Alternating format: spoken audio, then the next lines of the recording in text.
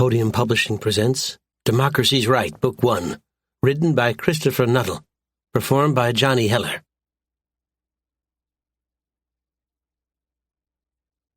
Chapter 1. Night was falling over Jackson's Folly as Commander Colin Walker walked down the street towards the isolated bar, keeping a safe distance from the crowds of spacers milling about and trying to relax before they boarded their shuttles and returned to their ships. Like almost every other planet Colin had visited, Jackson's Folly possessed a place where spacers could come to relax after serving on their ships, and be separated from their hard-earned wages by bars, girls, and other entertainments. He smiled to himself grimly as he saw a group of Imperial Navy crewmen lining up in front of a brothel, swapping pipes of recreational drugs while waiting their turn at the girls. The observation squadron allowed a third of its crewmen to take shore leave at any given point, and they didn't hesitate to take advantage of it. Anything beats serving on starships waiting in orbit for the hammer to fall. Colin scowled as he turned the corner and passed a group of local law enforcement personnel, watching the Imperial Navy crewmen nervously. It hadn't taken long for the Imperial Navy to wear out its welcome on Jackson's Folly, if they had any welcome at all. Yet dealing with rowdy crewmen risked provoking an incident. With factions in the Empire's local sector command keen to provoke an incident in order to annex Jackson's Folly and its daughter colonies to the Empire, giving them any ammunition at all was a dangerous idea. The entire planet knew that it was only a matter of time before the Empire finally decided to move against them, and the presence of the observation squadron was nothing more than a chilling reminder of the sheer power arrayed against them. Jackson's Folly might, if they had another 200 years of relative independence, have been able to stand off the Imperial Navy, but it was too late. The data chip in his pocket felt heavy as he strode down the street, reminding him of what it carried. The die was about to be cast. He noticed a handful of spacers looking at him, wondering who and what he was, and smiled, for he looked nothing like the sober XO of HMS Shadow. He was tall and gaunt, with a balding head and piercing blue eyes, his face covered with 2 days' worth of stubble. The gun he carried openly on his hip wasn't an Imperial Navy-issue weapon, a touch intended to convince any observers that he was from one of the independent starships orbiting the planet. The leather jacket he wore over a standard ship suit only added to the ensemble. Once the meeting was done, he would return to a small apartment on the planet, change back into his uniform, and catch the first shuttle back to Shadow. No one would know that he had even left the ship. A cry split the air, a cry of happiness from one of the local casinos, where spacers gambled away most of their wages, and he smiled, even though it was a bitter reminder that he could never be as happy or carefree as them. A group of Imperial Navy crewmen spilled out of the building and headed towards the nearest crewmen's bar, where they would drink away their winnings. Colin envied them at that moment, knowing that they still believed in the Imperial Navy, or perhaps they just didn't care. None of them had ever climbed high enough to understand the true nature of the system they served, or to be able to do anything about it. The thought was a bitter one. A decade ago, Colin had been a young and ambitious tactical officer, intent on winning his own command before he was 25. He'd been easy prey for Commodore Percival, who had been equally intent on securing a promotion to admiral and being appointed sector commander. Colin had been proud when Percival had approached him and offered the young officer his patronage, the patronage that he needed to reach higher rank. It hadn't been easy, but Colin had carried out his side of the bargain and accomplished the impossible. He'd made Percival look good, and Percival had received his coveted promotion. In return, Percival had exiled him to a patrol base with little hope of escape. The shock had opened Colin's eyes and revealed the true nature of the Empire. His shattered dreams were nothing compared to its vast crimes against humanity.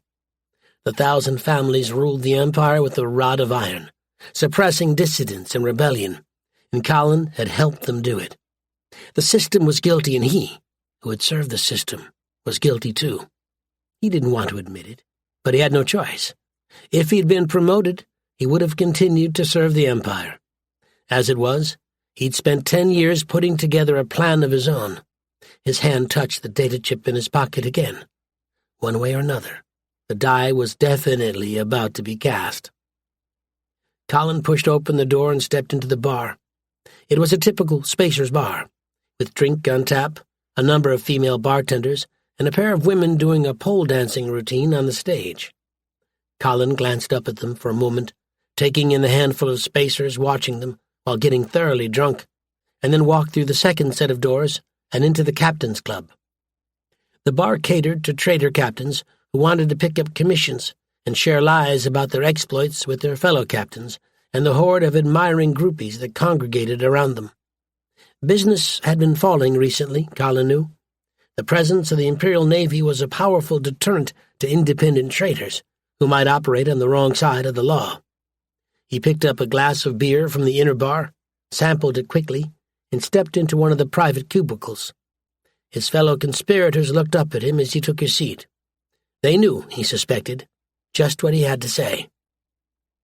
He pulled a privacy generator out of his pocket and placed it on the table, where it linked into the other privacy generators, one per person, and created a jamming field surrounding the room. In theory, the generators would make it impossible for any kind of surveillance probe or sensor to operate within their field, keeping their conversation strictly private. In practice, Colin knew that it was something of a gamble. Imperial intelligence had successfully pressed for the devices to be banned all across the Empire, but it was easy to obtain them with the right connections. A suspicious mind might wonder if Imperial intelligence already knew how to penetrate the fields, or even to detect them, and had passed the ban merely to lure criminals and rebels into a false sense of security. "Thank you all for coming," he said as he took a seat. "The balloon is about to go up." He glanced from face to face as the news sank in. The 6 inner members of his conspiracy, they were far from the only members, but they were the most important, had all known that time was running out. Ever since Colin had approached them one by one and started talking about rebellion against the Empire and 1,000 families, their lives had been hanging by a thread. A single careless word could have betrayed them to one of the army of security officers on the observation squadron. "A dispatch boat arrived 5 hours ago," Colin continued, pulling the data chip out of his pocket and inserting it into the reader he'd brought with him. It carried this dispatch for Captain Commodore Howell. Commodore Roosevelt, he kept his voice level with an effort, will be arriving with her super dreadnoughts within 1 standard week, travel times permitting. Once she arrives, Jackson's Folly will be declared a world in rebellion against its rightful masters, and she will take whatever steps are necessary to place them under Imperial control. We have to act now. He keyed the reader and watched as the message played itself out in front of his small group. Commodore Roosevelt, one of the more well-connected officers in the Empire and a client of Admiral Percival, clearly had plans for Jackson's Folly and its people. The Roosevelt family was already the dominant power in Sector 117, which bordered Jackson's Folly and its daughter worlds. They intended, Colin suspected, to get their own claims in first and prevent the rest of the 1,000 families from looting the system. That thought, too, was a bitter one, but it had to be faced, even though he had dared to hope that Jackson's Folly would be able to stand off the Empire. Centuries ago, just before the Great Interstellar War, Tyler Jackson had believed that the 2 main human powers, the Federation and the Colonial Alliance, would go to war, destroying several hundred years of human expansion and settlement. He'd invested in 19 massive colony ships, each one larger than anything built before, and recruited thousands of colonists to head out into the great unknown, thousands of light years from Earth. They'd spent 100 years traveling before they'd even started to look for a new home, and when they'd finally discovered an Earth-like world, they'd settled on it and started to build their utopia. It hadn't worked out too badly for them, Colin conceded. 700 years of growth had led to the settlement of 13 daughter colonies and a thriving economy. If they'd only traveled a little further away. But they hadn't, and the Empire had stumbled across their worlds. Jackson's Folly population, the Follies, as they call themselves partly in jest, might have hoped that the Empire would leave them alone, but Colin knew better. The observation squadron was only the first step toward annexing Jackson's Folly to the Empire, if only to prevent their example from causing unrest among the Empire's teeming population.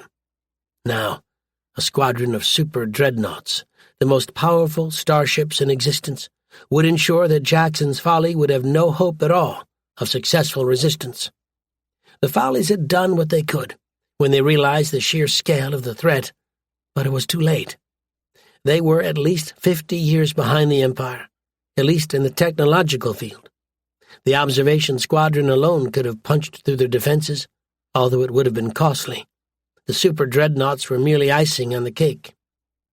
It has been deemed by the imperial judiciary that after a careful and unbiased study of the evidence, that Tyler Jackson took loans from various combines to outfit his colony fleet, Commodore Roosevelt continued, her youthful face contrasting oddly with the syrupy hypocrisy of her words. Colin felt hatred deep within his breast, and he pushed it down angrily, needing to keep his thoughts clear. Commodore Stacy Roosevelt had claimed the position Colin had earned, after he'd ensured that Commodore Percival would be promoted to admiral and given control of an entire sector. It had taken Colin 10 years to climb back up to his current position, and by then, his hatred of his betrayer had become hatred of the entire empire. It was a brutal system that was sucking the life out of the entire human race. They, therefore, owe interest payments on the order of several trillion credits to the heirs of those combines, that is, the Roosevelt family. If they refuse to pay, their assets will be taken and used to pay their debts. Colin tapped the reader and the image vanished. It still puzzled him how the Empire could have taken so long to make a decision that everyone in power knew was inevitable. But then Jackson's Folly represented the largest prize the Empire had seen in quite some time. The handful of isolated rogue worlds, or the black colonies along the rim, were hardly worth the effort involved in subjecting them to imperial rule. Jackson's Folly, on the other hand, had its own industrial base and a trained workforce, one that could be put to work for the glory of the Roosevelt family and the expansion of the Empire.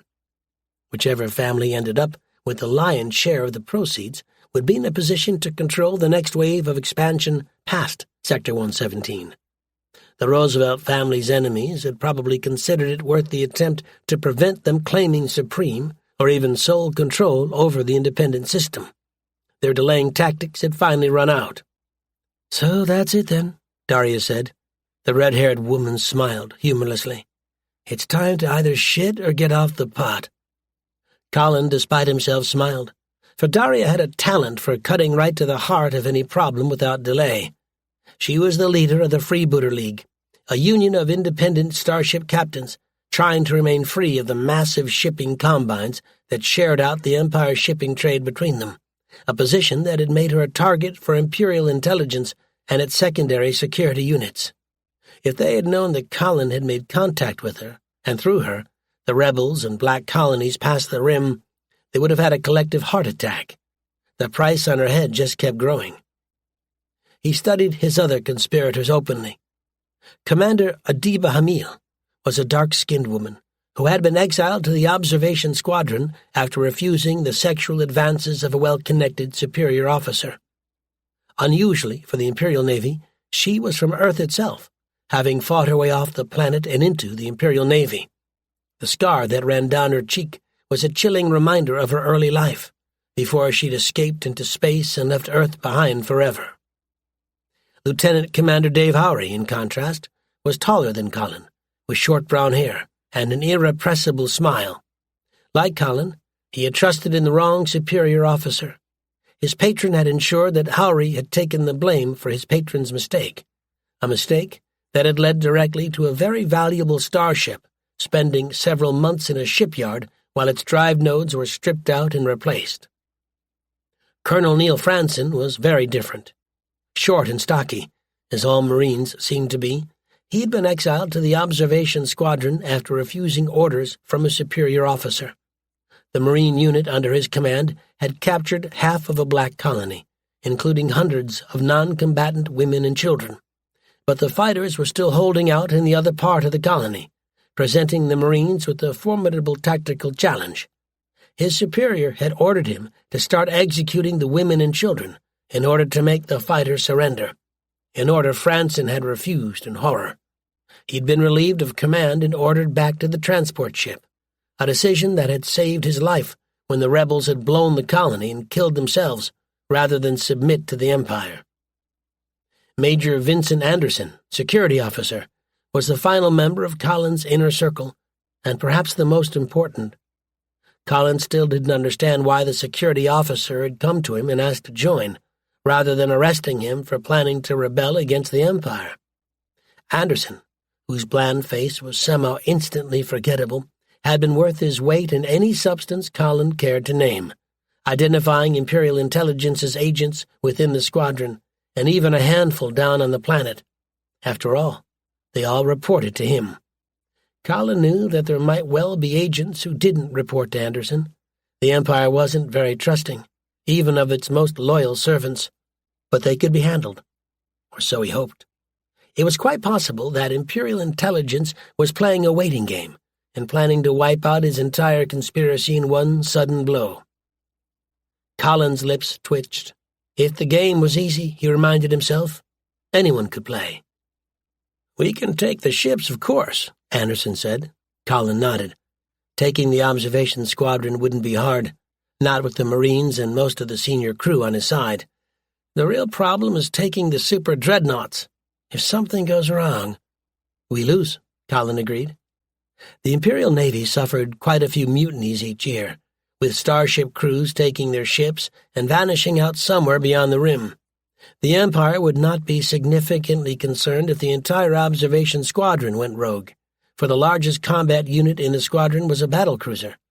Colin knew that he could cause havoc within the sector with the observation squadron, but it wouldn't be a threat to the entire Empire. For that, he needed super dreadnoughts, and no mutiny had ever succeeded on board a super dreadnought. The timing will be tight, but we will not lose. And then we have to capture the annual fleet, Daria reminded him. If we can do that, we become a major threat to the entire Empire. Colin nodded.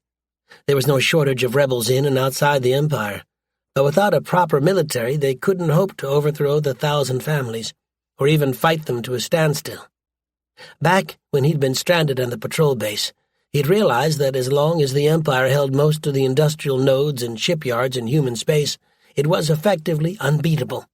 It stretched across thousands of light years and had trillions of humans caught within its rule. Even so, its main weakness was its ponderous nature. It would take time for the Empire to deploy massive reinforcements to Sector 117, reinforcements that would arrive too late if Colin took a squadron of super dreadnoughts. "This is it," he said softly.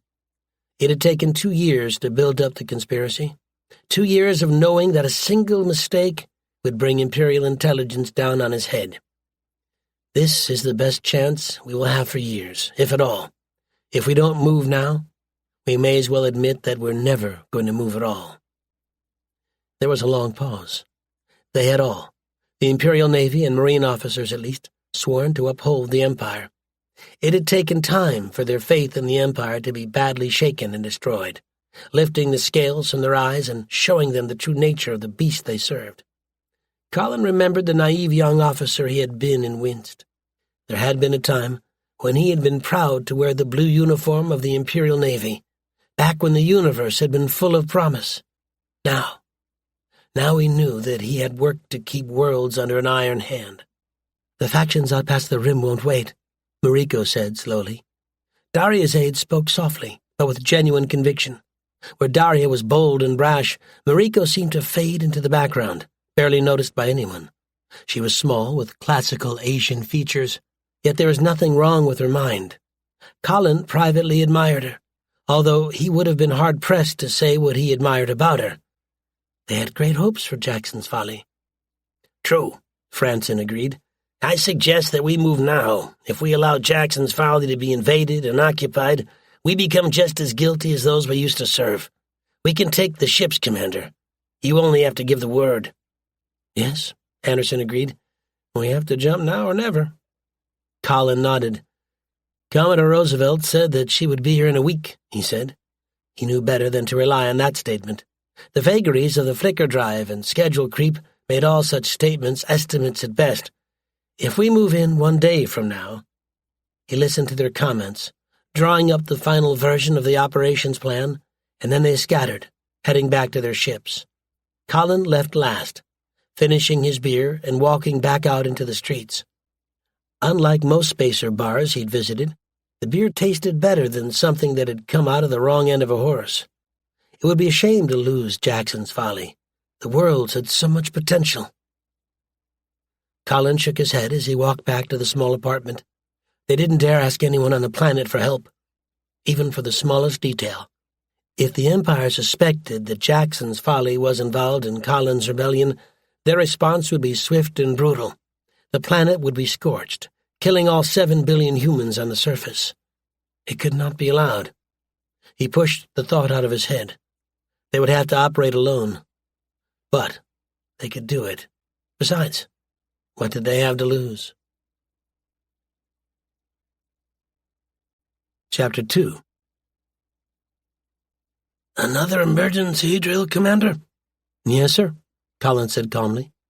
He'd run emergency drills at least twice a week, ever since Shadow and the remainder of the observation squadron had taken up position near Jackson's Folly. The battle cruiser and its attendant ships hadn't had a properly drilled crew when Colin had taken up his position, and fixing it had been his first priority. After all, they were orbiting a world that had good reason to hate the Empire, and might just be considering launching a preemptive strike against the observation squadron. Later, it had become an excellent way to spot and recruit talent for the conspiracy. It keeps the crew on their toes. Captain Commodore Thomas Howell nodded, already bored with the conversation. In a rational universe, Howell would have made an excellent scholar, or perhaps a gardener, rather than the commander of 18 starships orbiting a hostile world. He was in his late 70s. Thanks to regeneration treatments, he looked around 50, with short white hair and a perpetual impression of being distracted by some weightier thought. He was a client of Commodore Roosevelt, who had pulled strings with Admiral Percival to ensure that Howell was placed in command of the observation squadron. Perversely, as Howell had orders to avoid causing any incidents until Commodore Roosevelt and her super dreadnoughts arrived, it made Colin's life easier. He could afford to rotate a third of the crew down to the surface at any one time. The Imperial Navy's design philosophy was based around over-engineering. Shadow had a crew of over 2,000 officers and crewmen, but Colin could have fought the ship with only a 500-strong crew on board, thanks to the heavy redundancies built into the battlecruiser. The Imperial Navy tended to dislike automated systems. Artificial intelligence was banned in the Empire. Yet even the most reactionary commander couldn't avoid using at least a limited degree of AI. No human mind could hope to handle a missile duel between starships, juggling both offense and defense, along with maneuver and damage control. The crew's electronic servants had to be trusted to handle the defense. "Excellent, Commander," Howell said, finally. "And has there been any update from Sector Command?" The honest answer to that was yes. But Colin wasn't supposed to know about the private message Commodore Roosevelt had forwarded to Howell. It had been included in the standard data dump from Camelot, Sector 117's Imperial Navy base. Yet it had been flagged for Howell personally, and should have simply been dumped into his terminal. Colin had subverted some of the crew working in the communication section and had them copy every private message received by Howell into a storage node for his later inspection. It had provided an unusual window into the operations behind the scenes, including how the Roosevelt family intended to share out the booty from Jackson's Folly. "No, sir," Colin said. There was no way to know if Howell had already seen the private message, or if he just hadn't checked his terminal yet. "We are merely waiting for the next update from Admiral Percival." Howell nodded again. Colin kept his face blank, even though inside he was seething. Howell wasn't remotely suited to command a starship, and it showed. Hell, part of the reason Colin had been offered the post of XO had been because Howell had wanted an XO who could effectively run the ship. It was lucky that Jackson's Folly seemed determined to avoid provoking the Empire, perhaps under the assumption that the Empire needed a legal pretext to invade. Colin wasn't at all sure that the observation squadron could have handled itself as a unit. On paper, Captain Commodore Howell had more than enough firepower to defeat any attack on his squadron. In reality, none of the starships had worked together before they had been thrown into a squadron and hastily dispatched to the independent system. Colin had run any number of drills since then, but most of the captains seemed opposed to learning to work as a team. The first emergency drill, conducted 3 days after their arrival at Jackson's Folly, had been a disaster. In the weeks and months since then, Colin had worked to train the crew to the point where he felt that they might be the finest battle cruiser crew in the Imperial Navy, and, more importantly from his point of view, be able to take control of their ship very quickly. The battalion of Marines carried on board would be deployed to secure the most important compartments of the ship, while Colin's inner circle would take command of Shadow and the other ships in the squadron. He resisted the urge to glance at his wristcom. The time was ticking away to 0 hour. He looked up instead at the massive orbital display, a hologram floating in the center of the bridge. Jackson's Folly was surrounded by hundreds of icons, each one representing a man-made construction in orbit around the planet. Orbital stations, all being hastily armed after the Empire had stumbled across the planet, floated in high orbit, while hundreds of starships flickered in and out of the system. The independent traders were allowed to operate freely within the system, although that wouldn't last. Once the Roosevelt family had secured control of Jackson's Folly, their private shipping line would be the only one allowed to service the new colonies. The independent traders would be driven out of the market through legal manipulations and naked force. His eye tracked a small number of red icons, although he kept his face impassive. Tyler Jackson had lived just before the Great Interstellar War, and his descendants hadn't known about many of the developments in military technology, back when humanity had fought and exterminated the Dathi. Jackson's Folly had no super dreadnoughts. The largest ship in their fleet was a battleship, a design that had been outdated centuries ago. Jackson's Folly had improved on the design, Colin had to admit, but they lacked the throw weight to stand up to super dreadnoughts or even battlecruisers, when the battlecruisers were operating as a team. No matter how he worked the problem, Colin knew the truth. Jackson's Folly would belong to the Empire when the Empire chose to take it. The only question was if they knew that their resistance would prove futile. "I'll be in my quarters, meditating," Hal said grandly. He had spent so long in his quarters that the observation squadron had started to wonder if it had a commander. Colin didn't mind too much, although it offended his sense of the rightness of things. The thought made him smile inside. A more alert commanding officer might have noticed his XO drawing up a plan to take the squadron and turn it against the Empire. "You have the bridge." Colin watched as Hal left the bridge and settled back into the command chair, keying the console and bringing up reports from all over the ship. The emergency drill was underway now, with Marine parties fanning out to secure vital compartments and connections, while all non-essential crew members were hurried back to their sleeping quarters.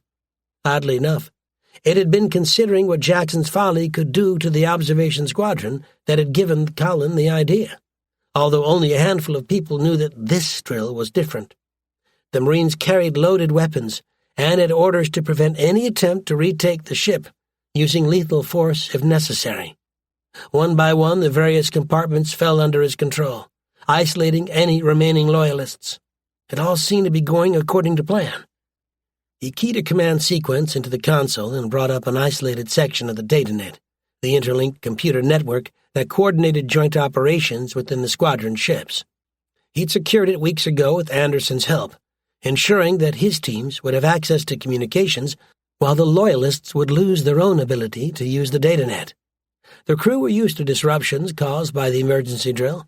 Colin had even taken sections of the datanet down to ensure that they knew how to operate without the relay system connecting them to the remainder of the ship, and there should be nothing to alert anyone that there was a mutiny underway. Even if they did realize, it was already too late.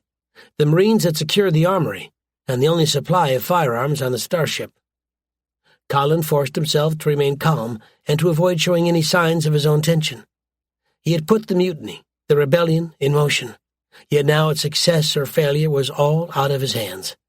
If Imperial intelligence had an undisclosed agent within the conspiracy, he might well have signed his own death warrant. If, he shook his head inwardly, studying the display as various Marine units reported in with innocuous codes, ones that would raise no hackles if a suspicious mind happened to intercept them. The mutiny was underway, and the die was well and truly cast. His wristcom buzzed once, a prearranged signal from the Marine colonel. The ship was effectively completely under their control and helpless. If Murphy chose to put in an appearance, and he did have the inconvenient habit of appearing when he was least wanted, the observation squadron would find itself in serious trouble. He stood up and nodded towards the tactical officer as a fire team of 4 Marines appeared on the bridge. If any of the uninvolved bridge crew chose to side with the Empire, they would have no opportunity to cause havoc. "Commander Finnegan, you have the bridge," Colin said. Lieutenant Commander Ian Finnegan was another member of the conspiracy, a tall, dark-skinned man with a long-standing grudge against the Empire. His homeworld had been devastated for refusing to pay its taxes several years ago, a bombardment that had taken the lives of his mother, father, and 3 of his siblings. "I will be back momentarily." He stepped off the bridge through the connecting door into officer country, the quarters that served the starship's senior officers and were barred to all junior ranks. The Marine sentry on guard saluted as Colin headed through the airlock and into his own compartment. He'd never bothered to collect items to fill his quarters. His only real decoration was a painting his mother had done of him on his graduation day, and so he walked across to a sealed drawer and opened it with his fingerprints. The cold metal of the chemically propelled pistol gleamed at him as he unearthed it from the small pile of clothes and placed it on his belt. He was suddenly very aware of his own heartbeat as he loaded the pistol and checked the clips. His mouth was very dry. He'd built cutouts into the operational plan, just so he could abort if necessary. But now he was committed. Idiot, he told himself, swallowing hard. The sheer enormity of what he was about to do hit him like a sledgehammer. Whatever happened, his life would never be the same. You were committed from the moment you started pulling people into your plot. As Colin had expected, officer country was deserted, allowing him to make his way to the captain's quarters without hesitation. The Marine, who would normally have been on guard, had been called away for other duties, leaving the captain defenseless, unless, Colin reminded himself, Hal had stocked up on weapons and ammunition within his cabin. A captain had effectively boundless authority while a starship was on active service, and Hal could have drawn weapons from the armory if he had felt the need. The normal restrictions on the use of firearms didn't apply to the captain. Colin pressed his fingers against the sensor, at the same time tapping a certain command into his wristcom. The captain's quarters were now completely isolated from the datanet. The security sensors on the starship couldn't track the use of chemically powered weapons, a serious flaw in their coverage Colin had taken care never to point out. But there was no point in taking chances. He swallowed as the hatch swung open, allowing him to enter the captain's cabin. He thought that his own quarters were palatial, vastly more than he needed, but Hal seemed to have an entire section for his own use. The captain had a living room, a pair of bathrooms with real baths. Crewmen had to make do with showers, and no less than 3 bedrooms. It wasn't unknown for captains to bring their latest lovers on board and install them in their cabins, something that was technically against regulations but was winked at by the Imperial Navy. Colin was privately disgusted by the whole concept, although part of him wondered if his disgust had more to do with envy than he was prepared to admit. The ship's XO could bestow considerable patronage, if only on the ship itself, yet he had sworn never to abuse his authority like that. It would have made him far too much like Admiral Percival. The thought spurred him into action, and he started to look for the captain, but Hal was nowhere to be seen. His massive living room, decorated with expensive wooden artifacts and odd paintings of women in compromising positions, was empty. Colin felt sweat trickling down his back, wondering if Hal had somehow realized what was happening and had chosen to escape his quarters and hide somewhere on the starship. He'd secured the datanet, but the captain possessed command codes that would allow him to access and control any system from any terminal. If Hal had escaped, The entire plot might be within seconds of unraveling. "In here, Commander," Hal called. "I'm just meditating." Colin had never entered Hal's sleeping quarters before, so he took a moment to look around as he entered the bedroom. There was a single, massive bed, large enough for 3 people, covered in silken sheets. Hal had decorated the bedroom in more subdued colors than the living room, thankfully, although there were still several tasteless artifacts scattered around. Colin's attention was held, briefly, by a golden starship model, before he located Hal. The Commodore was sitting at his terminal, studying his private files on Jackson's Folly. Colin smiled inwardly. The files had been provided by Anderson, and Colin had taken pains to ensure that many details that should have been alarming, like the fact that Jackson's Folly was distributing heavy weapons to its civilian population in preparation for an underground war against the Empire, were omitted. Colin wondered briefly if Commodore Roosevelt intended Hal to prepare a plan of operations on the surface. It seemed unlikely, but stranger things had happened. Before pushing the issue aside, it didn't matter any longer. Commander," Hal said. He sounded mildly annoyed. "The main data net isn't working properly. I had to use my own command codes to access data from the open sections of the data net." Colin studied him for a long moment. Hal was everything he detested in the Empire, an incompetent man placed in a position of power, placed there by powerful patrons over far more deserving candidates. He would whore for his position, feeding Jackson's Folly and the billions of humans who lived on the planet and its daughter worlds into the fire, just to keep his position and all the privileges that went with it. The Captain Commodore had no sense of honor, or even of service to a higher ideal. He existed only to maintain the Empire, put in his place because he was a safe pair of hands. Cold hatred flared through his mind, and he drew his pistol. Hal's eyes had only a moment to widen in alarm before Colin shot him through the head. He had practiced with the firearm when he'd obtained it, using the Marine firing range to practice until he knew what he was doing. Even so, the noise sounded inhumanly loud in the confined space, and the blood flowing from Hal's body was definitely new. It was the first time Colin had killed someone personally, rather than serving as a tactical officer on the bridge of a starship, and it shook him more than he had expected. It took him several seconds to gather himself and catch Hal's right hand, pulling off the golden ring that marked his command of a starship. The ring wasn't just a mark of command. It allowed him to access the ship's computers and take control of any part of the data net. Colin tensed as he pulled it onto his own finger, wondering if there had been a mistake in the intelligence.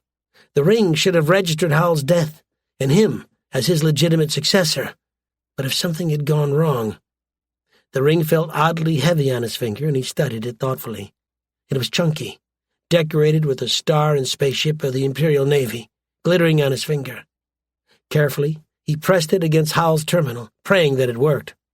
There was a click, and Hal's secret files unlocked at his touch. It had worked.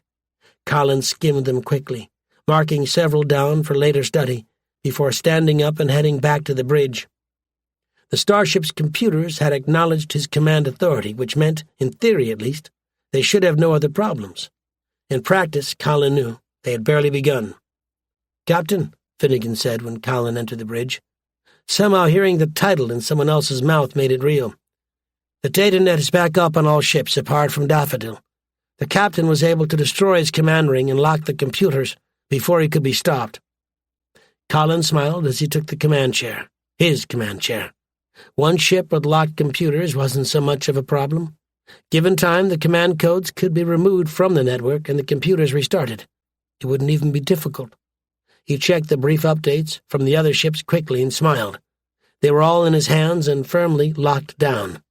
The data nets had been secured, rendering a second mutiny, a counter-mutiny, impossible. "My friends," he said, keying the private communications channel, "the ships are ours." Chapter 3. "We have 70 agents in all," Anderson said, as they stood together above the main shuttle bay. "They were all captured before they could cause any damage." Colin nodded in relief. Anderson, in his position as the starship's security officer, had located most of the agents on board, but Howell's files had included a list of agents who reported only to Imperial intelligence, their names unknown even to their nominal supervisor. It was quite possible, he had to keep reminding himself, that there might be a third group of agents, ones who were unknown even to the squadron's commander. Imperial intelligence wasn't known for doing things by halves. The agents had been quickly rounded up once the ships had been secured, whereupon they'd been transferred to one of the shuttle bays and secured there. The Marines had turned the compartments into holding areas, allowing the prisoners to take care of themselves but leaving them unable to escape. Just in case, the automated systems that controlled the shuttle bay had been deactivated, rendering it impossible for even the captain's command codes to release the prisoners. Colin was fairly certain that none of the agents had any command codes they could use to hack into the main system, but it was well to be careful. He studied the images on the security monitors thoughtfully, stroking his chin as he moved from face to face. Most of the agents had been non-entities, crewmen and women who had done their jobs without fuss or bother, but a handful had been truly popular. One of them had been an older, wiser hand for the younger crewmen to turn to if they needed help. Another was effectively a whore, selling herself to crewmen who found themselves deprived of female company. She had been very popular. Now, Colin wondered how many crewmen were wondering just what they might have disclosed to her during pillow talk. It wasn't a pleasant thought. The Imperial Navy permitted relationships between crewmen. There were regulations covering the matter, although they were routinely flouted by just about everyone, and many of them became intimate. Who outside the ship on a planet's surface or even in orbital habitat could hope to understand the stresses of living on a starship? That leaves us with one question, Anderson said. What do you want us to do with them? Colin nodded. He couldn't keep the agents on the ship, not when there might be other undiscovered agents on board. They might attempt to liberate their comrades and recapture the ship. On the other hand, he couldn't abandon them on Jackson's Folly either, not when the Imperial Navy would be looking for someone to blame for the mutiny. It wouldn't be hard for public information to make it sound as if Jackson's Folly had organized the mutiny, even though it would have been suicide. And then he hadn't realized how many agents there actually were. No one had. There were times when he wondered if Imperial intelligence knew how many agents they had on retainer. "We'll transfer them to the Grand," he said finally. The bulk freighter had been captured by one of the destroyers 3 weeks ago, after its captain had been identified as a man with an outstanding Imperial warrant on his head. Colin would have liked to intervene and free the crew, but it was too late. They'd been shipped off to Camelot to face trial, whereupon Admiral Percival's assistant would probably review the files and order them sentenced to the nearest penal world. Once we take the super dreadnoughts, they can take the bulk freighter and head back to Camelot. Anderson frowned. "Do you think that is a good idea?" Colin blinked. "What other choice do we have?" "We could kill them," Anderson pointed out. "We could just open the shuttle bay to vacuum and expel them all into space. They're just too dangerous to keep alive." "They don't know anything that can be used against us," Colin countered. He didn't want to start his career with a massacre of helpless prisoners. There would be enough death in the future without making it worse. Besides, public information would have a field day with such an act, turning it into something comparable to a planetary scorching. There's no point in killing them outright. "It's your decision," Anderson said. "I just don't like the concept of loose ends." Colin nodded. Security officers tended towards the paranoid, particularly the ones who operated almost alone on starships. If they had a suspicious mind, they could blight a career, even that of a perfectly innocent crewman, just through insisting on a rigorous interrogation. Undergoing such a procedure wouldn't look good on anyone's file. He couldn't blame Anderson for wanting to lop off the loose end, but he liked to think that he stood for something better. The thought wasn't reassuring. How many other Imperial Navy ships had mutinied in the past, only to devolve into pirate ships and crews who made the Imperial Navy look harmless? "No," he said finally. "Besides, we are going to want to take surrenders, and if they think we're going to kill them once they're helpless, they're not going to surrender to us." Leaving Anderson behind to supervise the transfer of the prisoners to the bulk freighter, Colin walked through the starship's corridors, inspecting the ship, his ship now, for as long as he could keep it. Part of the crew remained in lockdown. Another third of the crew was being brought up from the planet's surface now, where they would be briefed, but those Colin trusted to do their jobs were working on the ship itself. Thankfully, there hadn't been a firefight for control of the ship. Yet Colin knew that they wouldn't have time for basic maintenance once the super dreadnoughts arrived. His most trusted allies were already working on the message that, hopefully, would convince Commodore Roosevelt to accept that nothing had gone wrong. Others were securing the communication section, just in case. A single message from an undiscovered agent could ruin everything. "We have switched out the magazines and loaded them for ship-to-ship combat," the weapons officer assured him as he checked the tactical section. Captain Commodore Howell hadn't been fond of actual weapons drills, something that Colin hadn't understood until he'd read the man's secret instructions from Commodore Roosevelt. Howell had been under orders to avoid causing any incidents between the Empire and Jackson's Folly, at least until the super dreadnoughts had arrived and the Roosevelt family could make its claim on the planet and the infrastructure the population had built up over the years. "If it comes down to a fight—" Colin shook his head. The observation squadron was powerful, but it couldn't take on even one super dreadnought, let alone a full squadron of 9 ships.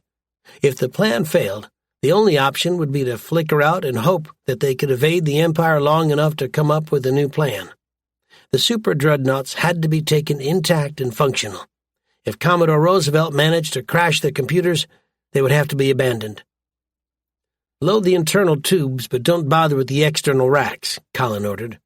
It would look suspicious to any observer, as if the observation squadron was preparing for a fight, and they couldn't afford to arouse suspicion. He might have held Commodore Roosevelt in absolute contempt. She hadn't impressed him when they'd last met, back when he'd been Admiral Percival's client, but he had no idea who might be advising her or commanding her ships. "Did you manage to unlock the missile control systems?" "Yes, sir," the weapons officer said. "They're ready to fire on your command." Colin nodded and continued walking, feeling the weight of the starship descending on his shoulders. He hadn't been responsible before, even though he'd done most of the captain's work as well as that of the XO, even the paperwork the captain was supposed to inspect and sign personally. The thought made him smile. Over the last few months, the observation squadron had ordered thousands of tons of additional supplies, all ordered under Captain Commodore Howell's name. He could operate the squadron for years if necessary, without support from Camelot or another Imperial Navy base. His smile faded away. He'd taken control of the ship and of the lives of the 2,000 crew members on the vessel. They were all depending on him now, depending on him not to throw their lives away. He was the man responsible for everything. Colin looked down at the chunky ring on his finger and winced. It might have been his imagination, but it seemed to weigh more every time he looked at it. The weight of responsibility was settling in on him, pressing down on his mind. He remembered the young officer he'd been, the intensely focused officer who had believed that he could climb to the top of the Imperial Navy through hard work and dedication. That young and naive officer would not have understood. But then, he wouldn't have understood the mutiny either. That officer would have carried on serving the Empire, crushing entire worlds and populations under its iron heel, as long as the Empire rewarded his service. It was a bitter pill to swallow, yet he had to face it squarely. Once there had been a time when he would have given his life for the Empire he had sworn to destroy. An hour later, he stepped into the main shuttle bay and stared down at the massed ranks of crewmen. It was traditional to assemble the duty shift in the main shuttle bay if the starship's commander needed to speak to them personally, while the remainder of the crew listened in through the datanet. A fourth of the crew should have been sleeping or otherwise relaxing, but nothing had been normal for the past 2 days. The crew who had known about the conspiracy, or had been briefed in just after the ships had been taken, were relaxed, yet the remainder of the crew was nervous. Who knew what they were thinking or what they knew, other than the fact that the ship was operating on minimal levels and armed Marines had been posted at every access hatch? Colin knew that many of them had to be terrified. He stood up on one of the smaller shuttles, suddenly realizing his mind was blank. What should he tell them? He couldn't think of words to say. He had planned a series of coordinated mutinies that had taken an entire squadron of starships, but he couldn't think of the words to speak to the crew, the men and women who made the ship's work. What could he tell them? Unlike Captain Howell, he didn't even have legitimate authority on his side. He could have just lied to them, he knew, but sooner or later the lie would have come out, risking chaos. Colin focused his mind, pushing the uncertainty aside, and started to speak.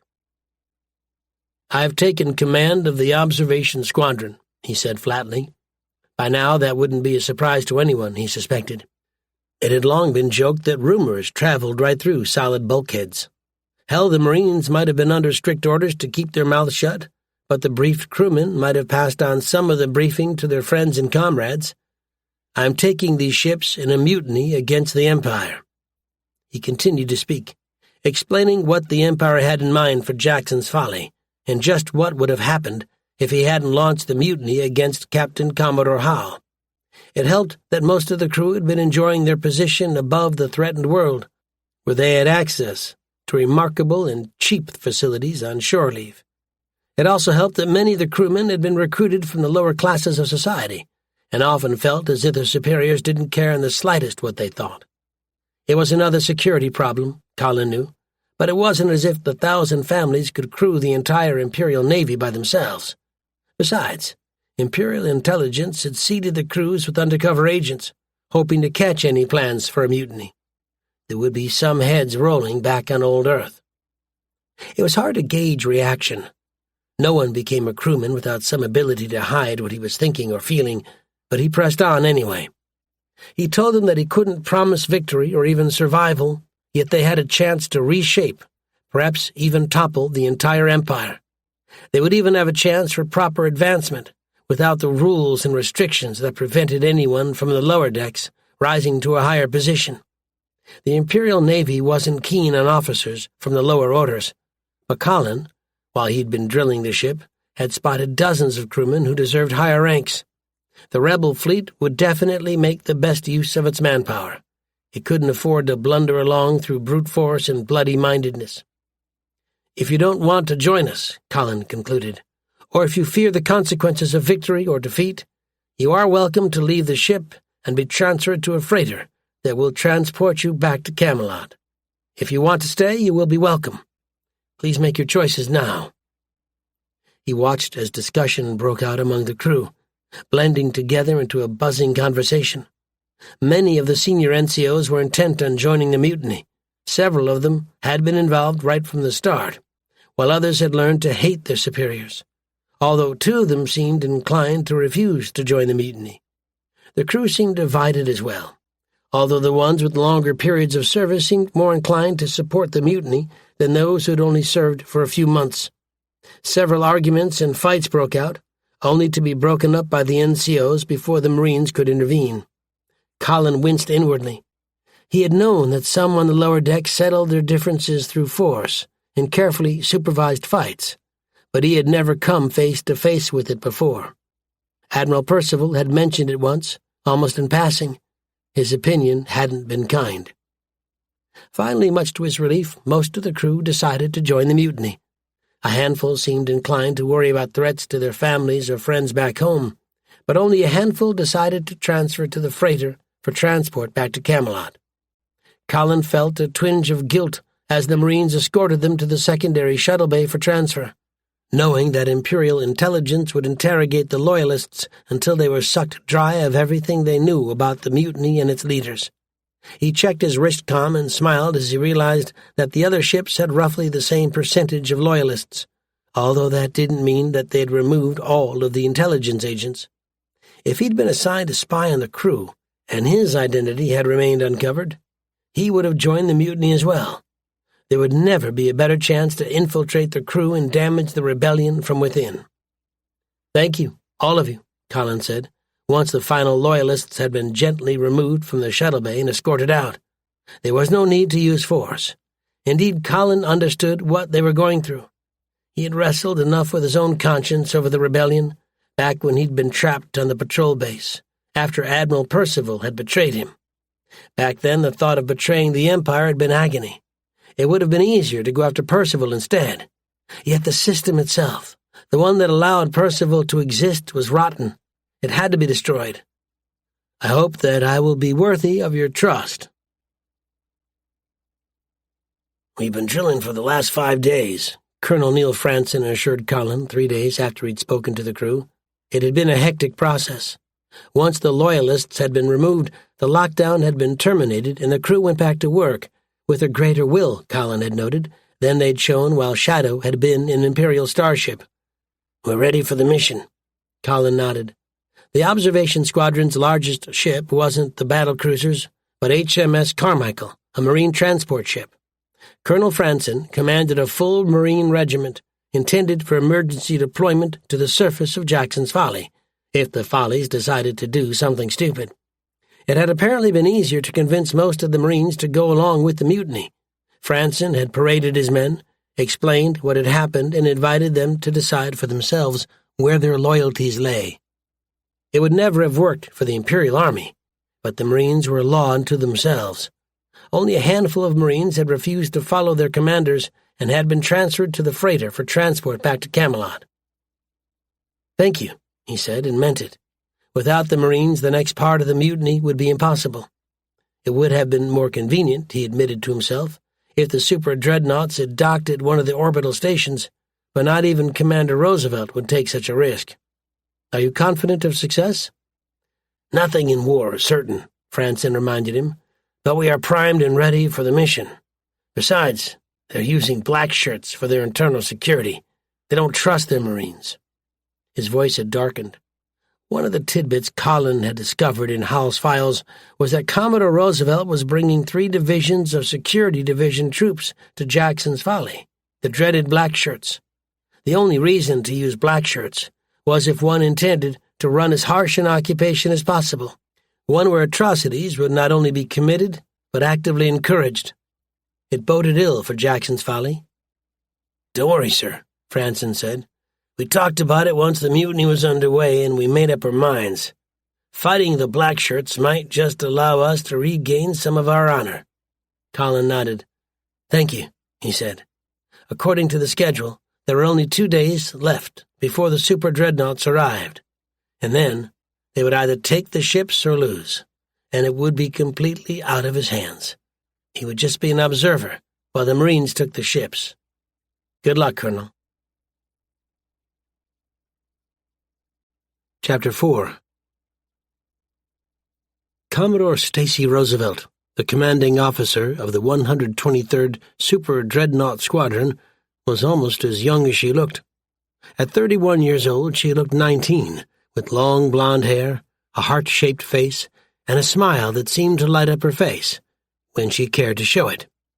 Her connections within the 1,000 families, she belonged to the main branch of the Roosevelt family, were second to none in the Imperial Navy. Although Admiral Percival was her nominal superior, in practice it tended to be the other way around. Percival, a Roosevelt client, bowed and scraped to Stacy. He had certainly assisted her in becoming a Commodore at such an absurdly young age. Flag Captain Jeremy Damiani kept his face under tight control as Stacy ranted at him. She certainly wasn't smiling for her subordinate, the older man who had been assigned to assist her in carrying out her responsibilities. There were times when Jeremy wondered if it was all worth it. Her patronage could take him far, but being in close proximity to her was unbearable. But there was little choice. If he abandoned his patron, she would ensure that he would have nowhere else to go. Certainly no one would back him in a tussle with the entire Roosevelt family.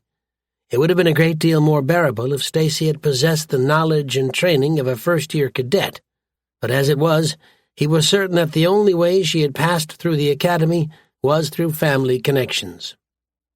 It didn't help that Stacy had been placed in command of the Roosevelt family's planned expansion into the Rim, once they had secured control of Jackson's Folly. The senior members of her family, people who intimidated even Stacy herself, had been very insistent that everything should go according to plan.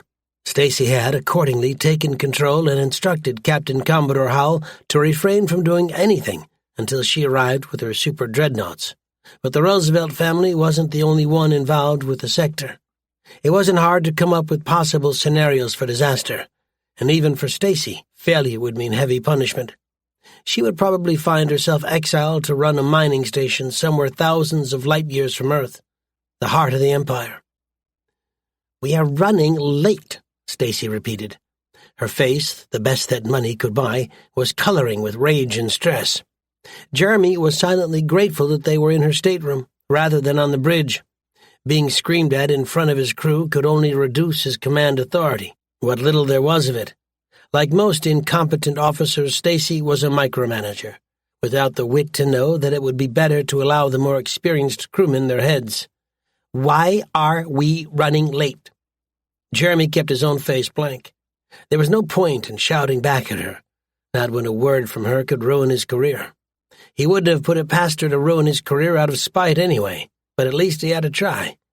Besides, he did have a certain degree of loyalty to the Imperial Navy, and he didn't want to think about what Stacy would do without someone watching over her shoulder.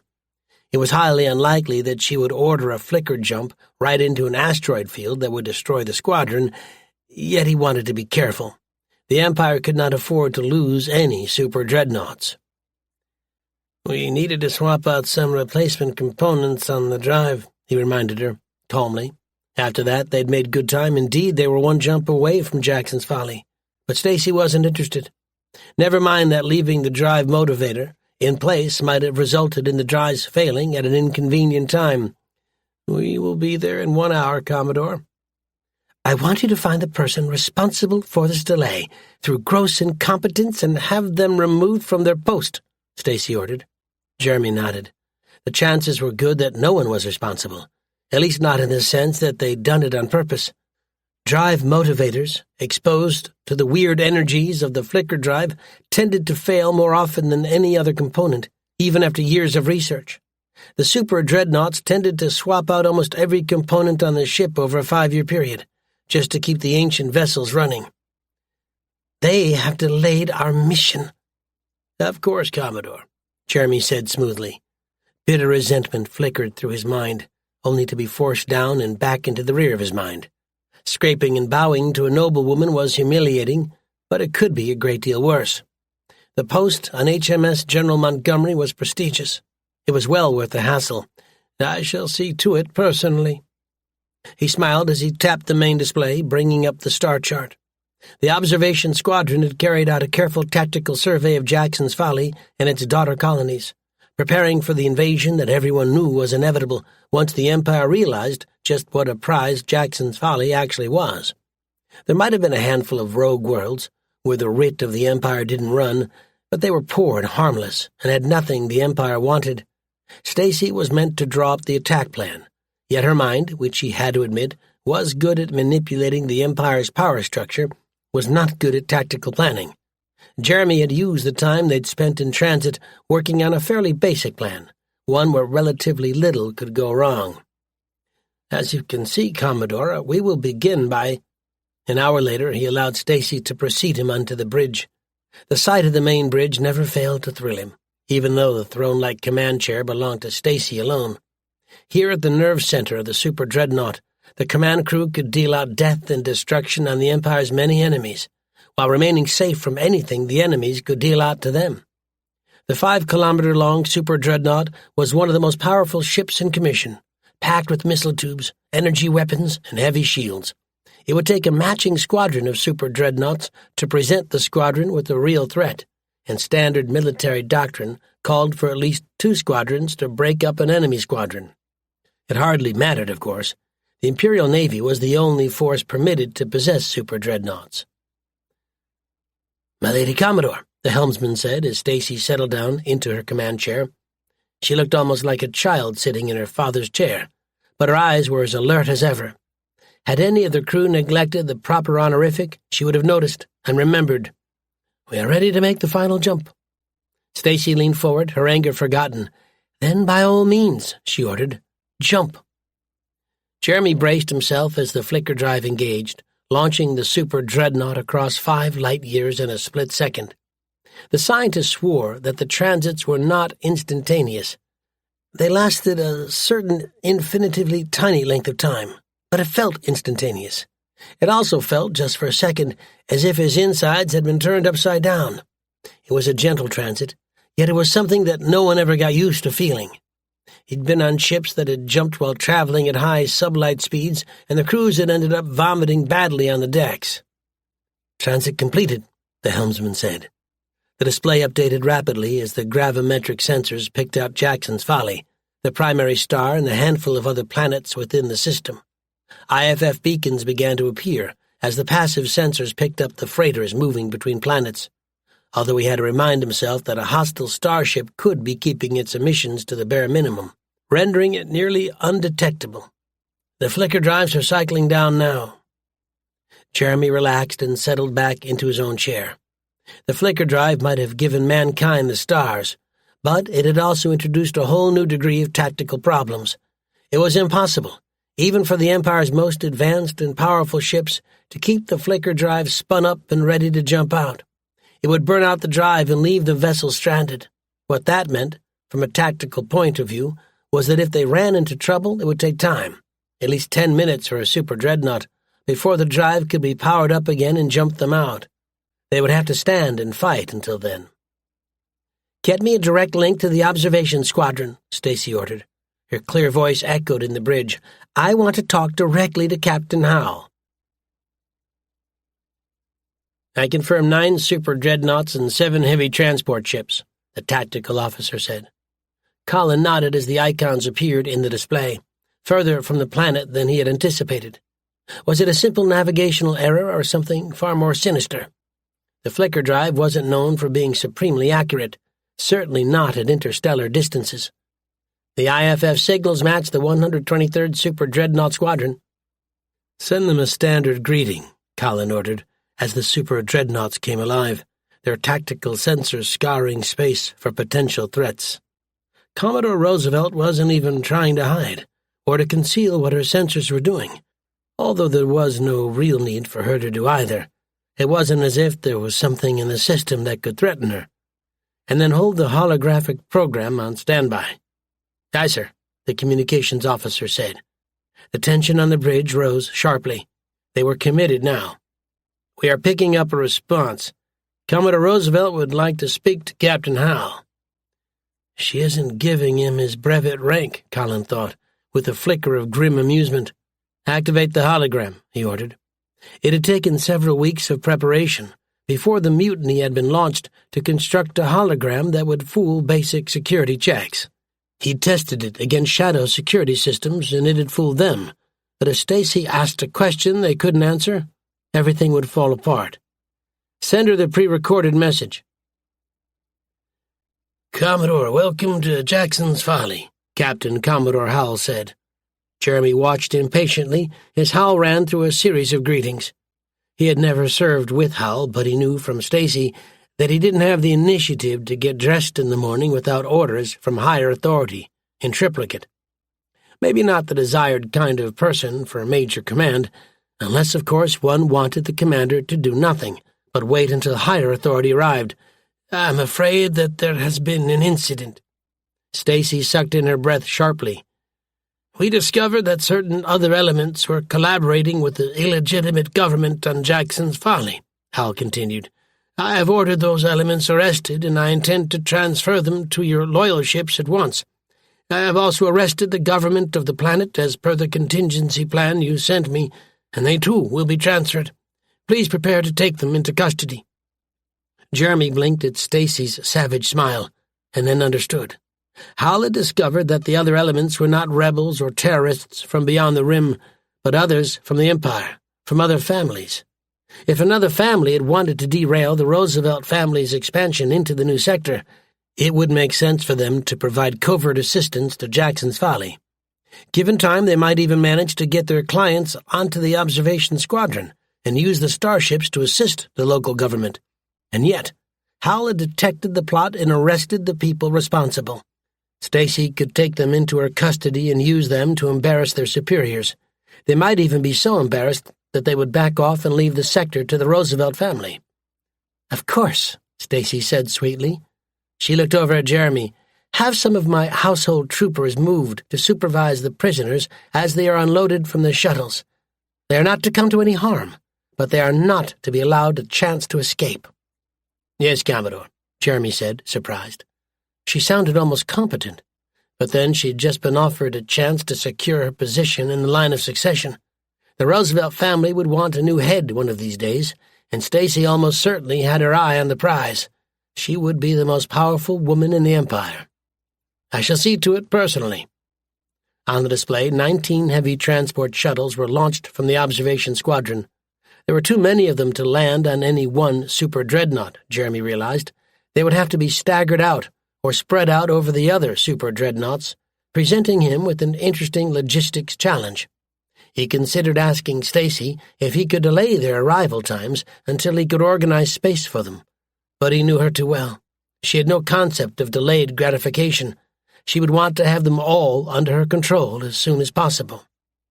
He keyed his console, authorizing the shuttles to dock, scattered out over all 9 super dreadnoughts. The household troops could escort the prisoners to their quarters if they were members of the 1,000 families. They could not be mistreated or Stacy's superiors would disown her, and then secure them until they could be sent home in disgrace. Another feather in Stacy's cap. Who knew? Perhaps her superiors would be so pleased that she would be promoted away from his super dreadnought squadron. "Bring them in as soon as possible," Stacy ordered tightly, "and then prepare to engage the enemy." Jeremy nodded. The red icons on the display, the battleships protecting Jackson's Folly, were already moving into a defensive formation. He was privately impressed by their determination. He would have considered jumping out and waging a hit-and-run war against the Empire, rather than standing in defense of their homeworld. But it wouldn't matter. They couldn't stand against his super dreadnoughts, even with Stacy in command. The thought was bitter, yet it had to be faced. Another world was about to be ground under and brought to heel, and there was nothing he could do but watch. "The shuttles are away, sir." Colin nodded, watching as the icons accelerated towards their target ships. Preparing the holographic message had been a gamble, even though they discovered Commodore Roosevelt's secret orders to Captain Commodore Howe.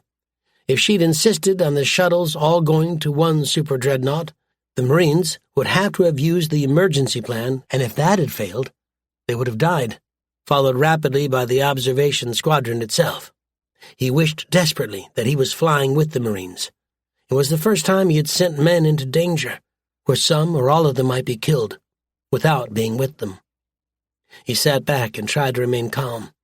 It was tempting to spin up the drives, just so they could flicker out and escape if everything went to hell, but that would risk alerting the enemy ships. If they realized that the observation squadron wasn't behaving normally, what would they think? Would they think that Hal was just being careful? Or would they realize that something was very wrong? No, they had to sit still, knowing that if the raiders were detected ahead of time, they were committed to a missile duel with 9 super dreadnoughts. It was a battle that would only have one outcome. "Good," he said. "There wouldn't even be any live feed from the shuttles. Hold our position and stand by." There was nothing else he could do but wait. The great advantage of the Marine Goblin-class assault shuttle, as far as Colonel Neil Franson was concerned, was that it could pass for a Cloud-class heavy transport shuttle, even at close range. Its weapons were mounted on recessed platforms, allowing them to be concealed from suspicious eyes until it was far too late, while it could carry 30 armored Marines into the heart of the enemy position. In this case, Neil knew 3 shuttles were going to land on the General Montgomery. He studied his HUD as he ran through the final checks of his armor and weapons. Captain now, Walker, had been keen to avoid heavy casualties if possible, but Neil knew that it was quite possible that they would lose the entire team, along with the super dreadnought. It didn't matter so much to him. After he'd been effectively cashiered for refusing orders to slaughter helpless captives, his life had been meaningless. Colin Walker had offered him a chance for redemption, both for himself and the Marine Corps. It said a great deal about the dissatisfaction that spread through the ranks that only a handful of his regiment had refused to join the rebellion. 10 seconds, sir, the pilot said. The looming bulk of the super dreadnought was growing rapidly through the forward portal. Neil activated his implant and linked into the shuttle sensors, checking out their target shuttle bay. There would be a welcoming committee for the high-value prisoners they were supposed to be carrying, but they would be lightly armed and properly unarmored. The prisoners were supposed to be helpless, after all.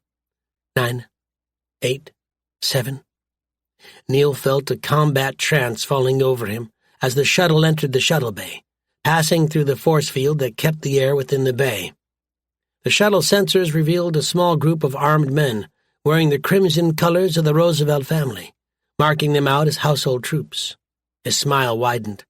Household troops were good at looking pretty, but few of them had any real experience of actual fighting on the battlefield. They would be no match for his men. "Weapons ready, sir," the pilot said. Neil nodded. The other advantage of the Goblin's design was that all of the Marines could be ejected swiftly from the ship, making it impossible for the enemy to bottle them up inside and trap them, or eject the shuttle back into space. "Fire," he ordered. Chapter 5. Lieutenant Wagner watched as the 3 shuttles slowly lowered themselves onto the deck, their sleek forms obscured by the shimmering drive fields propelling them through space. He was rather surprised that the pilots had chosen to fly right into the shuttle bay, rather than use the starship's tractor beams to land slowly and precisely. But Lady Roosevelt had ordered that they land as quickly as possible. Wagner had served the Roosevelt family long enough to know that what Lady Roosevelt wanted, Lady Roosevelt got, at least as long as her subordinates wanted to keep their cushy jobs. The household troops knew better than to object. They could always be transferred to the Imperial Army and sent to serve on some god-forsaken muddy ball at the edge of the Empire, where the only recreation was banging inbred girls and shooting pigeons. The drive field shimmered away to almost nothing, and Wagner blinked in surprise. The shuttle seemed to be opening its hatches. No, it was opening shields protecting heavy weapons. For a second he was frozen in place as the weapons revealed themselves, and then training took over, and his hand raced towards the emergency button. It was too late. The heavy plasma cannons mounted on the Marine shuttle opened fire, and Wagner's body was vaporized, along with the men under his command. The Marines had taken the shuttle bay in the first second of the boarding mission. Neil braced himself as he was catapulted out of the shuttle, his armor automatically compensating for the motion and bringing him down towards the deck. His HUD updated rapidly as the suit's sensors started to monitor the ship's internal status, noting the byproducts of heavy plasma weapons being fired, and the sudden dearth of any armed resistance. The charred bodies, that were all that remained of the household troops, could be safely ignored, so Neil led the first platoon in a charge towards the shuttle bay control compartment, where a uniformed crewman was staring at the Marines as if they were demons from hell. Even if he had reacted at once, it was already too late to seal the ship and vent the shuttle bay into space. The deployed Marines were already flowing into the ship. The plasma fire had disabled the inner hatches.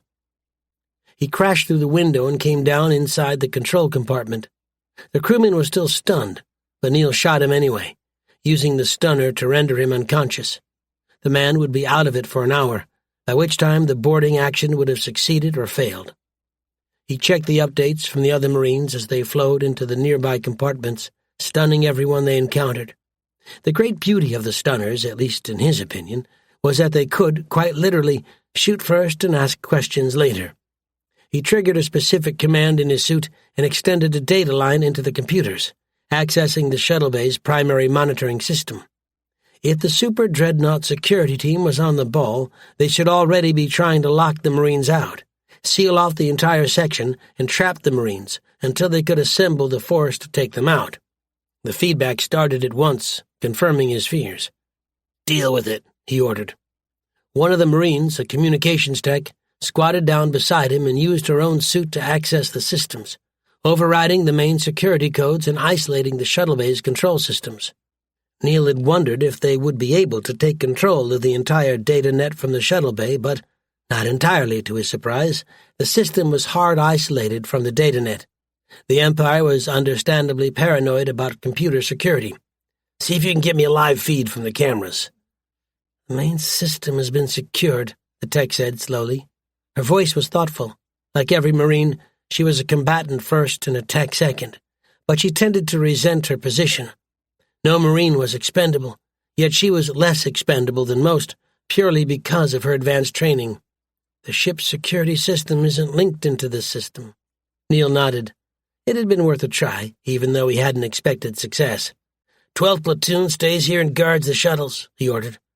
They'd planned the mission out in advance, but there was always room for improvising. After all, no battle plan survived contact with the enemy. "The rest of us will move to our assigned targets." He led the fire team out of the shuttle bay and headed down towards the hatch connecting the shuttle bay compartment to the rest of the ship. It would be easy to get lost inside the massive super dreadnought, but his HUD constantly projected a map in front of his eyes.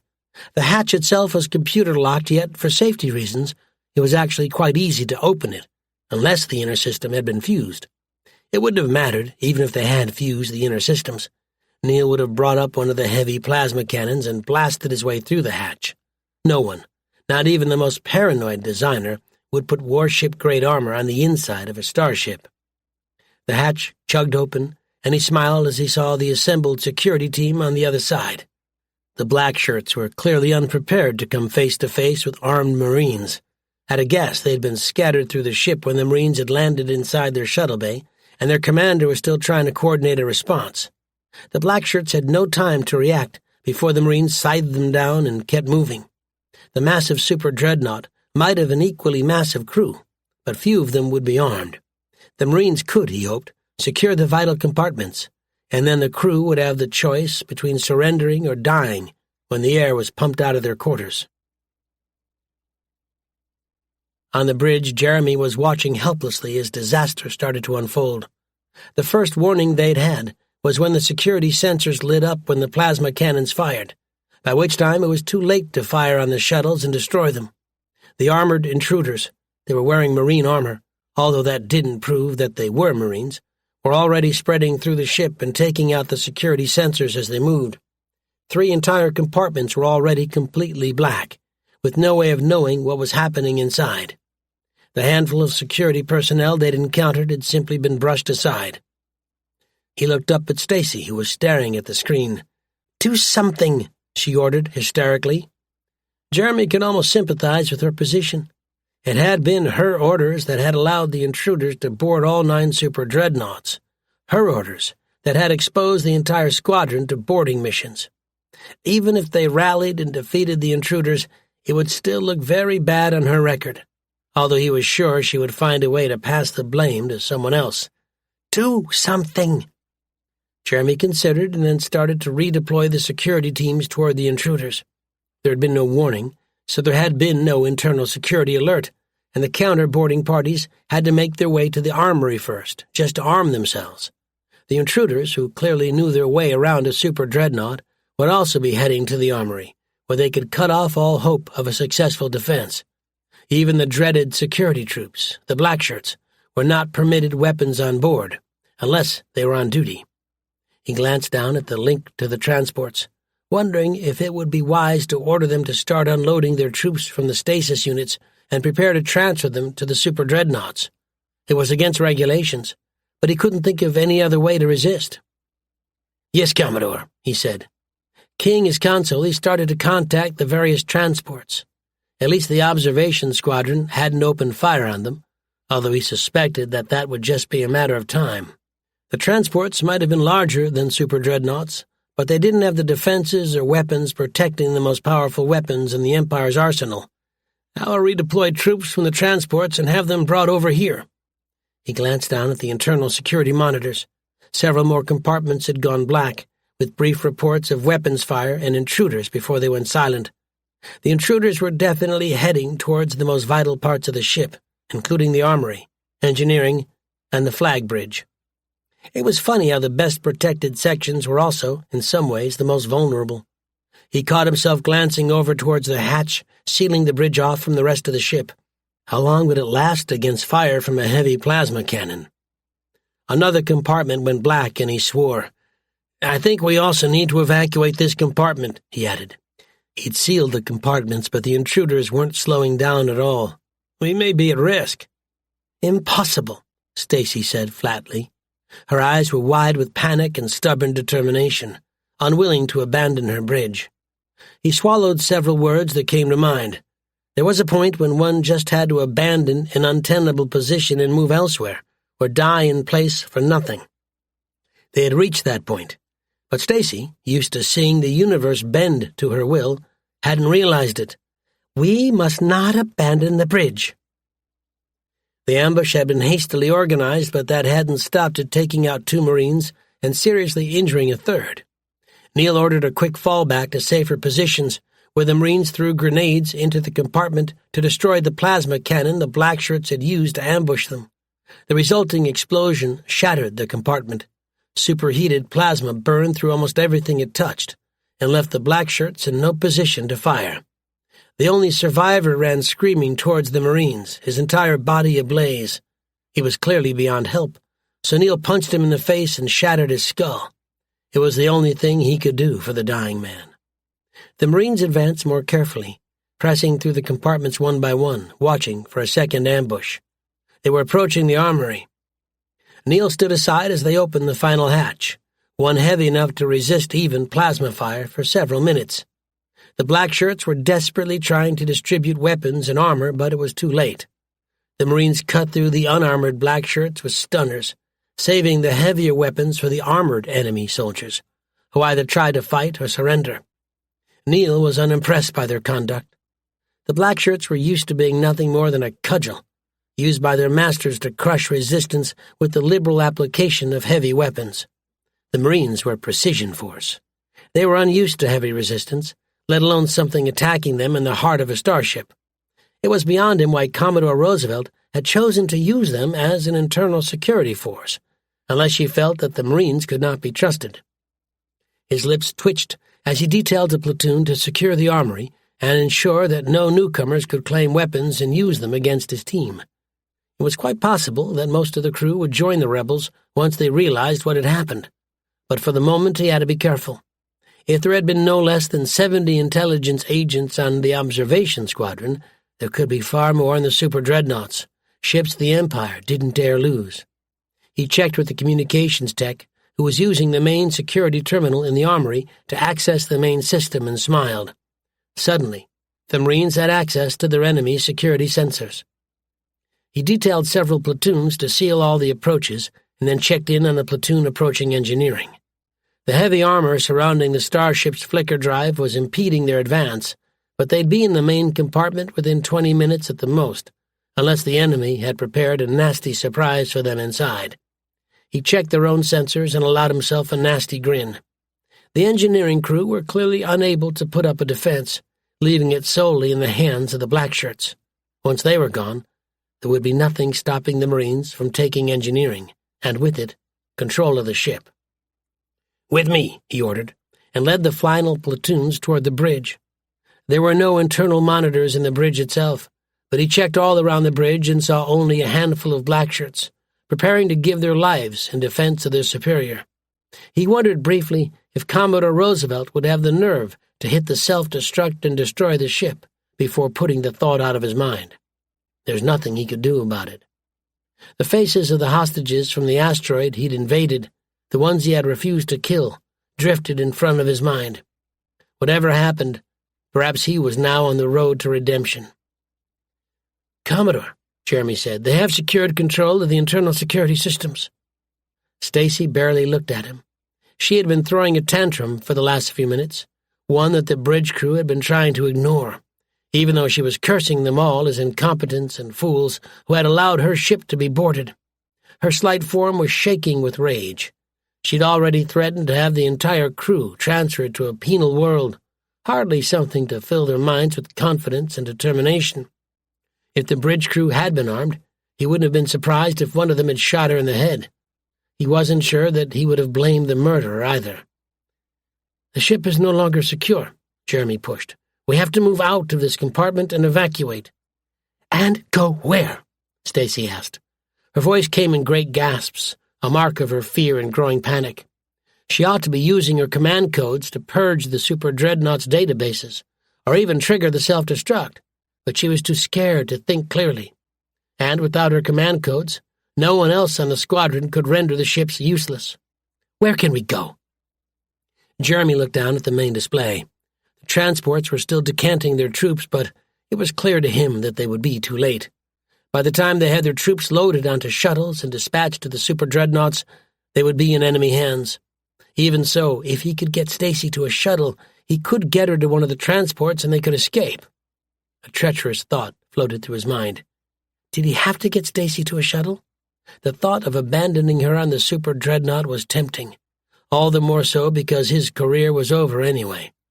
The Imperial Navy would court-martial him for gross incompetence, and the fact that it had been Stacy, not him, who had issued the orders, wouldn't cut any ice with them at all. And that was if he was lucky.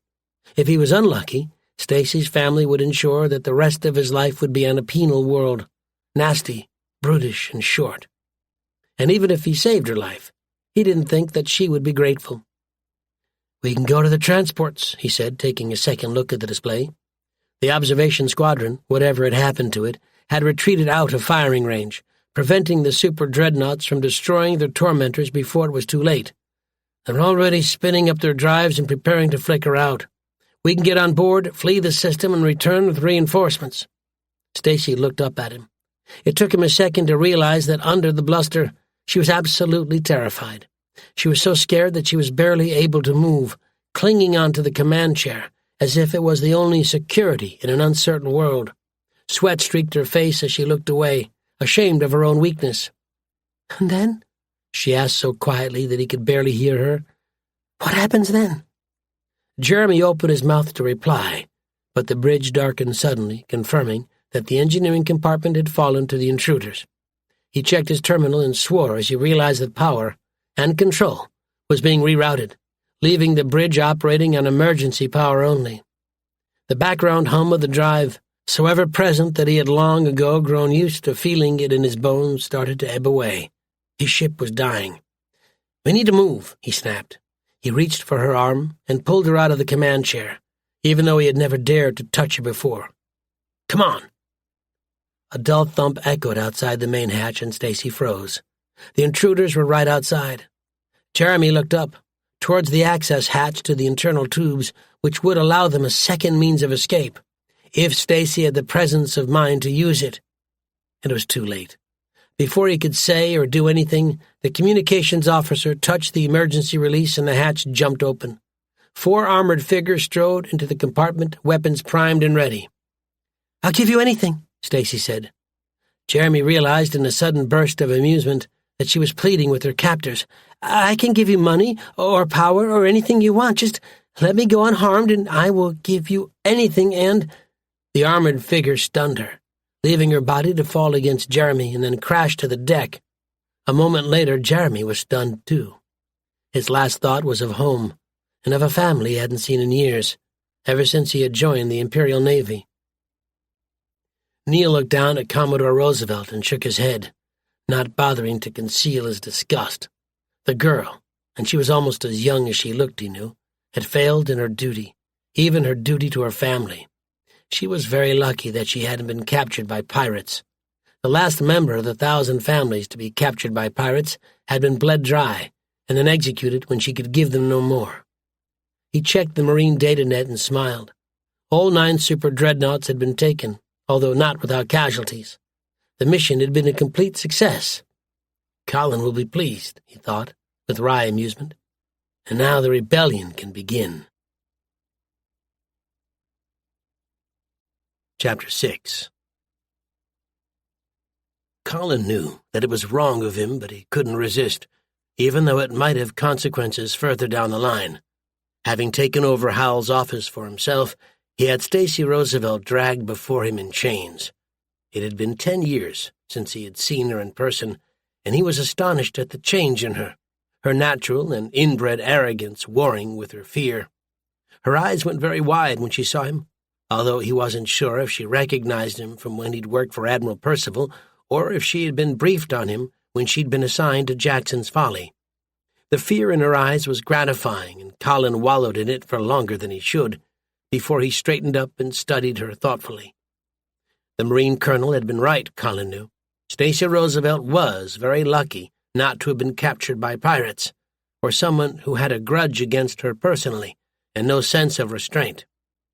Colin could have killed her with his bare hands, or thrown her into open space, or performed unspeakable abominations on her body, all things that had happened to others on her command. There was a certain temptation, he had to admit, But he knew that giving in to that temptation would make him no better than the Empire. Besides, he didn't even have the excuse of interrogating her, for Stacy had sung like a canary. She had unlocked all of her secret files and surrendered her credit codes and other details. Colin considered, in the privacy of his own head, that this new Stacy was far more tolerable than the old version. And she had no friends here. Almost all of her crew, almost all of the super dreadnought crewmen, had volunteered to join the rebellion when they had been told what was going on. The Blackshirts had been making themselves unpopular on the super dreadnoughts, and even hardened Empire loyalists hadn't been quite so loyal. Colin had scattered the crews over the super dreadnoughts and even over the former observation squadron, just to make it harder for any undiscovered agent, but he was fairly certain that most of the crew would be loyal. The command crews at least had too much experience of Stacy Roosevelt. Even her flag captain had volunteered to join the rebellion. "Good morning, my lady," Colin said mockingly. The years seemed to fade away, and he remembered being younger, sitting in Admiral Percival's quarters and hearing her contempt and distaste for the common-born lieutenant. It should have warned him. Yet even though his ears had burned with humiliation and determination to prove himself, he hadn't realized how reluctant Percival had been to confront her. She might have been his subordinate, but which one of them was truly the patron? "I trust that you had a pleasant sleep?" Stacy stared at him. He had wondered if she was going to give him one of her famous tantrums, but she seemed to have more self-control than that, or perhaps she was just stunned. Her entire universe had turned upside down.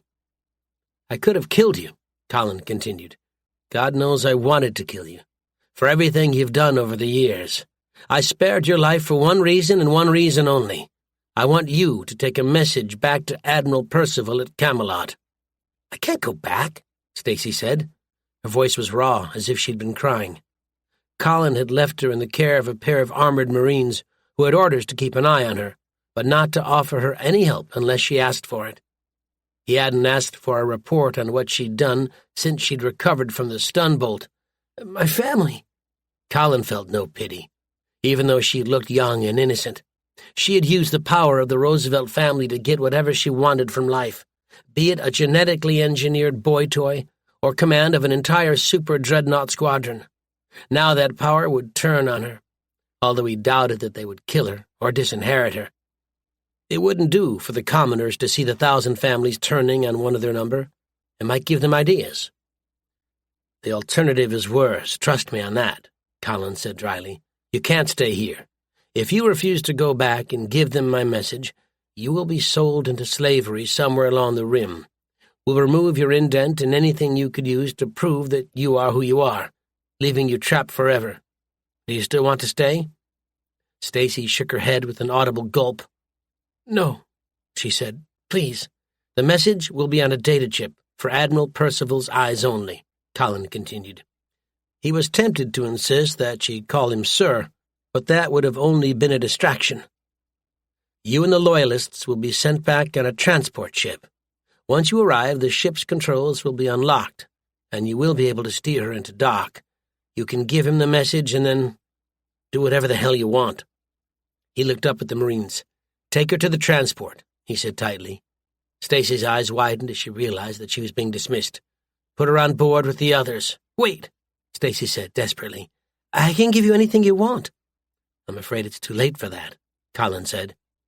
Quite apart from the fact that over 200,000 people were now depending on him to keep them alive and free, there was no way he could trust her. She would betray him as soon as she could and laugh afterwards, once she was safely back with her family. "Goodbye, Stacy. God grant we will never meet again." He watched the Marines drag her out and then keyed his wristcom, issuing orders for the prisoner transfer.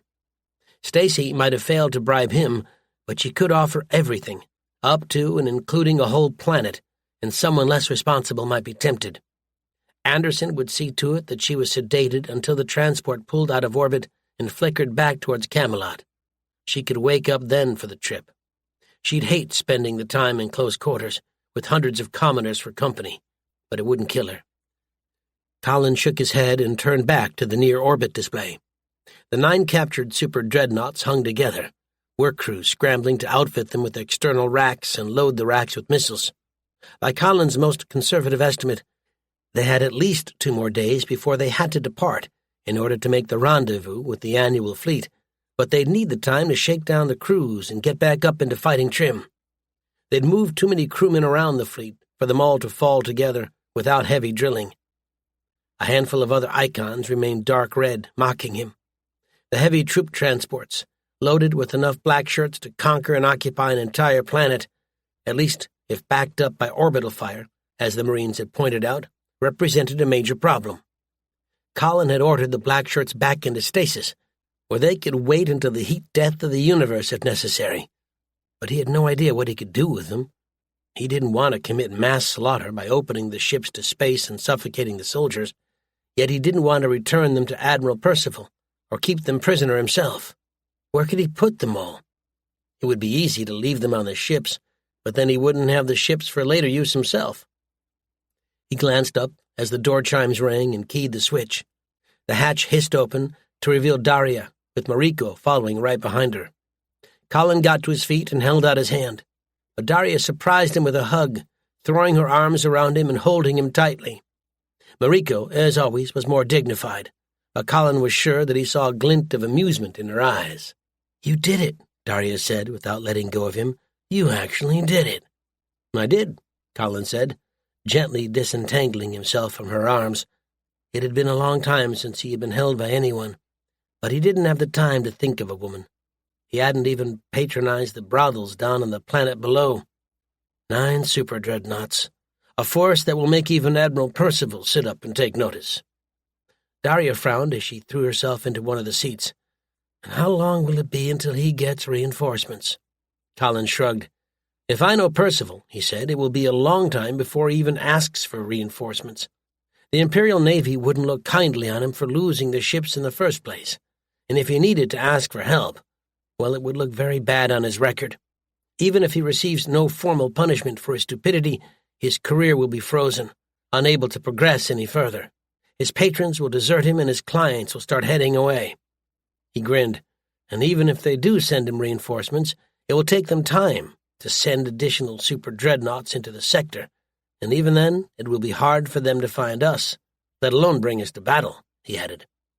He nodded towards the star chart, which was displaying an expanding sphere where his fleet could be, a sphere already over 50 light-years in diameter. The entire Imperial Navy could hide within that region of space and be completely undetectable. As long as we don't get careless. "And I'm sure that carelessness is not a trait one would apply to you," Daria agreed dryly. "I'll start making the preparations with the geeks and nerds." Colin nodded. It had taken several years to build up the contacts with the various hidden colonies and organizations beyond the Rim, a task that would have been impossible without Daria and the Freebooter League. The Empire had literally billions of enemies, but without a focus they had been unable to pose more than a minor threat at best, one that could be safely ignored by the 1,000 families. He looked up at the super dreadnoughts and smiled. There was no way they could ignore that threat once Admiral Percival deigned to tell them that it existed, and combined with the annual fleet, well. "You go there and get them ready to receive us," Colin said. "We'll take the fleet and come meet you at the rendezvous point." He turned back to the display. "One additional point," he added. "Do you know what we can do with 500,000 prisoners? We have to put the black shirts somewhere." Daria considered it. "Kill them all and the universe would smell a little better," she said darkly. "There isn't a single person along the Rim who would condemn you for killing them, not even slightly." "I don't want to start with a mass slaughter," Colin explained. "We're going to have to start accepting surrenders, and that won't be easy if they think they're just going to be killed out of hand." "They'll probably wind up thinking that anyway," Daria pointed out. "Public information will turn you into a mass murderer without any bother at all. They'll start claiming that you've slaughtered the entire crew and replace them with pirates drawn from a rogue world, or Jackson's Folly itself." Colin winced. Even though he had been careful to operate alone without drawing any help, officially or unofficially, from Jackson's Folly, it was true that the Empire would probably seize on his mutiny and rebellion as an excuse to clamp down on the planet. He felt guilty over that, even though he knew that there had been no choice. And besides, he'd read Stacey Roosevelt's secret orders. The planet was going to be brutally subjected and brought under imperial rule, which meant the direct rule of the Roosevelt family. The entire governing class of the planet, it seemed, had been marked for death. Stacy had orders to round them up, interrogate them, and then either execute them or transfer them to a penal world. But if you're determined to avert a slaughter, transfer them to one of the colonies along the rim, Daria continued, unaware of his inner thoughts. There are several worlds there that are borderline with small populations, and some interest in seeing that the Empire suffers badly, keeping it away from their worlds. We could just drop them there and leave them to take care of themselves. They'd have a chance to survive, and we wouldn't have to worry about what they might be doing in our rear. Colin smiled. Good thought, he agreed. If nothing else, perhaps the black shirts could do what millions of convicts had been doing since the human race started, to expand into space. Having been unwillingly transported to a borderline world, they'd have the choice between making it livable or dying there. I'll send the transports back with you, and they can be emptied on one of those worlds. Of course, Daria agreed. And then I will set up the meetings with the underground organizations. They will all want a piece of you. I know, Colin joked. That's what I'm worried about. The flag briefing room on the General Montgomery was massive, easily large enough to hold every captain in a full task force, perhaps even one of the sector fleets. Colin hadn't set foot in one since Admiral Percival had betrayed him, yet he'd seen several before then, and they had all been different. Normally, the captain of the super dreadnought was entitled to decorate the ship in whatever style he felt appropriate. But Stacy Roosevelt had taken that entitlement for herself. Her taste, Colin decided, was appallingly bad. Golden artifacts, each one worth more than even a captain made in a year, were scattered around, while the bulkheads were painted a strange mixture of gold and silver. Colin had already privately resolved to have it changed as soon as possible, if they ever had the time. Besides, the artworks, although he felt that calling them artworks was being charitable, were worth millions of credits. The rebellion might need funding. He glanced from face to face as his senior officers rose, greeting him as he entered the room. He'd had to reshuffle his most trusted officers to ensure that each of the super dreadnoughts had a hard core of his personnel on board, and armed Marines just in case, and they were all getting used to their new responsibilities. At least, unlike Stacy Roosevelt, Colin believed in frequent drills and proper rewards for good service, ensuring that his crew were already motivated to do their best. Besides, the thought of execution or permanent exile on a penal world would keep a few minds concentrated on avoiding capture. Given a few days, the super dreadnoughts would be functioning at maximum efficiency. If only they had more time.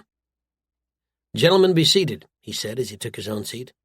Commodore Roosevelt had obtained her own chair for the briefing room, one shaped more like a throne than a typical Navy-issue chair, and Colin felt vaguely silly sitting on it. Even so, it was just another thing that would have to be replaced once they had the time. "First, thank you all for your efforts. We are ready to flicker out on schedule." He smiled at their reactions. There were some senior officers, ones he had known personally, who would have demanded a standing ovation from their subordinates, but none of them would have clapped and cheered for him. Not that he wanted such treatment anyway. He needed his subordinates to be open and honest with him, not for them to start dressing up defeat as victory. The thought made his smile grow wider. Public information, for all of its skill at controlling the media, would have some problems convincing the population that losing 9 super dreadnoughts to a mutiny was a victory. "If we make it to the annual fleet's waypoint ahead of time, we will use the position to conduct additional drills until we can operate as a unit," he continued.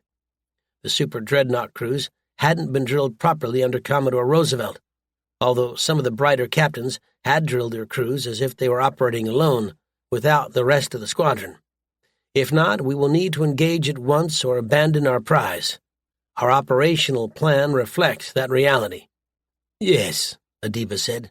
She was now one of the super dreadnought captains, the vessel's prior captain having refused to join the revolution. He would be sharing Stacy Roosevelt's living quarters on her way back to Camelot. "Colin, is it necessary to strike so hard?" Colin frowned at her expression. He understood her point, of course.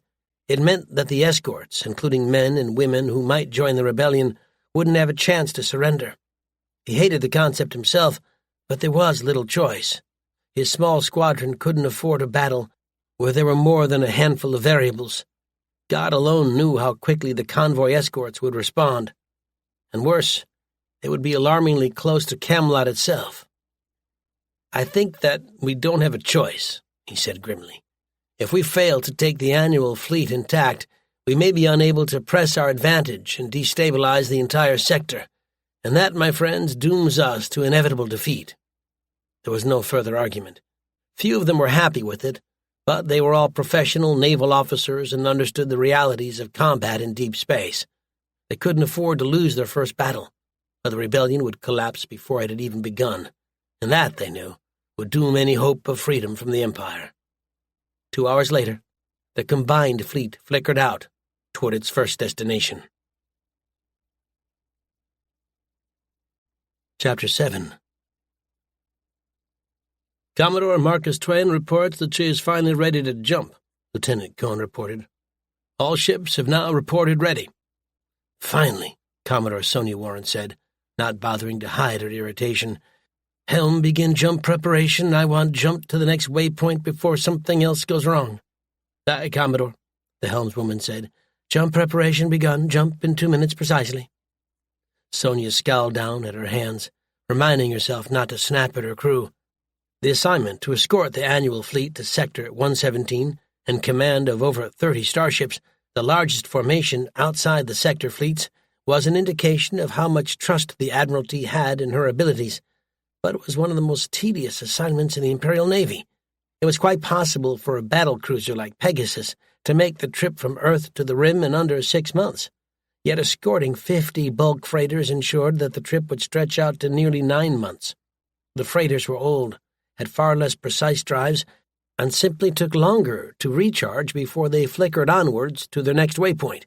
It didn't help that, in order to ensure security, they had orders not to go within a light year of an inhabited system. Her crew were tired and needed shore leave, but there was no chance of that until they set foot on Camelot. She relaxed slightly at the thought.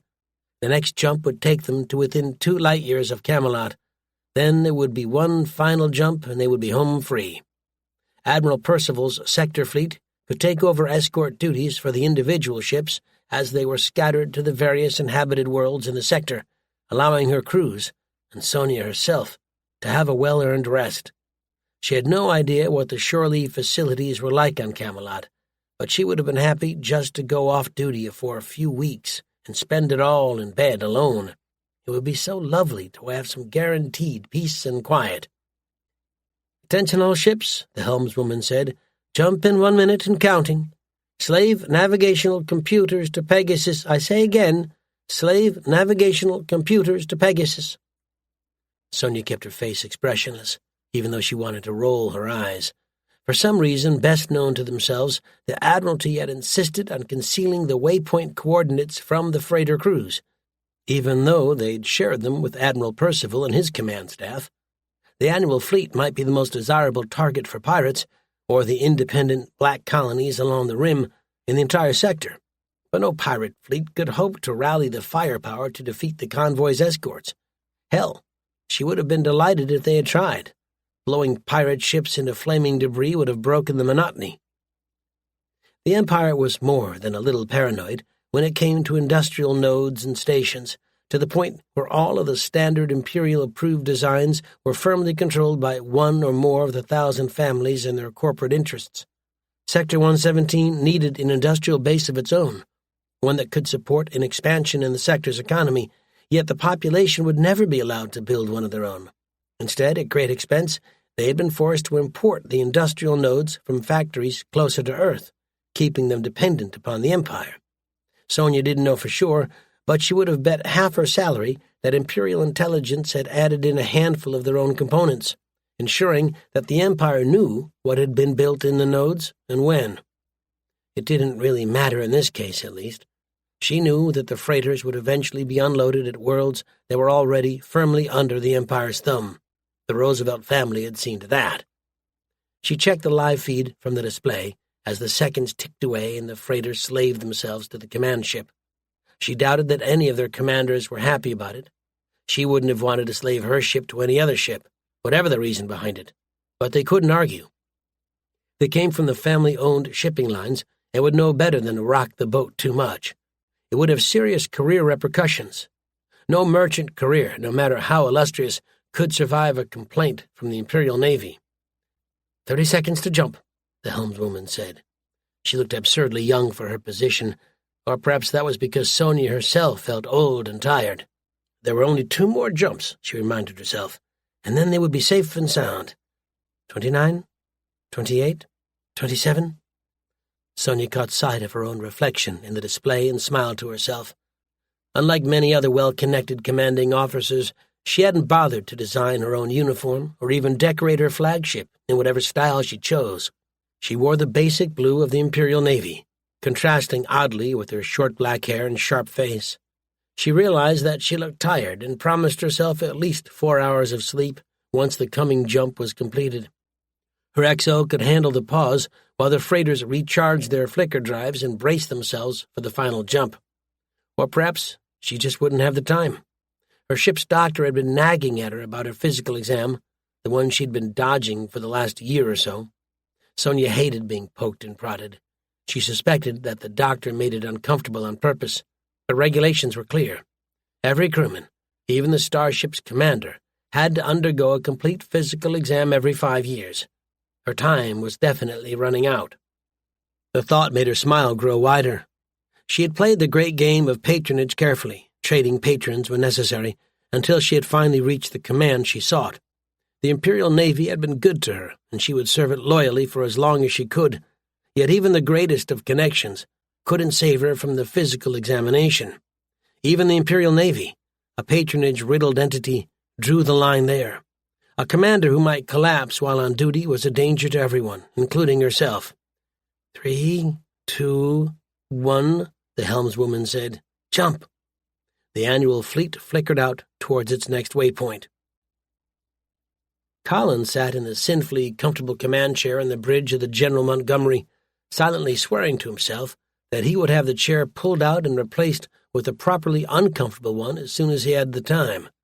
He didn't understand how the various commanders of the super dreadnought had avoided falling asleep while on duty, although in Stacy Roosevelt's case, her falling asleep on the bridge could only have improved efficiency. Her flag captain had probably been relieved to hear snores coming from her command chair. He shook his head and stared down at the datapad in his hand, flicking through the files on the super dreadnought's crew.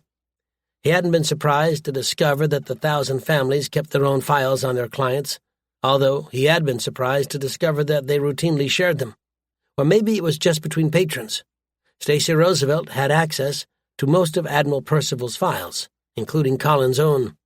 He had read it with a certain amount of amusement and private relief that Stacy was out of reach.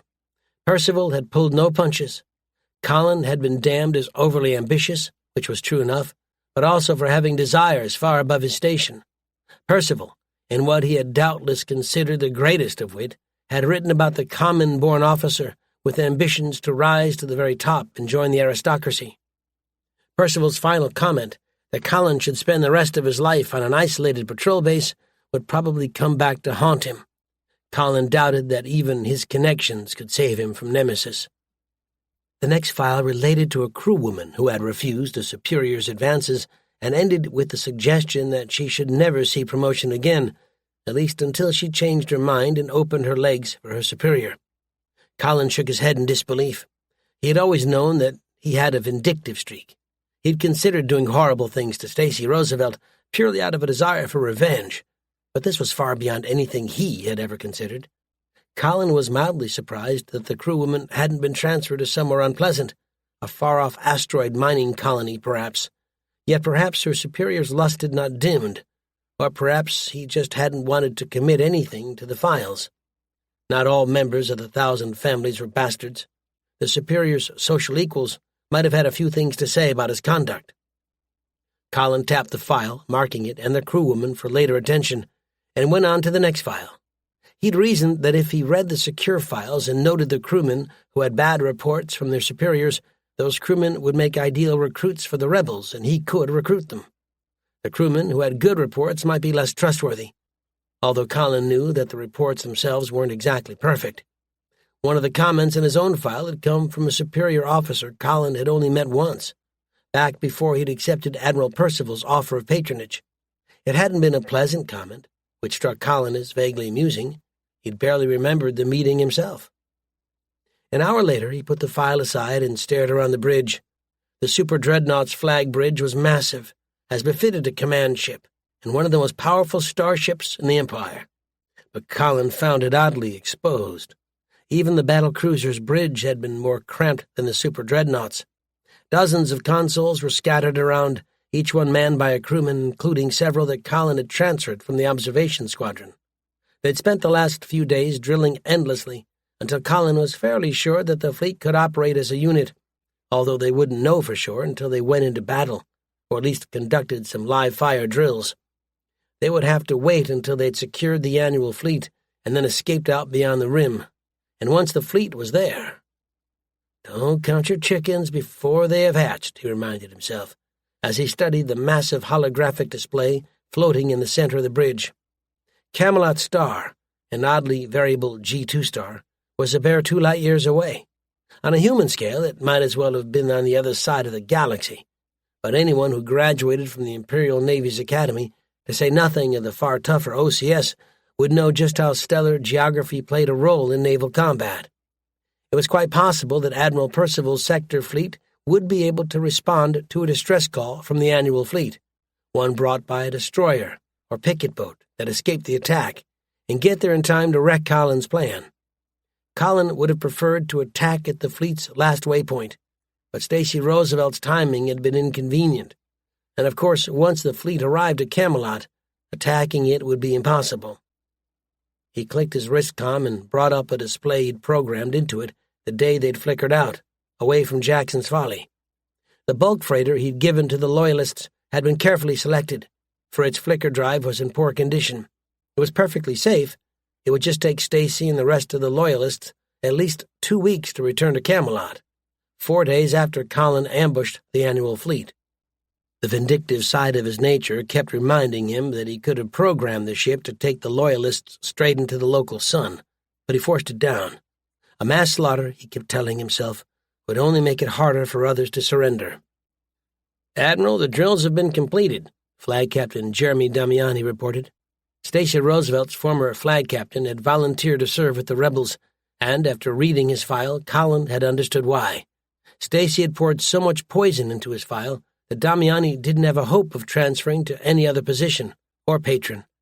Colin wasn't entirely sure if he trusted the man, but he was short on experienced officers, and besides, there were armed Marines scattered throughout the Super Dreadnought. "Your ship is ready for battle." "Thank you, Captain," Colin said gravely. It felt weird to be called Admiral, yet he'd taken the title for himself. It also felt bittersweet. He would never command a starship again, Lord and Master under God. He would never know the joys and sorrows of independent command. He was devoted to his cause. After everything he'd done, the Empire would never forgive him or his followers. Yet part of him still wanted to command. "Are the external racks loaded and deployed?" "Yes, Admiral," Damiani said. "We're ready for sucker punch." Colin felt an odd twinge of guilt at his words.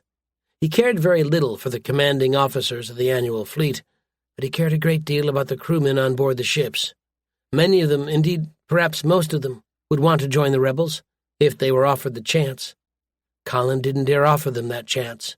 A freighter might take hours to repower its drive and flicker out, leaving the freighter sitting ducks for his fleet, but the same couldn't be said of the military ships escorting the civilian vessels.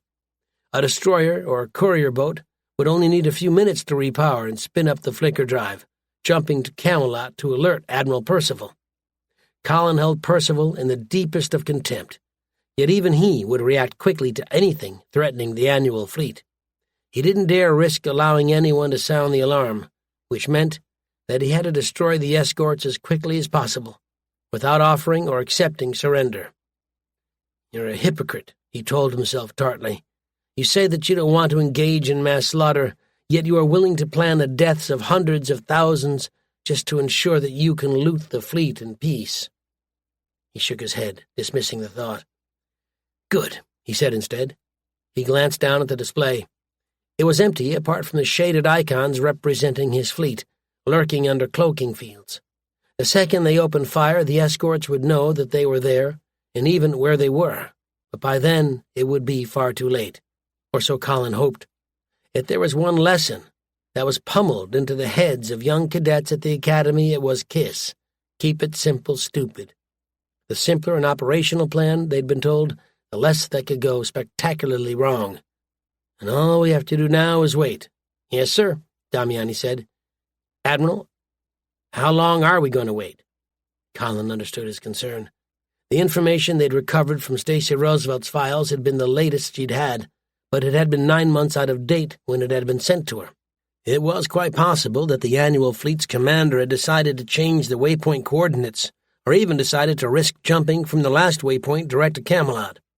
Colin and his rebel fleet could wait for weeks without knowing what had happened, or that they'd missed their target. As long as it takes, Colin said. It wasn't entirely hopeless. One of Daria's ships had the Camelot system under permanent observation.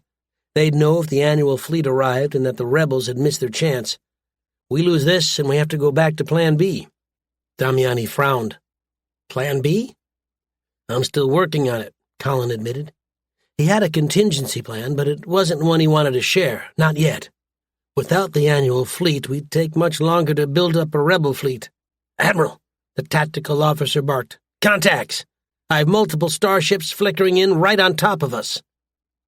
Colin braced himself as new red icons flared into existence on the display. The tactical computers were already categorizing them, separating the freighters from their escorts, before assigning new targeting priorities to the datanet. The super dreadnoughts and battle cruisers were already linked together. Now, with their targets finally in range, they were targeting the enemy ships and preparing to fire. Fire, Colin ordered quietly. The super dreadnought shuddered as it unleashed the first massive broadside. Even without the external racks, a super dreadnought could launch over 300 missiles per salvo, but the external racks tripled the super dreadnought's throw weight. All 9 super dreadnoughts had fired in the same moment, their missiles linked into the datanet and roaring towards their targets, backed up by ECM and decoys designed to make it harder for the enemy tactical computers to defeat the incoming salvo. It was overkill, as Colin's Council of Ward pointed out, but he didn't dare take chances. They had to win their first battle. Impact in 40 seconds, the tactical officer said. Sonia relaxed slightly as the jump completed, feeling the knot of tension in her stomach slowly unlocking and fading away. At least they'd been jumping from rest rather than at high speed. It wouldn't have been a pleasant experience for the freighter crewmen, of course, but her crews could handle the sensation. A combat jump, on the other hand, would have been much more dangerous and uncomfortable. Give me an updated count on the ships, she ordered. She wouldn't have put it past the civilian ships to somehow screw up the coordinates, even if they were slaved to her ship, and appear somewhere else. Civilians couldn't be trusted. Every naval officer knew that. I want them all located. Commodore, the tactical officer interrupted. Sonia whirled around, her rebuke fading away as she took in his tone of panic. She'd never heard him badly shaken before, even when they'd jumped alarmingly close to an asteroid and almost rammed it. We've incoming missiles. We're under attack. Chapter 8. For a moment, sheer disbelief held Sonia frozen. Who would dare to attack the annual fleet? No pirate fleet could hope to have the firepower needed to take on the defenders, and then she looked at the display and knew what she was facing. Thousands of missiles were roaring towards her ships, her computers faithfully identifying them as Imperial Navy, standard Mark 7 ship killers. A super dreadnought couldn't stand against such firepower, and a battle cruiser like Pegasus was flimsy by comparison. She glanced down at the timer at the bottom of the display and swore. There were at least 7 minutes before the battlecruiser could flicker out and escape, and by then they would be destroyed several times over. Bring up the point defense, she ordered, as training took over. The escorting ships had, thankfully, already established their datanet. There might be no hope of survival, yet they could at least force the enemy to pay a price, and perhaps if they held out long enough, one of the smaller ships could get out and alert the sector fleet. She would die doing her duty. Find me the attackers. The display updated as the battle cruiser's sensors went active, sweeping space for targets and locking in on the source of the missiles. 9 massive starships were wobbling out of cloak, already belching a second swarm of missiles toward her ships. and she knew despair for the first time. They were Imperial Navy super dreadnoughts, and that meant that the sector fleet was compromised. They hadn't encountered hostile aliens or even rebels from beyond the rim. Admiral Percival's ships had either fallen into enemy hands, or perhaps he decided to rebel against the Empire. Who knew? She had never trusted Percival, and judging from a few of their comments, neither had her patrons. The presence of a handful of smaller ships beside the behemoths was irrelevant. Only the super dreadnoughts mattered. "Target the lead super dreadnought," she ordered. The enemy ships weren't broadcasting IFF signals, a breach of Imperial law. Part of her mind wittered uselessly. So there was no way to isolate the command ship. Standard Imperial practice was to have the command ship in the middle, where it would be protected by its 8 siblings. But there was no way to know how the unknown commander would operate.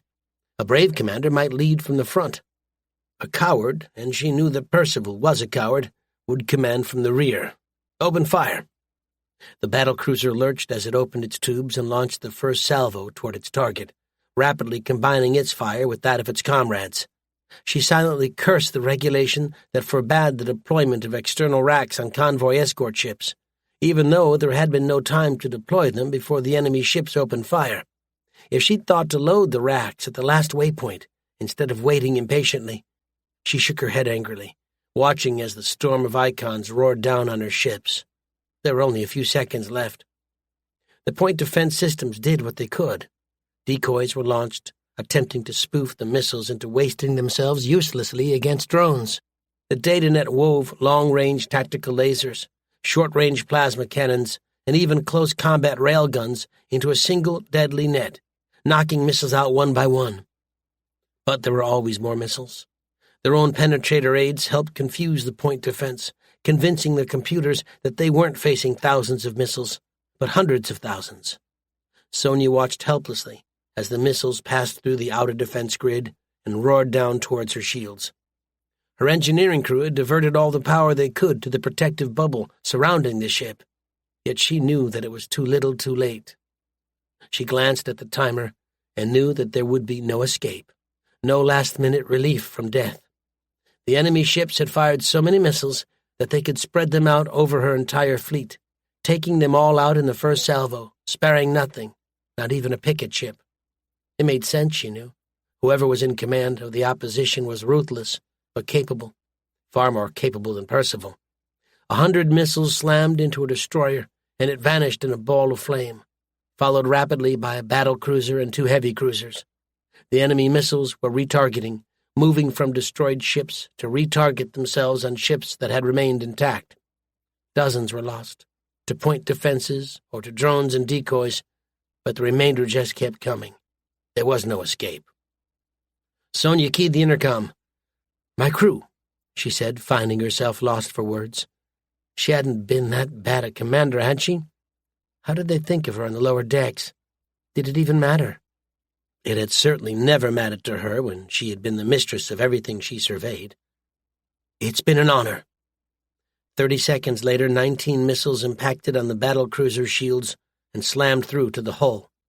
Sonia had a microsecond to see the bridge disintegrating into fire, and then there was nothing but darkness. Her mighty ship disintegrated into a ball of flaming plasma. There were no survivors. "Incoming missiles," the tactical officer warned. Colin watched, impressed that the escorting units had even managed to get a few shots off before they had been destroyed. It was only a pitiful handful compared to the salvo he'd thrown at them, but it was enough to be dangerous, assuming that they made their way through the fleet's datanet and point defense.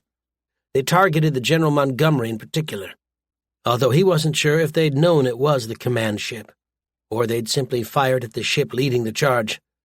"Point defense is coming active now." Colin forced himself to relax, even though he wanted to lean forward, as if he could somehow strengthen the point defense by sheer force of will.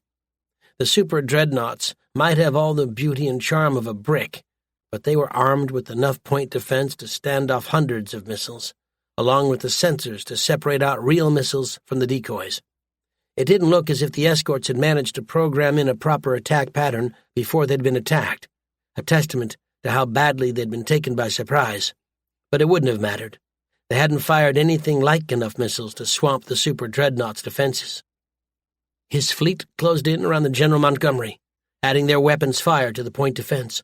One by one, the enemy missiles were wiped out, until only a handful survived long enough to make their terminal attack runs.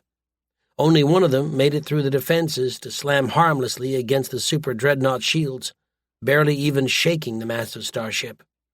The internal compensators compensated easily. Colin checked on the shield generator and smiled in relief. It had barely been touched, yet alone burned out by the hit. "No damage, sir," the damage control officer reported. One reason for the super dreadnoughts having such massive crews was for damage control, but there hadn't even been any damage.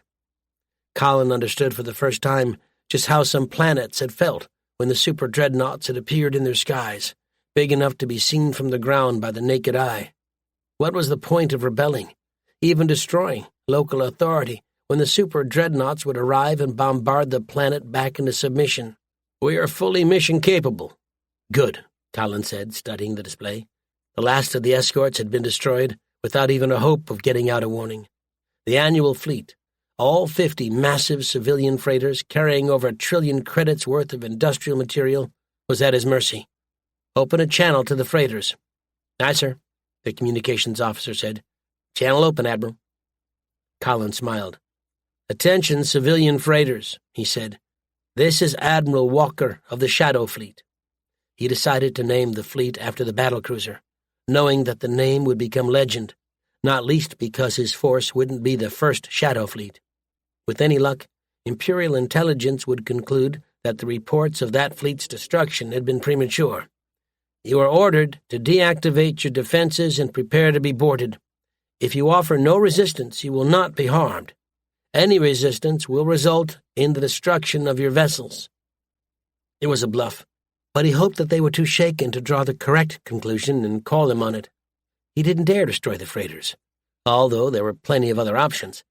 The Marines could force-board the ships and capture the crew, although that did include the risk of introducing random factors into the equation. The crews might do something stupid that would destroy the ships, even though Stacy's files had stated that the ships didn't carry any self-destruct systems. "We're picking up signals from most of the ships, sir," the communications officer said. "They're surrendering and dropping their shields." Colin smiled in relief. No warning had gone out to Camelot, but it was still well to complete their business quickly and then get away from the Sector Fleet's HQ. "Neil," he said, keying his wristcom, "you are authorized to board the freighters as quickly as possible and get them underway." "Understood, sir," the Marine colonel said. "We're on our way." Colin leaned back in his command chair and watched the display. The remaining freighters had seen sense and surrendered, deactivating their defenses and waiting patiently for the Marines. He hoped they didn't think that his fleet was composed of pirates.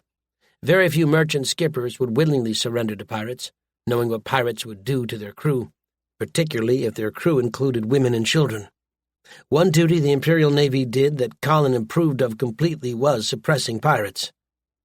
He studied the timer on the display thoughtfully, knowing that they would have to wait at least 4 hours before the freighters could finish powering up their drives and flicker out to a set of coordinates that Colin had provided. There, a handful of military-grade transports that Daria had somehow obtained, Colin didn't want to know how, although he suspected bribery, would take the cargo onwards to a secure location beyond the rim. The Imperial Navy often disposed of older ships into the civilian market, and it wasn't unknown for underground organizations or terrorists or pirates to bribe the Navy into authorizing their purchase. One by one, the ships were boarded and secured. Now all they had to do was wait. Colonel Neil Franson watched through the shuttle's sensors as they closed in on the freighter, moving in a random evasive pattern, just in case the freighter's crew was feeling particularly bold or stupid. The freighters were only armed with minimal point defense and shields. The family-run shipping lines had long since decided to cut all but the most essential costs. But they were more than enough to take out a shuttle, even an armored goblin. The freighter was massive. If they had to board her by force and secure her, it could take hours, even for trained Marines. "This is Guard 1, he said, linking his communications system directly into the freighter. "Please have your entire crew assembled on the bridge when we board, and have the captain meet us at the airlock. There is no need to make this difficult." The docking port winked open ahead of them, and the pilot guided the shuttle towards it, mating her up neatly with the freighter. By imperial law, all airlocks and docking ports had to be standardized, even though there were ways to make the process quicker and more efficient. Neil had long suspected that the real reason for the law was so that the families, which owned the factories that produced the airlocks, could maintain their monopoly. But he had to admit that it wasn't such a bad idea. As long as all the airlocks were standard, they could carry out emergency rescue missions without worrying about having to cut through the hull. "Remember," he warned as the air pressure equalized, "be gentle unless they decide to show us any hostility." The airlock hissed open and he stepped through, followed rapidly by 2 other Marines wearing powered combat armor. It was unlikely that the freighter crew carried anything that could punch through the armor, but freighter crew did tend to carry a wide variety of weapons, and it was quite possible that they had something they thought could harm the Marines. Besides, the armor was quite intimidating, and hopefully it would discourage resistance. He waited impatiently for the inner airlock to hiss open and stepped into the freighter proper. The vessel's captain, as per instructions, was waiting for them. She was an older woman with graying hair and a beaten demeanor, although she held herself proudly. "Welcome aboard," she said curtly. It was probably the most insincere greeting Neil had ever received, although he decided to accept it at face value. The freighter's crew had witnessed their escorts being destroyed, with no losses to the attackers, and had to have been thoroughly cowed, or so Neil hoped. The last thing he needed was for someone to start thinking that he could act like a hero. "I will escort you to the bridge." Neil followed her through a secure hatch, hearing the sounds of 3 more Marines cycling through the airlock behind him, and onto the bridge. It wasn't as efficient as a military vessel, but that wasn't the real surprise. The real surprise was the crew. 4 men, 5 women, and 7 children of varying ages. The freighter, he realized in surprise, was a family-run business. If it was like others he had seen over the years, the crew would have been independent until they'd finally run afoul of the law and had to contract themselves out to one of the big shipping lines. They'd probably told themselves that they'd work themselves free within the year, only to find that their debts kept mounting and there was no hope of escape. If they'd been captured by pirates, it didn't bear thinking about. "Thank you," he said, resolving to be as polite as possible. There was no need to make it difficult for the captain. "Is this all your crew?" "Yes," the captain said shortly. "I'm going to have to ask you all to remain here while we search the ship," Neil informed her. He didn't think that the captain was lying, but it was always a possibility. "Once we have secured the ship and powered up the drive, we will jump out to a secure location and unload the cargo. After that, you will be free to join us or depart as you see fit." He linked in with the Marines searching the ship and skimmed through their reports. There were no unpleasant surprises hidden away, apart from a small collection of weapons that couldn't have penetrated Marine armor. It was lucky that the crew hadn't tried to resist. He rather hoped that they would behave themselves for the rest of the trip. He was quite prepared to stun or cuff them if necessary, but he hoped it wouldn't be necessary. A trained crew willing to join the rebels would be very useful. Not all of the ship crews were being so cooperative. A couple had tried to offer armed resistance, while several others had flatly refused to cooperate with the Marines. Neil suspected that they were worried about what the shipping line would say afterwards. The 1,000 families would be looking for someone to blame, and they might just focus on the freighter crews. As the time ticked away, he allowed himself to relax slightly. Once the drives were powered up, they could be away in a split second, without any possibility of pursuit. And then the cargo could be unloaded at leisure. "The freighters are all reporting in, sir," the communications officer said. "They're ready to jump out on command." Colin relaxed slightly. It was probably only nerves, but he'd had the creeping sense that they'd been running out of time as the seconds ticked away. He knew that it was unlikely that anyone could intercept them, or even realize that something had gone wrong until it was far too late, yet somehow his mind refused to believe it. They might well have pushed their luck too far. If Admiral Percival's fleet arrived, Colin would have no choice but to destroy the freighters and jump out, calling it a draw. He looked up again at the icon representing Camelot and smiled. "Send them the coordinates for the jump," he ordered. He'd kept them back, even from the Marines, until it was time to go. If they'd had to pull out in a hurry, it would have meant abandoning the Marines to the tender mercies of the mine techs and Imperial intelligence, and then prepare to jump out ourselves. "Aye, sir," the helmsman said. Colin could feel the tension draining away. The rebels had their first victory, an overwhelmingly one-sided victory.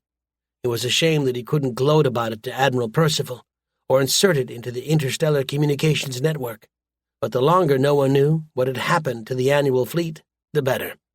By the time they reached their base out beyond the rim, Admiral Percival would know what had happened at Jackson's Folly. "We are ready to jump." Colin nodded. "Take us out of here," he ordered. "You may jump when ready." He relaxed as the flicker drive engaged, moving the entire fleet 8 light-years from Camelot.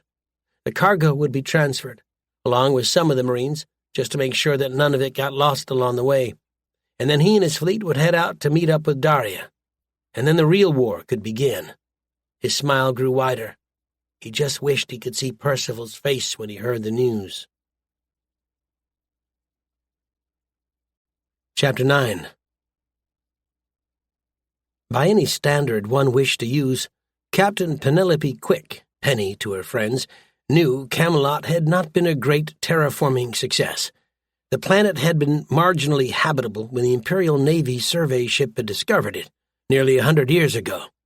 The first sector commander had brought in the terraforming crews and ordered them to turn the world, claimed by the Imperial Navy because most of the prime real estate in Sector 117 had been claimed by the families, into a garden.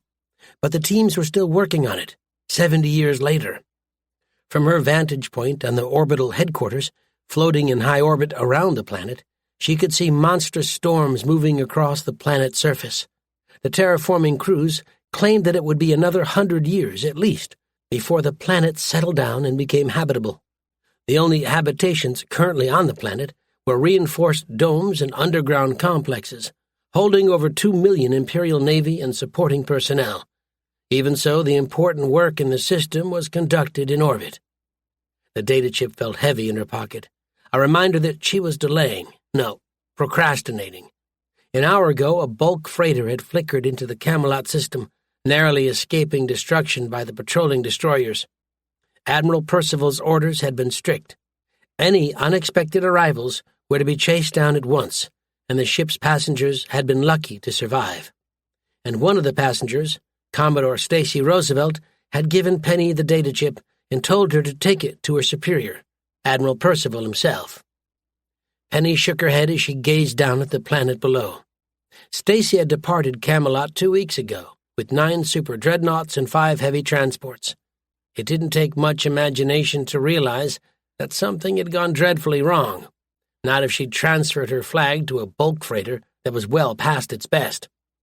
Penny also knew why Stacy wanted her to take the data chip, and the first report to Admiral Percival.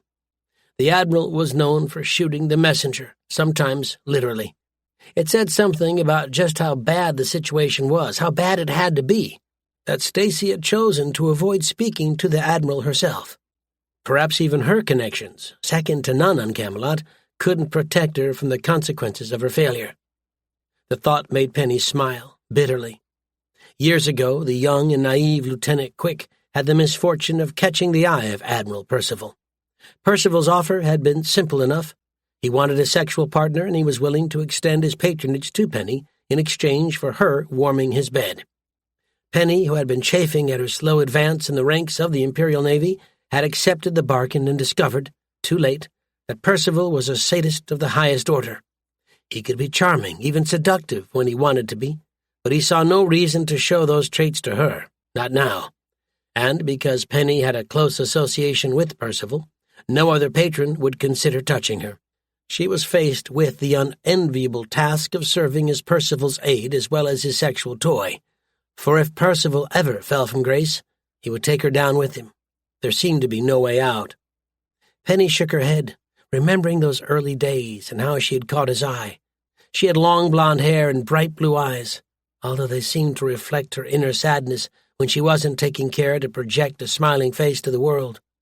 It was no wonder that Percival had been attracted to her, all those years ago. Indeed, sexual favors in return for advancement were common in the Imperial Navy. She had just been one of the unlucky ones who had discovered that the game wasn't worth the candle. Instead of a single night of passion, she spent every night in Percival's bed, and the improved pay and prestige wasn't worth it. She wished that she could go back to her younger self, the ambitious lieutenant, and tell the silly bitch to be content with her lot. The data chip seemed to grow heavier as she turned and walked into the secured inner section of the massive space station. Admiral Percival commanded the sector from Camelot rather than from the bridge of his flagship or down on the planet. It hadn't taken her long to realize that Percival was something of a coward. The space station, which had defenses that rivaled a super dreadnought, was far safer than the planetary surface. She had carefully refrained from pointing out to him that the space station was also a bigger target. Besides, it wasn't as if the Empire was about to go to war. She passed through 2 layers of security around the Admiral's private compartment, wincing as the black shirts on guard ran sensor probes over her body before entering the antechamber and taking a moment to catch her breath. Whatever was on the data chip, it couldn't be good. The thought of passing it to a younger officer and ordering him to give it to the Admiral was tempting, but Penny liked to think that she had more integrity than that. Besides, Percival might not be so quick to dispose of her. He'd have to find another partner as well as a competent aide. "Come in," Percival's voice said as she keyed the access panel. Penny braced herself and stepped inside. For a man with such depraved tastes, Admiral Percival's office was fairly simple, decorated with only a handful of artworks. It had taken her several years to realize that Percival, by decorating his office in such a manner, was making a statement to his social superiors. Stacey Roosevelt had probably understood it at once. "I trust that you have an update on the annual fleet?" "No, sir," Penny said, as she saw Percival sitting at his desk reading a datapad. "There is no update from the annual fleet." She pasted a concerned expression on her face as the Admiral keyed a switch, bringing up the lights in the compartment to full intensity. Admiral Percival had been handsome once, yet now he looked unpleasant, although honesty compelled her to admit that might be her awareness of his inner nature talking. He was balding, with a chest that was going steadily to fat, concealed only by skillful tailoring. His piggish eyes stared suspiciously at her, for once without the lust her skillfully tailored uniform awoke in his mind.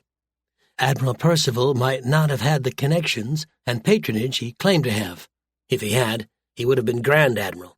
But he was an expert at the great game of intrigue and could tell when something was badly wrong. And, the nasty part of her mind whispered, he was right.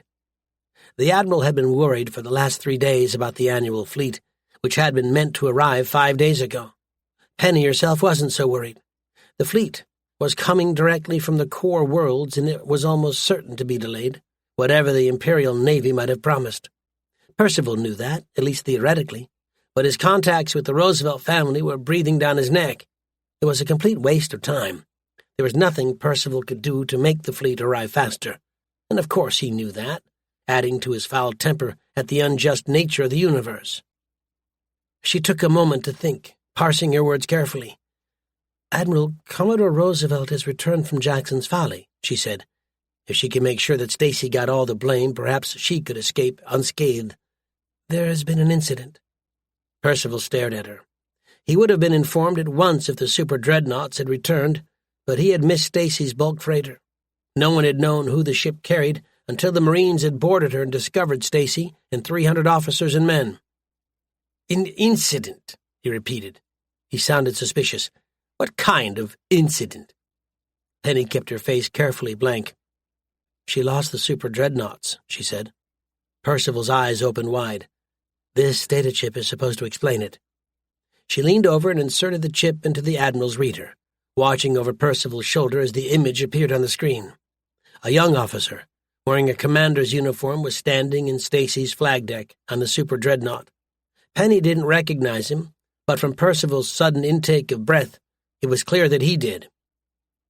"Admiral Percival," the unnamed commander said. His voice was mocking, almost cocky. "By now you will know that we have taken over both the observation squadron and Commodore Roosevelt's super dreadnought squadron. You may consider this a declaration of war. We are officers and men who have grown aware of the true nature of the Empire, and of people such as you, and we are sworn to bring it down or die trying. I advise you to consider surrender." "We are coming for you." Penny concealed her own reaction with an effort, for Percival had gone red with anger. It was clear that the message had been carefully designed to incite him to fury, perhaps to push him into doing something stupid. It wasn't a very informative message, but then the real message had been Stacey Roosevelt's return to Camelot, and that only proved that the commander was telling the truth, yet it was also a gesture of contempt. Besides, she thought in the privacy of her own head, returning Stacey only hurt the Empire. Shooting her in the head or blowing her out the airlock would have been rather more helpful. "Walker," Percival hissed.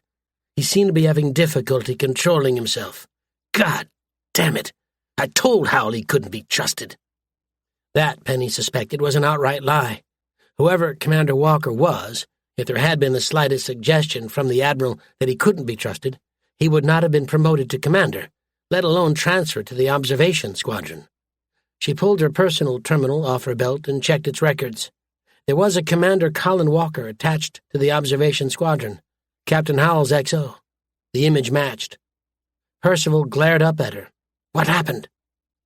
"I don't know, sir," Penny admitted. She was more shaken than she cared to admit. A rebel with an entire squadron of super dreadnoughts under his command could do a great deal of damage before the Empire found and destroyed the ships. If the Empire ever did find and destroy the ships, for space was vast, and it was impossible to cover all of the possible targets. How would Stacey manage to lose the ships? All I have is that data chip. Percival stared down at the table.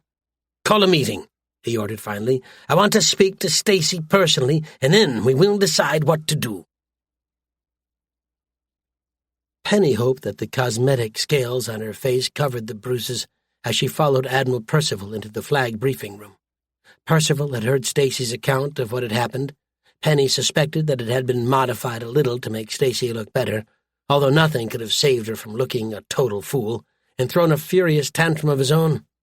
Penny wanted to rub her cheek where he'd slapped her, but it would only have drawn attention to the marks. She just hoped that no one could see them. "Attention on deck," Admiral Percival growled. The 4 people waiting for them stood up at once. "Be seated. We've a long day ahead of us." He took his own chair and looked at Stacey Roosevelt. "Rebels have taken a super dreadnought squadron," he said flatly. "Apparently the observation squadron decided to mutiny and then take the super dreadnoughts when Commodore Roosevelt arrived. They were totally successful."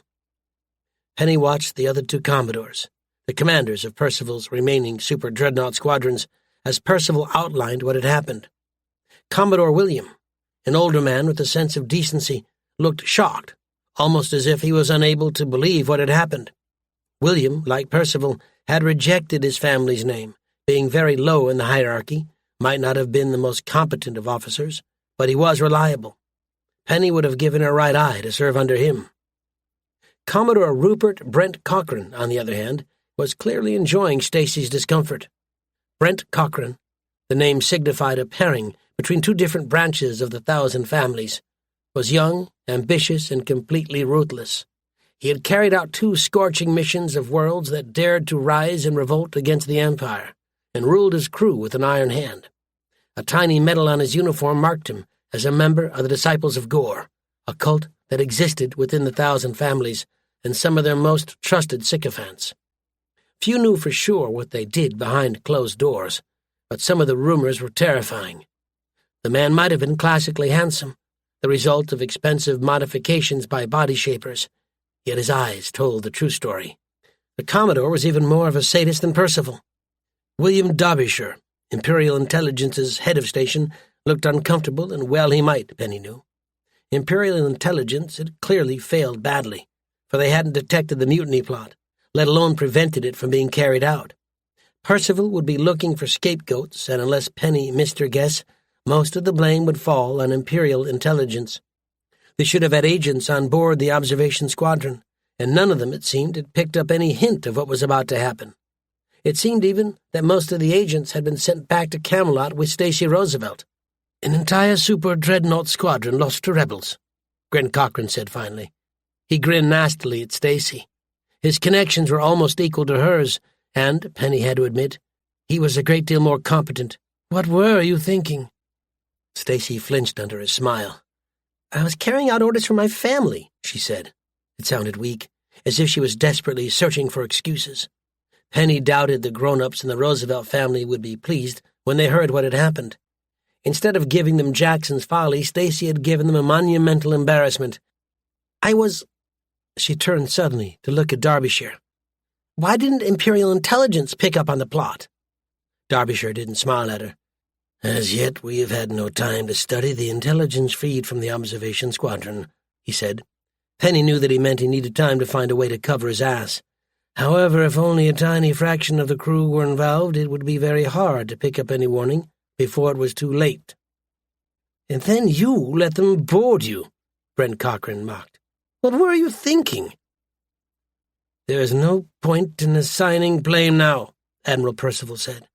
Penny smiled inwardly, despite the throbbing pain on her cheek. Percival still needed the Roosevelt family, needed them enough to cushion Stacy Roosevelt's fall. Our mission is simple. We have to destroy or recapture those super dreadnoughts before they wreak havoc. I know, Brent Cochran grinned. We launch a flight of shuttles and claim that there are more rebels trying to escape. He broke off as Percival glared at him.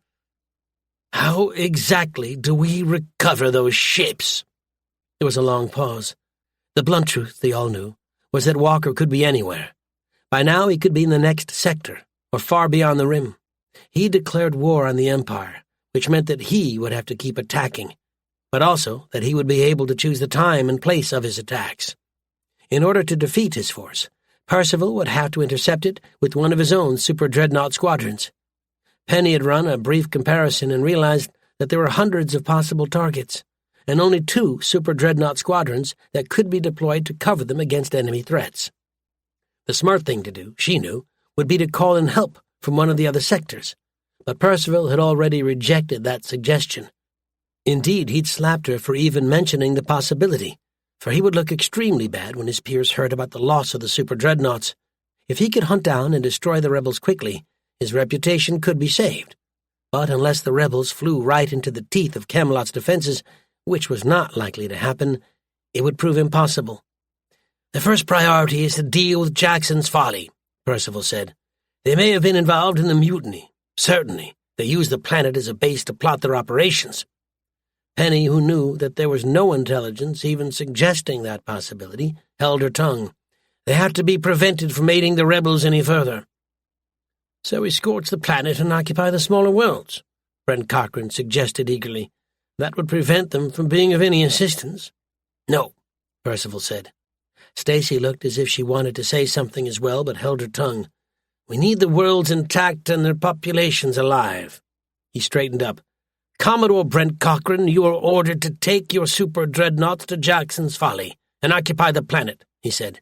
You will take with you 4 divisions of Security Division troops and additional squadrons of smaller ships. I will assign them to you tonight. The rebels may seek to engage your ships. If so, I expect you to defeat them and prevent Walker from causing any further harm. Of course, Admiral, Brent Cochran said. Penny, you will go with him, Percival added. I want a full report from you, personally. Yes, Admiral, Penny said. She was almost relieved, for she had a hunch that there was more bad news to come. She didn't want to be near Percival when it arrived. I won't let you down. Chapter 10. You do realize, Anderson pointed out, that this isn't the most secure of places. Colin nodded. After supervising the transfer of the annual fleet's cargo to Daria's transports, most of the original transport crews had volunteered to join the rebels, rather than go back to the Empire and explain what had happened to the cargo. He'd taken the Shadow Fleet on a long trip out to the Rim, where they'd halted at a hidden facility belonging to the Freebooters League. Colin himself, however, had taken Shadow and traveled to Sanctuary, an asteroid habitat along the Rim. It was a black colony orbiting a dull red star, hence unknown to the Empire, but it was surprisingly populated. But then perhaps it wasn't such a surprise. The Empire's expansion had driven the independent colonies out ahead of it, past the Rim. Millions of humans lived in hidden colonies, some working with others to try to build a civilization, others hidden away so well that not even their fellows knew that they were there. Colin remembered reading a report of a hidden colony of survivalists on a world the Empire had settled, only stumbling over the colony by accident. The rim might be dark and cold, at least according to the Empire's propaganda, yet it teemed with life. Daria had promised that she would put the word out along the rim once the Shadow Fleet became a fleet in truth. Since Colin had arrived, he'd spent time chatting to everyone who was interested, including representatives from other hidden colonies and settlements, some of whom were tired of hiding. He hadn't realized just how many starships there were along the rim, all of which were completely off the books as far as the Empire was concerned, or how much trade there was between the rim and the colonies at the very edge of the Empire. The massive family-owned shipping lines might not call at the black colonies, but other starships did, their crews colluding with independent colonies to keep them alive. Some of them, Daria had admitted, were pirates, although the line between good and evil blurred along the rim. If pirates brought life-saving supplies to hidden colonies, or even poor legal colonies, no one was going to question where it had come from. Besides, sticking it to the Empire was a tradition along the rim. Even so, not everyone was willing to commit to joining him. It wasn't too surprising. The Imperial Navy's usual way of dealing with the newly discovered black colony was to demand surrender and transport the population elsewhere, if they didn't just launch a missile at it and destroy it in nuclear fire. Colin suspected that even if the rebels won, even if they defeated the towering monolith that blighted so many lives, few of the hidden colonies would declare themselves. The habit of hiding was too ingrained by now. "I know," Colin agreed. It was quite possible that Imperial intelligence had its own agents on the asteroid, that they knew about Sanctuary, and had simply chosen to leave it alone and try to use it to find other colonies. Anderson's warning was well taken. He'd also talked Colin out of returning the freighter crews at once, pointing out that the longer the Empire remained uncertain of what had happened to the annual fleet, the fewer precautions they would take. "I don't think we have a choice." Shadow was lurking outside, the most powerful ship in the system, and he had a full company of Marines covering his back. Even so, he knew that he was dangerously exposed, and he loved it. For the first time in years, he truly felt alive, something he knew that was shared by most of his crew. His crew reassignments, promoting officers and men to their level of competence, seemed to work better than the Empire's haphazard approach to promotion. They might have been assured of certain death if the Empire ever caught them, yet they didn't seem to care. The Empire had created a system that bred resentment and hatred on a massive scale. All it had needed was someone to stand up and throw the shackles off.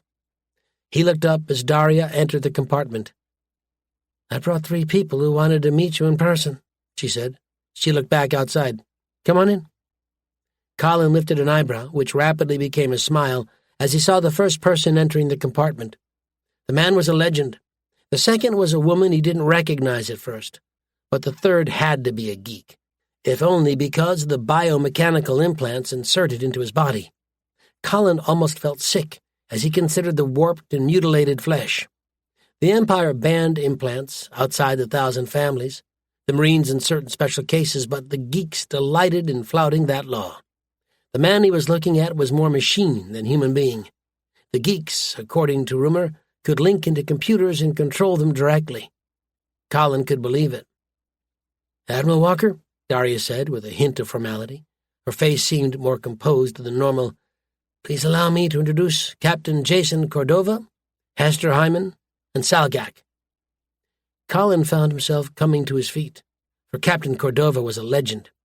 Everyone in the Imperial Navy knew the story, even though public information had been trying for years to rewrite it, or even just to convince the crewmen to forget about Cordova.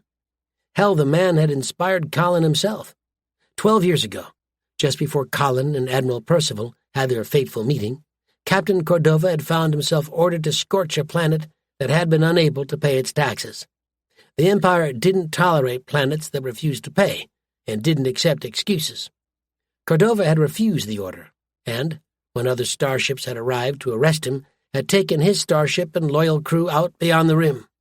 Since then, he had been a lurking presence on the border, even though he hadn't been able to do more than irritate the Empire. His ship, the Random Numbers, was only a heavy cruiser. Cordova shook Colin's hand, shaking it firmly. Perhaps it was just a trace of hero worship, but he seemed somehow larger than life, with a long golden beard, a massive bright smile, and a uniform that seemed to come from a bygone age. In some ways, he seemed too good to be true, leaving Colin feeling a twinge of jealousy. Cordova could probably have talked Stacy Roosevelt into surrendering without ever needing to board her ships. Hell, his mere presence would probably have caused Admiral Percival to wet himself. Colin reminded himself that he'd taken 9 super dreadnoughts and, in an afternoon, inflicted more damage than Cordova in all his years had ever done. The man might have been a legend, but he was still only a man. Hester Hyman was, in her own way, just as much of a legend as Cordova. She looked middle-aged, her face bearing the scars of a botched rejuvenation treatment. Her long dark hair was streaked with gray, and she held herself as if the only thing keeping her on her feet was her own force of will. She looked unremarkable, even to Colin, until he saw her eyes. They told the full story. This was a woman who had seen terrible things. Colin knew her story, or at least the legend. Hester Hyman had been a housewife on an isolated colony world that had the misfortune to be governed by one of the worst governors in the empire. Hester had been picked up one day, taken to the governor's mansion and raped, along with many other girls from the colony. Hester had been thrown out afterwards, and the governor had forgotten about her. A grave mistake. She had gone back to her family, rallied her support, and led an uprising against the empire. The Blackshirts had put it down eventually, but by then the governor and most of his cronies had died in the fighting. Hester had been captured and sentenced to life on a penal colony. Yet somehow she'd broken free, led her fellow prisoners to take over the penal ship, and escaped out to the rim. Since then, she had been another thorn in the empire's side. The price on her head was second to none. And compared to the 2 living legends, the geek was almost unremarkable. "You did extremely well," Hester said, once they were all seated. Colin had poured them all a glass of wine from Stacy Roosevelt's private stock. It would have cost a captain a year's salary to purchase even a single bottle of old Scotch. Yet Stacy had 9 bottles in her cabin. "The Empire will not soon forget what you did." "Thank you," Colin said. Hester's voice had surprised him. It was harsh, almost atonal, a chilling reminder of what the Empire had done to her when they had her in their clutches. She had once been pretty, perhaps beautiful. Now, her face was scarred and her body seemed to be in constant pain. "It's only the beginning. It will require time to assimilate the materials that you have brought us," Salgok stated. The geek leader, or representative, seeing the geeks used a democratic system to make decisions, spoke with a harsh, buzzing voice. At some point in the past, he'd removed his vocal cords and replaced it with a mechanical speaker. Colin wondered, he had no intention of asking, if the geek had also replaced his genitals. There were some questions he really didn't want to know if they had an answer. "We can produce certain materials for your ships at once. More advanced ships will take time, at least 6 months." Colin smiled inwardly. Not even 1,000 families could keep something the size of the Empire in technological stasis, no matter how much they might wish to try. Even so, they were determined to limit technological advancement as much as possible, fearful of the consequences if something were to be developed that would change or undermine the economic base of the Empire. The scientists in the Empire either worked for the 1,000 families, or they found themselves transferred to planets so primitive that they thought that a time machine meant a watch, or they ran off to the rim and joined the geeks, or if they were focused on the biological sciences, they joined the nerds. The Empire disliked all of the revolutionary groups, of course, but it reserved a special hatred for the geeks. They feared that the geeks would one day produce a weapon that could make the entire Imperial Navy obsolete overnight, or that they would succeed in hacking into Imperial Navy starships and trigger their self-destructs. Indeed, all the cutouts built into Imperial Navy computer systems were designed to prevent an outside force from hacking in, something Colin found rather reassuring. The thought of Admiral Percival being able to blow up his ships simply by transmitting a command code to their systems wasn't a pleasant thought at all. And perhaps the Empire had good reason to worry. There was far more industrial talent and resources along the rim than anyone, even Imperial intelligence, had guessed. Combined with the materials he'd hijacked from the annual fleet, the rim could become a real threat to the Empire. It would take time, however, and he had to ensure that the Empire remained off balance. If his calculations were accurate, Admiral Percival would know about what had happened at Jackson's Folly by now. "We have the time," Colin assured him. "The Empire might have the force of a sledgehammer, but it needed a target, and locating the hidden shipyards would be almost impossible. Daria had told him that the geeks kept most of their facilities hidden away from everyone, even her. And once we are ready, we can go on the offensive." "We have been discussing the issue," Hester said.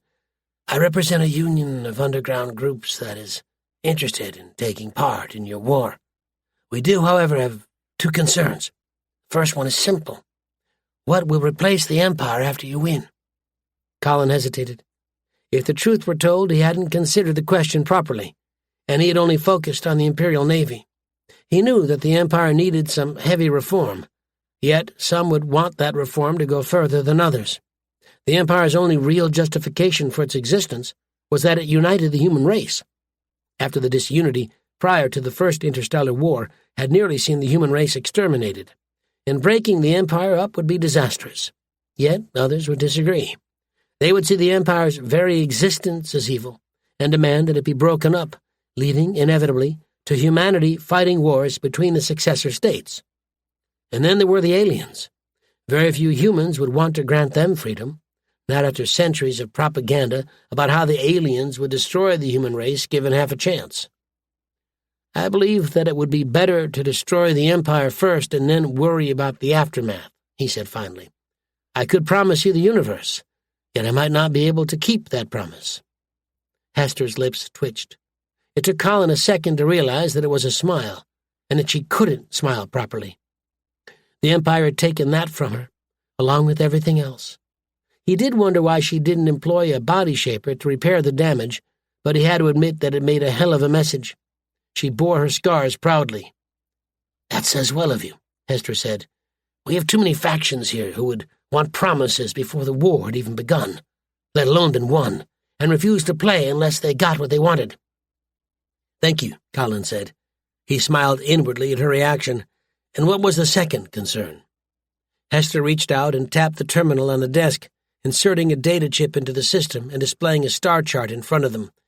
"We've been waging our own war against the Empire for years, before you decided to join us," she said. Colin felt a twinge of guilt. Hester had been fighting the good fight for over 40 years, while Colin had been an infant, and then Admiral Percival's client. It had taken a shocking personal betrayal for him to realize just what the Empire truly was, not a concern for the humans caught under its iron heel. "Many of our number have been captured and sentenced to Garstang. We want them liberated from the Empire." Colin followed her pointing finger. Garstang was the Empire's latest penal world, a barely habitable world on the edge of Sector 117. The convicts, including their families, were loaded into single-shot capsules, given a small amount of supplies, and shot down to the planet's surface. Some penal worlds managed to form civilizations and tame their worlds, allowing the Empire to take them over and incorporate them into the Empire.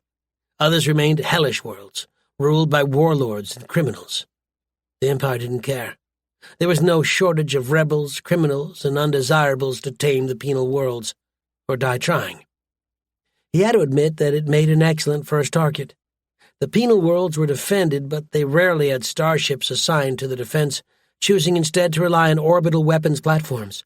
The Imperial Navy crewmen assigned to the planets were hardly the best in the service. Some of them had a habit of recovering convict women from the surface and taking them into orbit, where they were forced to service the crew, and a single super dreadnought could probably blow right through the defenses without suffering any damage. "Tell me something," he said, looking at Cordova. A heavy cruiser could have coped with the defenses of a penal world, if not easily. "Why didn't you go after them yourself?" "We couldn't get a fleet of transports together," Cordova admitted. Behind him, Daria nodded. "There was no way of getting the convicts off the world before reinforcements arrived from the nearest system." Colin nodded. The penal worlds would have a picket ship floating out nearby, drives and weapons stepped down, rendering it invisible to passive sensors. As soon as his fleet arrived, that ship would power up and flicker out, racing to the nearest world with an Imperial Navy squadron. If he went there with his full fleet, however, that picket would have to race to Camelot to summon reinforcements, and that would take at least 3 days. The most pessimistic estimate Colin could come up with was that they would have at least a week before they faced a force capable of destroying the Shadow Fleet. A week would be long enough to pick up quite a few people from the planet's surface. They would just have to be careful that they didn't take any real criminals with the rebels. "Very well," he said finally. "It would be an easy mission, and it would blacken the Empire's eye. It would also be a propaganda blow against the Empire's penal system. We will make that world our first target. I trust that you can provide transport ships for personnel lift?" "Easily," Darius said. She grinned. "I tell them that they're going to be escorted by 9 super dreadnoughts, and they will be delighted to come along and join the fun." Colin grinned back. "And then we can start the real work," he added. A plan was already unfolding in his mind. It would be risky, but if they could pull it off, the rewards would be worthwhile. He looked up at the geek. "Can you modify a pair of bulk freighters for me?" "Of course," Salgak said. The geek's great head, so heavy that it had to be held in place with extra support, turned from side to side. His mechanical eye tracked Colin's face. "What would you like us to do with them?" Colin told him. Chapter 11. "You understand what you have to do?" Lieutenant Commander Gunboat Marcus Willem nodded.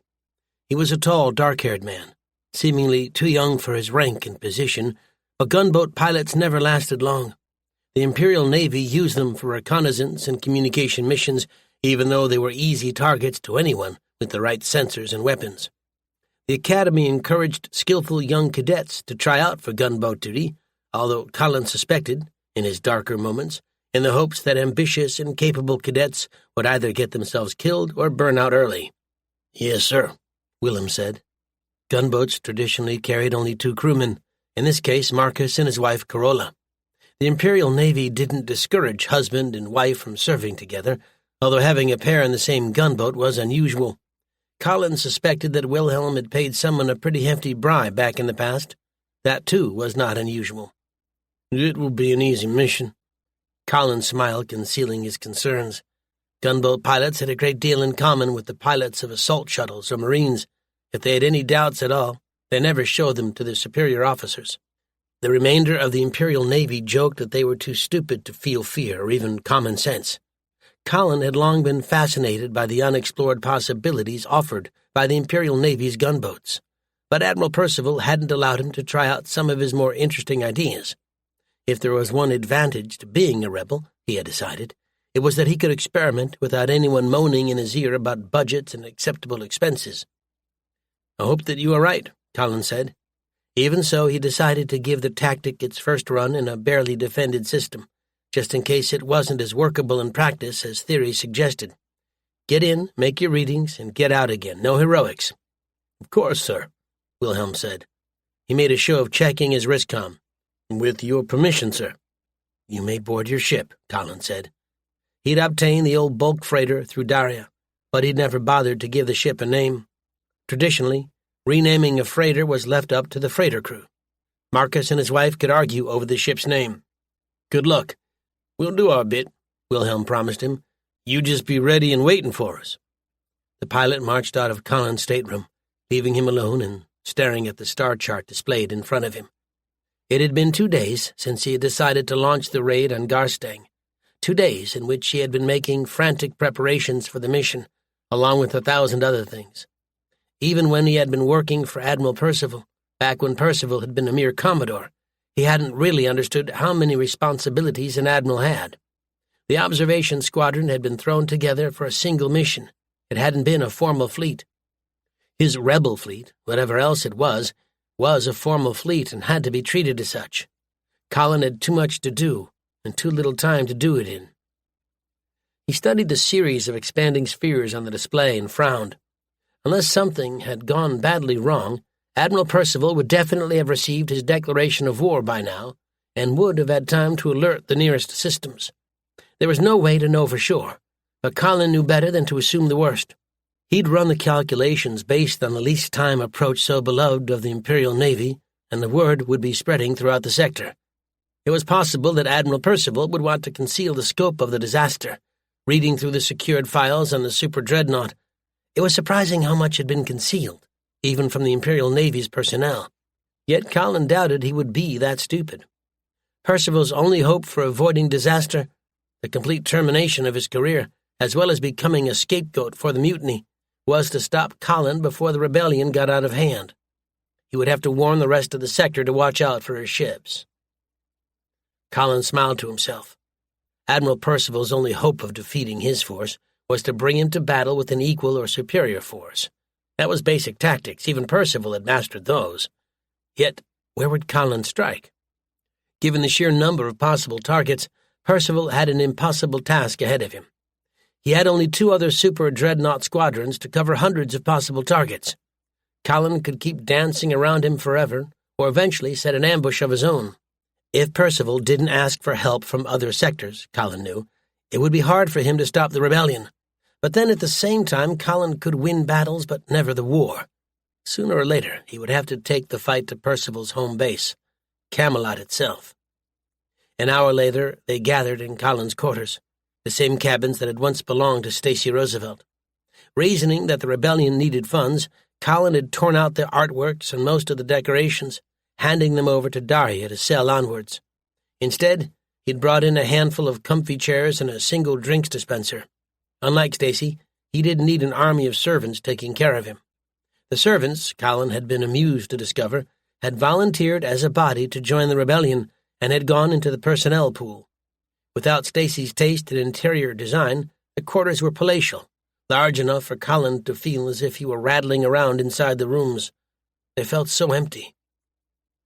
The admirals, Colin knew, were either so full of themselves that they felt as if they deserved such quarters for their own, even though Colin could have installed an entire company of Marines in the compartments or kept a mistress in their private living space. Colin couldn't do either, at least not until the rebellion was underway. He'd just have to endure using the quarters, although he intended to seal off most of the rooms and forget them. A single bed and bathroom was all that he needed. Converting the day room into a meeting room had been easy enough. Percival, of course, would never have allowed those he considered his inferiors into his quarters. "I'm afraid that she does have a point," Anderson said, once they had passed through the discussion concerning security and the number of people who had volunteered to join the rebellion.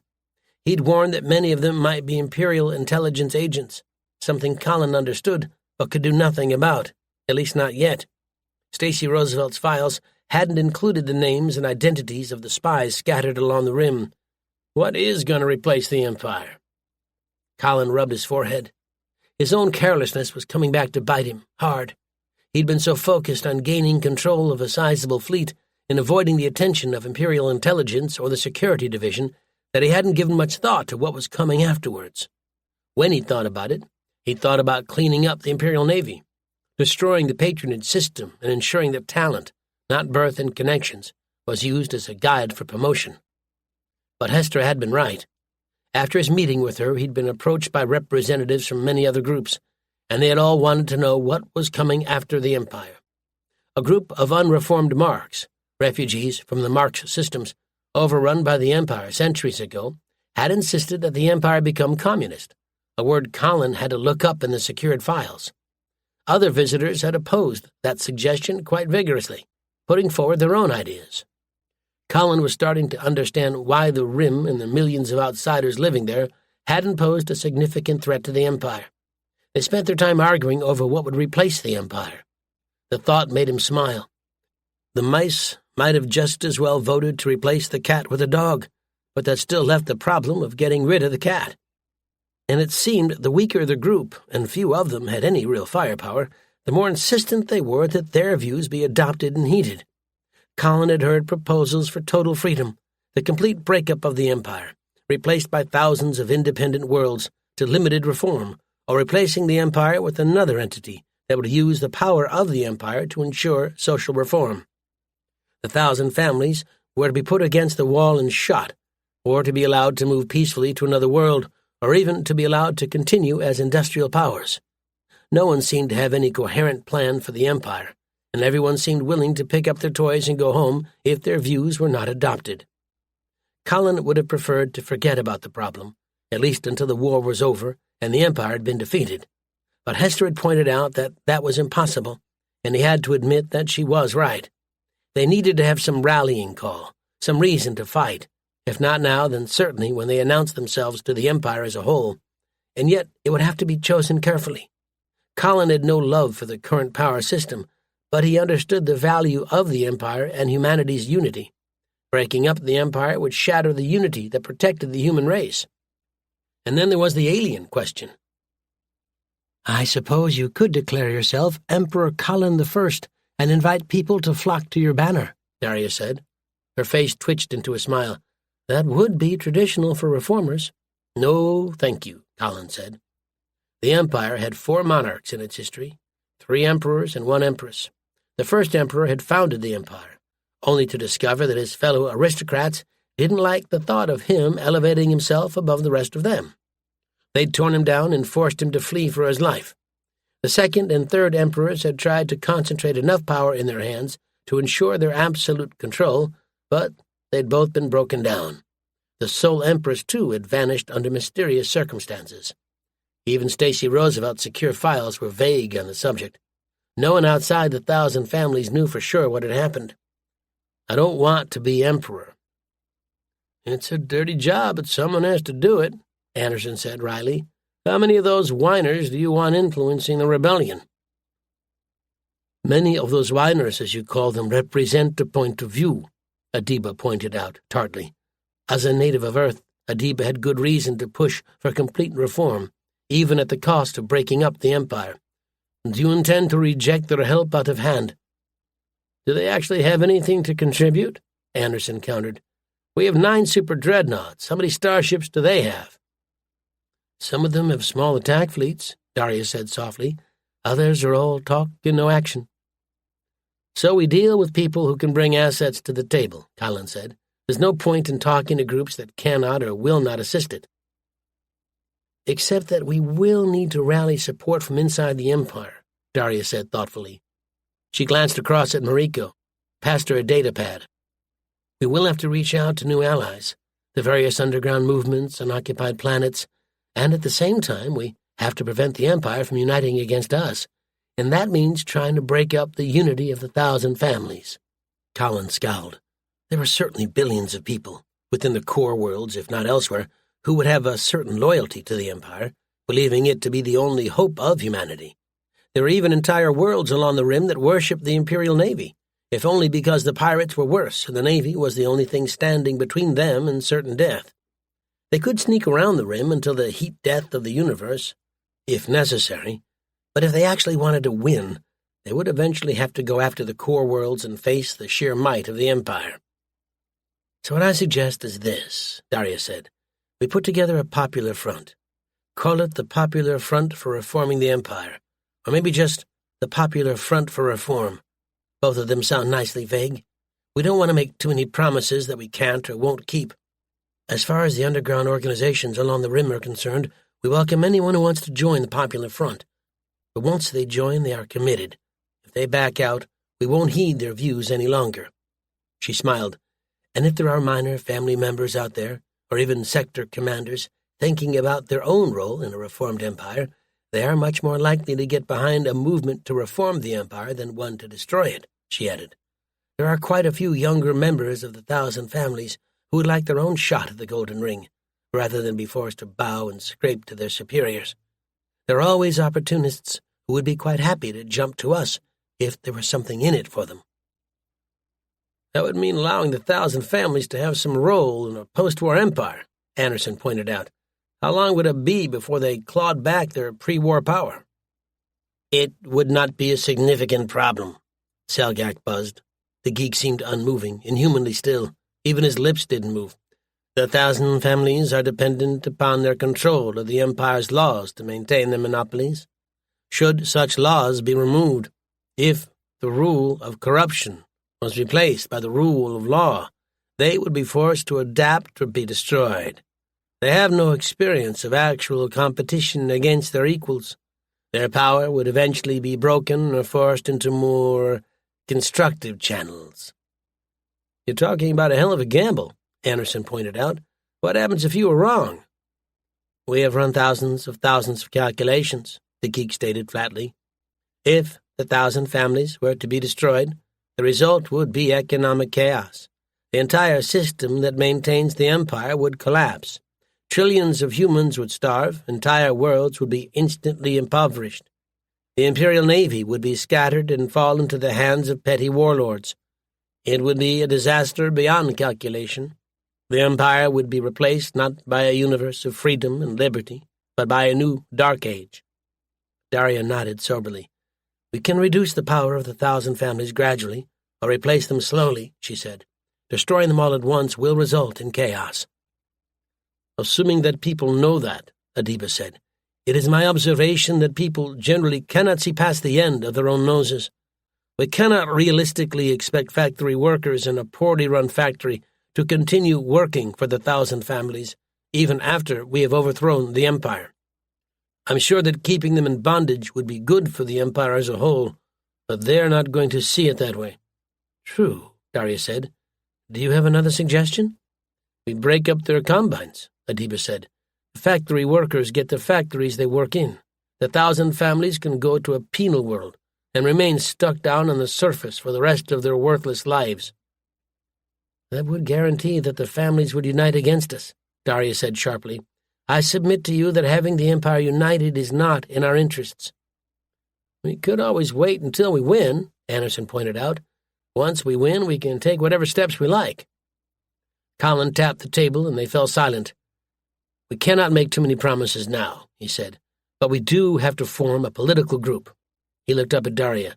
"You and Hester can draw up the charter for the Popular Front, while we're at Garstang, one that will allow us to appeal to both rebel groups and forces still within the Empire. Our goal will be to reform the Empire, including granting first-rank status to all worlds, rather than to destroy it completely. That will ensure that every world has a say in Parliament." "Of course," Daria said. She smiled up at him. "You do realize that not everyone will think that goes far enough?" "I know," Colin said. "I think, however, that we have a war to win before we can make any real promises. Don't you?" He tapped the display, bringing up the star chart. "Once we have returned from the penal world, we will sign the charter and then start the war against the Empire," he continued. "A couple of successful strikes against Admiral Percival will allow us to announce ourselves through the ICN and see how many other rebellions and mutinies we can spark off. And after that, who knows?" "They will already have taken precautions against other mutinies," Anderson said softly. "And if a planet dares to rebel now, they will be crushed. Percival won't allow any challenge to his authority to go unpunished." Colin nodded. "All we can do is give them hope," he said softly. "And that really is all they need. Once we defeat Admiral Percival and liberate the sector, we should have new allies willing to join us in our war." "Which leads neatly to the final issue," Daria said. "What about Jackson's Folly?" Colin winced. By his most optimistic calculations, Admiral Percival would have dispatched a second fleet to Jackson's Folly by now, one that wouldn't be met by a mutinous observation squadron. And then— "There's nothing we can do for them," he admitted. He felt a twinge of guilt. The Empire might have decided Jackson's Folly's fate as soon as it had stumbled across the world and its daughter colonies, but he'd made their position a great deal worse. They're on their own. Chapter 12. The buzzing of the intercom woke Penny from an uncomfortable sleep. "Commander Quick to the flag bridge, please," it said. "I say again, Commander Quick to the flag bridge, please." Penny scowled as she pulled herself out of bed and reached for her tunic. She wasn't blind to the verbal demotion. There could only ever be one captain on a starship, so anyone else holding the rank of captain was normally granted a courtesy promotion to the next rank, or to what it said about Commodore Rupert Brent Cochrane. 4 days with him on the super dreadnought had been rather fraught. Brent Cochrane believed that he was going places and that Penny could somehow help him accomplish his aim. Penny had no idea why he believed that she could help. His connections were far superior to hers, but there had been several uncomfortable discussions and verbal fencing, all completely pointless. She checked her appearance in the mirror, running a hand through her long blonde hair to ensure that it stayed in place. At least the bruises had faded away, thanks to a liberal application of quick-heal ointment and painkiller. Penny buttoned up her tunic, silently grateful that she wasn't with Percival and that she could wear a more regular uniform, and checked the pistol she wore on her belt. Ever since the first reports of the mutiny, Percival had insisted that his staff carried weapons, even though the reports had made it clear that the mutiny had been led by senior officers like her. The thought made her smile humorlessly as she walked through the hatch and out into officer country. There was an entire platoon of black shirts deployed to protect the officers from their crew. The Marines had been removed from the ship, following the interrogation of the Loyalists from Jackson's Folly, and several more companies deployed to keep an eye on the crew. They were already making themselves unpopular. The drug treatments used to render the black shirts willing to commit the most horrific atrocities in the name of the Empire also damaged their sense of good behavior, as if anyone who willingly joined the black shirts had any sense of decency in the first place. There had been 9 rapes, 4 beatings, for no real reason Penny could see, and at least 1 murder. If the crew of the General Winston hadn't been feeling mutinous before, Penny knew, it sure as hell was feeling mutinous now. She passed another black shirt as she reached the flag bridge, holding up her indent for him to inspect before he waved her through into the compartment. It was buzzing with life. Brent Cochran, whatever his other faults, was a fairly competent commander. Unlike Stacy Roosevelt, he had rather more than 2 brain cells to rub together, even though there were rumors of perversions in his private life that put even Percival in the shade. The Commodore nodded to her as she entered, but didn't move away from the display. The Super Dreadnought Squadron was only 2 light years from Jackson's Folly. Penny found her seat and sat down. Matching his studied rudeness was studied unconcern. The terminal she wore at her waist bleeped as she pulled it out of her belt, having finished running the search program while she was asleep. Percival hadn't been very forthcoming about Commander Walker, but Penny had access to the secured files and had used her terminal to make inquiries. Commander Walker had been royally screwed by Percival, not in the same sense, part of her mind joked, as she was royally screwed, and now he was out for revenge. It wasn't unknown for senior officers to have accidents at the hands of junior crewmen who felt slighted in some way, but she had to admit that Commander Walker had found a hell of a way to get back at his superior. Percival would be very lucky if his career survived the mutiny. He'd certainly never be trusted with such responsibility ever again. It had occurred to her, she had carefully not mentioned it to Percival, although he would think of it himself soon enough, that the Empire could bring pressure to bear on the families of the mutineers. Her search program revealed that it wasn't going to be that easy. According to Imperial intelligence, Commander Walker's family had died a long time ago, and he hadn't even been back to his homeworld for the funeral. That wasn't uncommon. The sheer size of the Empire meant that the notification might not arrive until the funeral was over. Yet Walker had never even applied for leave to go home. There were other, more promising possibilities, but Penny suspected that they too would be useless. The rebels had to know that the Empire wouldn't show them any mercy. "Prepare for jump," Brent Cochran said, bringing her back to reality. He'd pushed his ships to the limit, rushing to Jackson's Folly, as if he expected to find the mutineers still present in the system. He'd also brought along 3 squadrons of heavy cruisers, 1 squadron of battle cruisers and 5 squadrons of destroyers, enough to destroy the entire rebel fleet if they encountered it. Penny doubted that they would be that lucky, but at least Brent Cochran had considered the possibility. "On my mark, flicker." Penny's chest heaved as the starship jumped 2 light years, appearing 2 light minutes from Jackson's Folly. Brent Cochran had decided, given that there was no way to know just what was happening on Jackson's Folly, that it would be wiser not to jump in right on top of the planet. The gravity well would certainly scatter his formation when they arrived, something that would be disastrous if the rebels were still present and on the ball. The display lit up, revealing the existence of the planets, as if someone could have stolen them, she mocked herself, but little else. They were too far away from the planet to pick up starships orbiting it at once. "Launch probes," Brent Cochran ordered.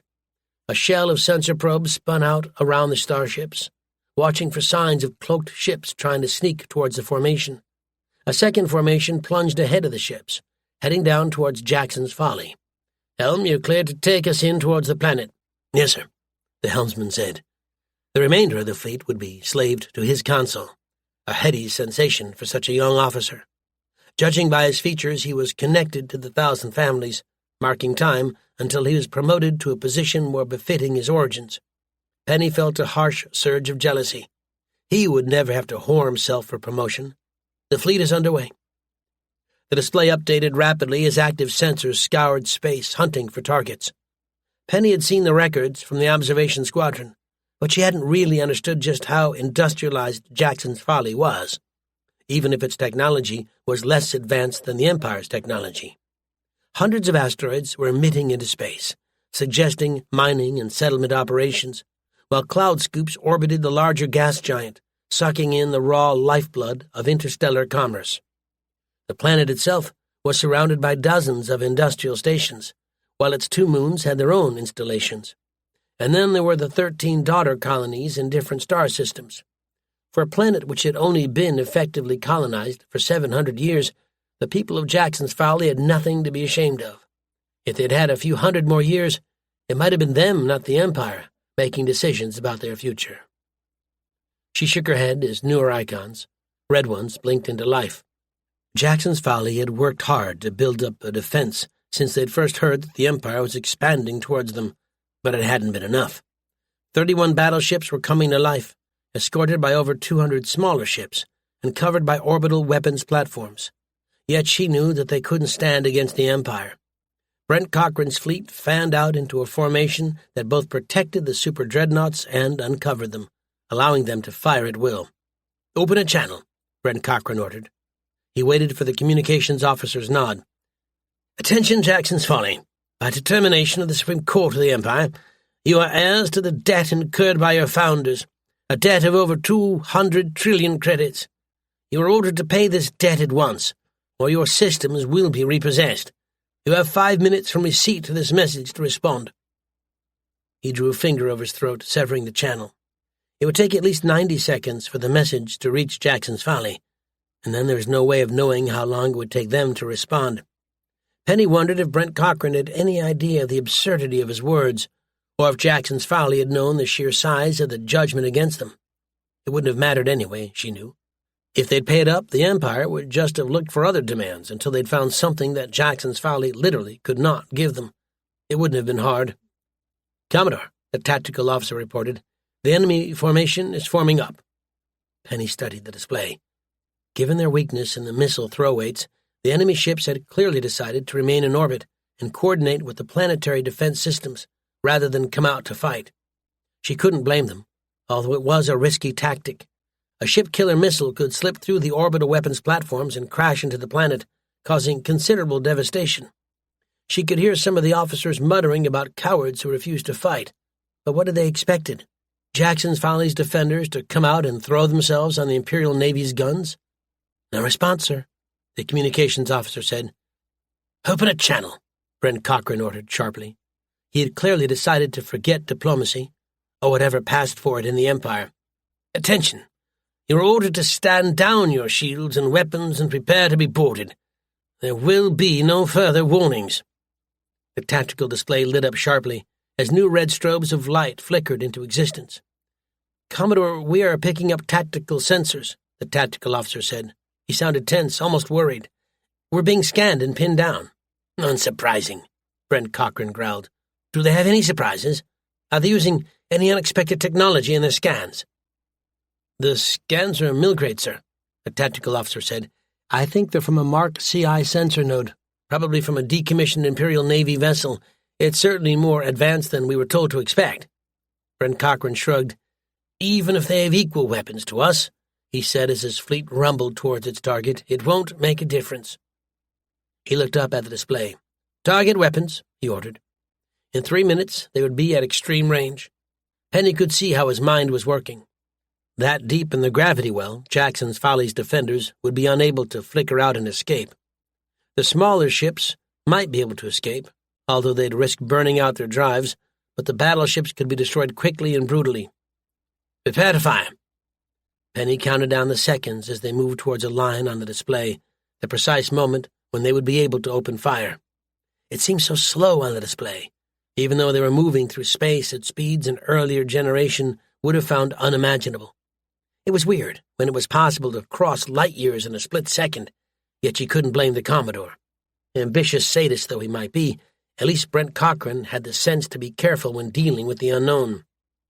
"Weapons locked on target," the tactical officer said. "I'm getting updated telemetry from the drones. The defenders are moving to enhance their position." "No need to give them the time," Brent Cochrane said. The starships had reached weapons range. You're authorized to open fire." The super dreadnought shook as it unleashed its first barrage of missiles. A moment later, the other super dreadnoughts followed suit, emptying their external racks into space. The missiles formed up, guided by their onboard computers, and roared towards the defenses. The defenders started to return fire, a counterattack that looked impressive until Penny saw the underlying data from the drones. Jackson's Folly had missiles, all right, but they were both larger and slower than the Imperial Navy's missiles. The mutineers hadn't taken the time to transfer any of their stocks to the defenders. She pushed the thought of oncoming death out of her mind. She'd studied the records downloaded to her just before they departed Camelot, and it was clear, in hindsight, that something had been wrong with the observation squadron. They'd requested enough supplies from Camelot to allow them to function independently for at least 5 years, including both weapons and spare parts. That alone should have tipped off Imperial intelligence. But Captain Commodore Howell had signed off on the requests, his name alone ensuring that no one would take too close a look at them. The Roosevelt family's determination to secure Jackson's Folly for their private use had, ironically, contributed to the mutiny's success. It wasn't something that she could suggest to Percival, not when he, too, was dependent on the Roosevelt family for his patronage. He would be more likely to turn on her. "Impact in 20 seconds, the tactical officer said. "The enemy point defense is engaging our missiles." Penny watched, a helpless observer, as the defenders opened fire. It was immediately clear that their point defense was far better than the Empire had believed, but that it wasn't anything like enough. She suspected, it would be impossible to prove it, at least immediately, that they had removed all the cutouts the Empire had built into their data nets, allowing a far greater degree of coordination. Even if they hadn't built additional starships, they might have had enough, if they'd had more point defense. As it was, the torrent of missiles simply overwhelmed the defenders and started to slam home. One by one, the starships of the Jackson's Folly Defense Force were systematically destroyed. Their own desperate attempt to strike back at the Empire failed almost at once. Their missiles ran into the combined point defense of 80 starships, bound together by the most sophisticated data net that the Empire could produce. The missiles were scythed down, only a handful surviving to make it through the defenses and slam against starship hulls. They might have had better luck if they had aimed at the smaller ships, but they'd concentrated on the super dreadnoughts, and their shields could easily handle the impacts. Nuclear fire blossomed against the darkness of space and then faded away, leaving the shields unharmed. Nothing, not even a tiny erg of energy, leaked through the shields to scar the hull. The main body of the defenders might have been destroyed, but many orbital weapons platforms were still intact, firing desperately towards the Imperial Navy starships, as if they could somehow ward them off. Brent Cochran ordered a second salvo fired, although this one was more restrained.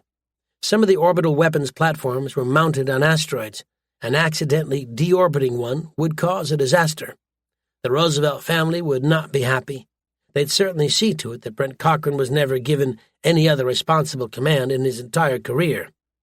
The irony wasn't lost on Penny, as one by one the remaining platforms were rapidly destroyed. "Launch the assault sleds," Brent Cochran ordered. Normally, assaulting and securing the orbital industrial nodes would be Marine responsibility, but with Marine loyalties uncertain, the task had been given to the Blackshirts instead. Penny suspected that most of them were going to die in the assaults, yet she knew the Empire's view. There were always plenty more Blackshirts where they came from. They were recruited from the poorest of colony worlds or Earth's undercity, before being indoctrinated into the security division. "I want those facilities secured now." Penny shrugged, sitting back in her chair and watching with polite interest. A handful of positions on the ground were firing on the fleet. Ground-based defenses were rare in the Empire, officially because it would expose the civilian population to enemy counterfire, and they were rapidly destroyed by KWs dropped by the fleet. The civilian population down below would be terrified, wondering what was going to happen to them when the Empire finally started to land its occupation force. Penny hoped that most of them had the sense to get out of the cities and remain away from the Blackshirts. They were not known for being gentle occupiers. "Shit!" someone snapped. Penny looked up just in time to see one of the asteroid facilities disintegrate in a towering explosion. The sheer size of the explosion suggested that someone had touched off a nuke, rather than allow the facility to fall into the Empire's hands. "Sir, the facility has been—" Destroyed, Brent Cochran snarled. Penny smiled inwardly. There went that bonus from the Roosevelt family. Order the remaining facilities to be secured quickly. Somewhat to Penny's disappointment, the remaining facilities weren't rigged to blow when the black shirts occupied them. The few remaining Jackson's Folly personnel were taken prisoner and transferred to one of the troop ships until facilities could be found for them on the surface of the planet. Brent Cochran watched from his own chair as the high orbitals were ruthlessly secured and the debris destroyed or tipped into the planet's atmosphere, where it burned up harmlessly. There were no remaining shots from the planet's surface. "Land the landing force," Brent Cochran ordered calmly. The first assault boats separated from the transports and headed down towards the planet's surface. The Commodore himself strode over to Penny and placed his hand on her shoulder. "Hard enough to hurt. You'll be able to report to the Admiral that we succeeded, of course. Jackson's Folly is ours." "Of course," Penny agreed, keeping her voice even. On the other hand, if the Commodore's fleet were to be drawn away, the rebels would be able to liberate Jackson's Folly. How long would the world remain occupied then? Was there ever any doubt about the final outcome? Chapter 13. "Anything to report, Lieutenant?" Lieutenant Adam looked up as Commander Fox entered the compartment. "Nothing, sir," he said. "Nothing to report, just as there was nothing to report every day for the past few months. There was nothing at all." Fox scowled at him. The Imperial Navy might have been responsible for maintaining the security of the various penal worlds throughout the Empire, but they were hardly going to waste competent or well-connected officers on the position.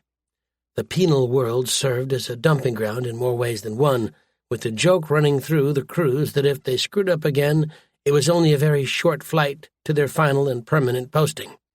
And if the commanding officer wasn't feeling generous, they wouldn't be given a parachute or a drop capsule. The Garstang system was officially off-limits to all civilian starships, but from time to time starships used it as a rendezvous point or a recovery location if their drives started to show signs of trouble. The Imperial Navy stations in the system didn't usually bother to waste time tracking down the intruders because there was nothing of value in the remainder of the system. As long as they didn't try to breach the security stations surrounding the planet itself, Fox didn't give a damn. It wasn't as if he cared enough to waste time patrolling a handful of dead worlds. The system didn't even have a gas giant or an asteroid field. "Very good," he said finally. He'd managed the remarkable feat of nearly crashing his starship into another ship, disaster only being averted by quick thinking on the part of the ship's commanding officer. He'd half expected the captain to execute him on the spot, but instead the captain had promoted him and sent him to the penal world. It hadn't taken long for Fox to realize that it was, in effect, a life sentence. The promotion was meaningless outside the system itself. "You stand relieved." Adam threw him a sloppy salute and headed out of the compartment, passing through the secured hatches and down into the interior of the station, while Fox settled himself down in the command chair. Standard operating procedure, SOP, insisted that at least 3 officers be on watch duty at any given time, but he just didn't have the manpower to follow SOP to the letter. Besides, it wasn't as if they were a frontline station. His crew might be the Imperial Navy's cast-offs and rejects, but he trusted them not to screw up too badly. Besides, he hadn't been joking when he'd warned that some transgressions would result in the offender being dumped on the planet below. Garstang had been an odd planet when the Imperial Navy had discovered it, a desert world orbiting a variable star. A runaway greenhouse effect combined with the occasional radiation bombardment from the local primary had resulted in a nearly dead world with low levels of oxygen, habitable only to heavily engineered settlers. The terraforming crews had, instead, dumped a massive biological packet on the planet's surface and gone away to leave it to ferment. All of their computer models, they'd claimed afterwards, had said that the planet should have become a more habitable world. Ironically, they'd succeeded beyond their wildest dreams. The terraforming crews hadn't realized, or had professed not to realize, as there were billions of credits wrapped up in every terraforming mission, that Garstang wasn't anything as close to dead as they had thought. The tiny signs of life on the planet's surface, hardened lichen and comparable plant-like forms, were only the tip of the iceberg. Deep underground, other forms of life struggled for survival, perfectly adapted to their environment. The sudden infusion of higher levels of oxygen and Earth-based forms of life provided a massive boost to the natives, and over 70 years the planet flourished. Forms of animal life that had lived deep underground came up to the surface, where they established themselves as part of a new ecosystem. The entire planet had been reshaped. It was also unrelentingly hostile to uninvited guests. After the first attempt to plant a colony on the surface of the planet had failed miserably, the Ministry of Settlement had given up and converted the world into a penal colony. Every month the freighters would arrive carrying the human waste of the empire, everything from rebels to murderers and pedophiles. The convicts were given a small amount of survival equipment, loaded into drop capsules, accompanied by their families if they chose to accept permanent exile, and shot down to the surface. What they did after that, as far as the Empire was concerned, was their own affair. If they tamed the planet, the Empire could put in a garrison and take over. If they all died, the Empire had been saved the cost of an execution. Even criminals could be made to service the Empire. The thought made Fox smile because there were some benefits to serving on the orbiting platforms. Once they realized where they were going, convicts, particularly female convicts, became desperate to escape. There were no less than 30 female convicts on the orbiting platform, doing everything from cooking and cleaning to entertaining the prison guards. If any of them displeased the guards, or refused to do whatever they were asked, they could be transported down to the planet's surface and abandoned. Indeed, they would eventually have to be sent down anyway, for they had all been sentenced to death.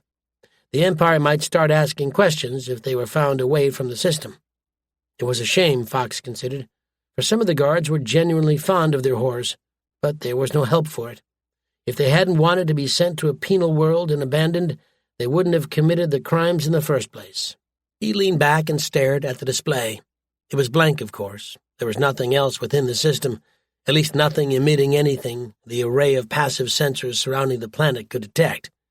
He had sometimes wondered if there was a black colony hidden within the system, perhaps down on the planet itself. Yet if there was, it would be very good at hiding.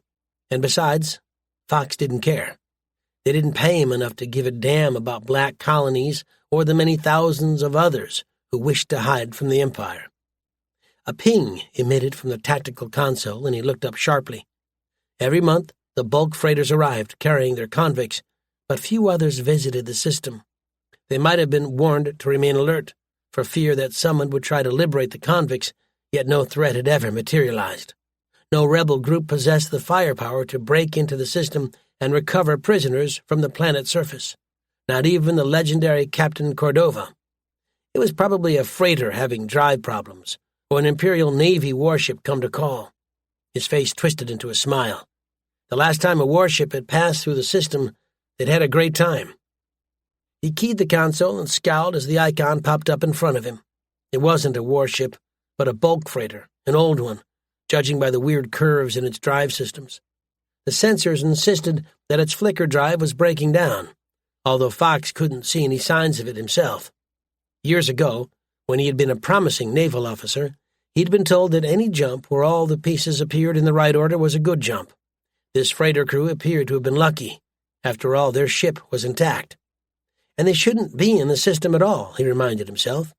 His grin grew wider as he considered the bribes he could extract from the crew, in exchange for not revealing their visit to higher command. The sector commander would be very suspicious of any freighter that went into a restricted system without authorization. He might even issue a warrant for the crew to be hunted down and arrested as rebels. Who knew? Perhaps the ship included some young and attractive female crew members. He tapped the console and sent a standard challenge to the freighter. It was unlikely that the freighter posed any kind of threat. Freighters weren't warships, no matter how many weapons the foolish or desperate crammed into their hulls. But just in case, he also sent the activation commands to the weapons platforms. It would at least suggest that he and his crew were on the ball if an inspection mission ever arrived, although he'd been stuck on the platform for over 10 years, and there had never been a single inspection. The penal worlds were out of sight, out of mind, exactly how the Empire liked it. The image of the freighter grew sharper as his sensors started to ping off its hull. It was terribly damaged, not by pirates, but by age and ill use. Fox was mildly surprised that it was still intact. even though starships didn't just decay. It looked as if the freighter crew were going to be very poor, which was unfortunate for them. He was just going to have to do his duty and detain them as possible rebels. Chuckling to himself, he keyed the intercom and ordered a boarding party. The men wouldn't be too happy at being dragged away from their beds. If nothing else, the orbiting station had enough room for even a lowly crewman to have a large set of quarters. And they're whores, but who cared what they thought? Besides, there might even be a reward in it for them. "Yep, they've definitely got us," Marcus announced. He looked over at his wife. Corolla was young, but her face was already showing signs of age and stress, the same age and stress he knew his own face displayed. Gunboat pilots tended to live fast and die young, an inevitable consequence of the role, and those who survived grew old quickly. Gunboats were the smallest starships in existence, the smallest craft to carry an independent flicker drive, and they were almost defenseless. Even a glancing hit from a railgun would destroy a gunboat.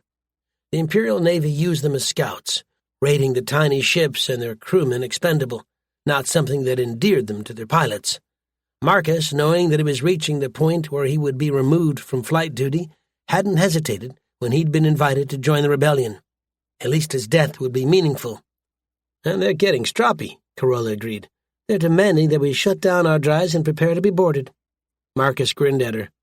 While he was the prime pilot, Corolla was co-pilot, communications, sensors, and tactical officer rolled into one. If they'd been flying a standard mission, he would have been concentrating on evading the enemy pursuit and point defense, while she concentrated on actually gathering the information the fleet needed. As it was, they could actually afford to relax. Admiral Walker's grand idea had seen to that. He glanced down at the tiny console, watching his information float across the screen, right in front of him.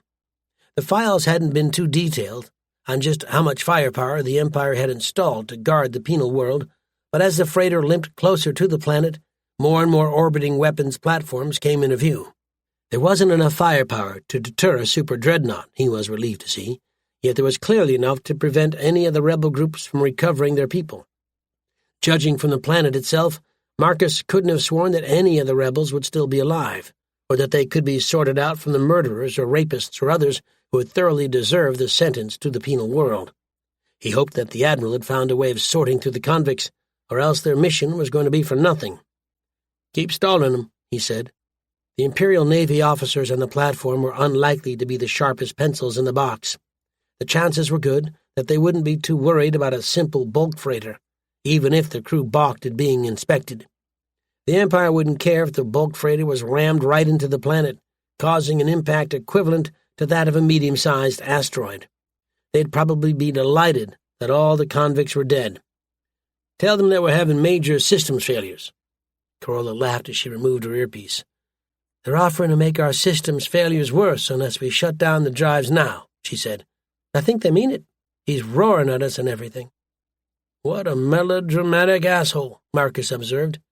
He keyed a switch, transferring everything the freighter's sensors had picked up into the secure storage node on board the gunboat. "I'm flash-waking the drive now. Tell them that we're attempting to recycle the flicker drive and shut it down." A dull hum echoed through the gunboat as the flicker drive came to life. Marcus hadn't admitted it. Gunboat pilots never showed their fear, not even in front of their wives, but this was the part of the mission that most worried him. The weird energies released by an activated flicker drive couldn't be shielded or concealed by anything short of a planet. If they were lucky, the platform would mistake the gunboat's flicker drive for the freighter's drive. The data packet they'd transmitted had warned that the drive was unstable.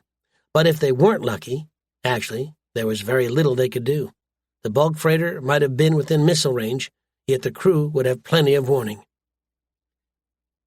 "They're saying that the drive is clearly unstable and suggest that we abandon ship," Corolla said.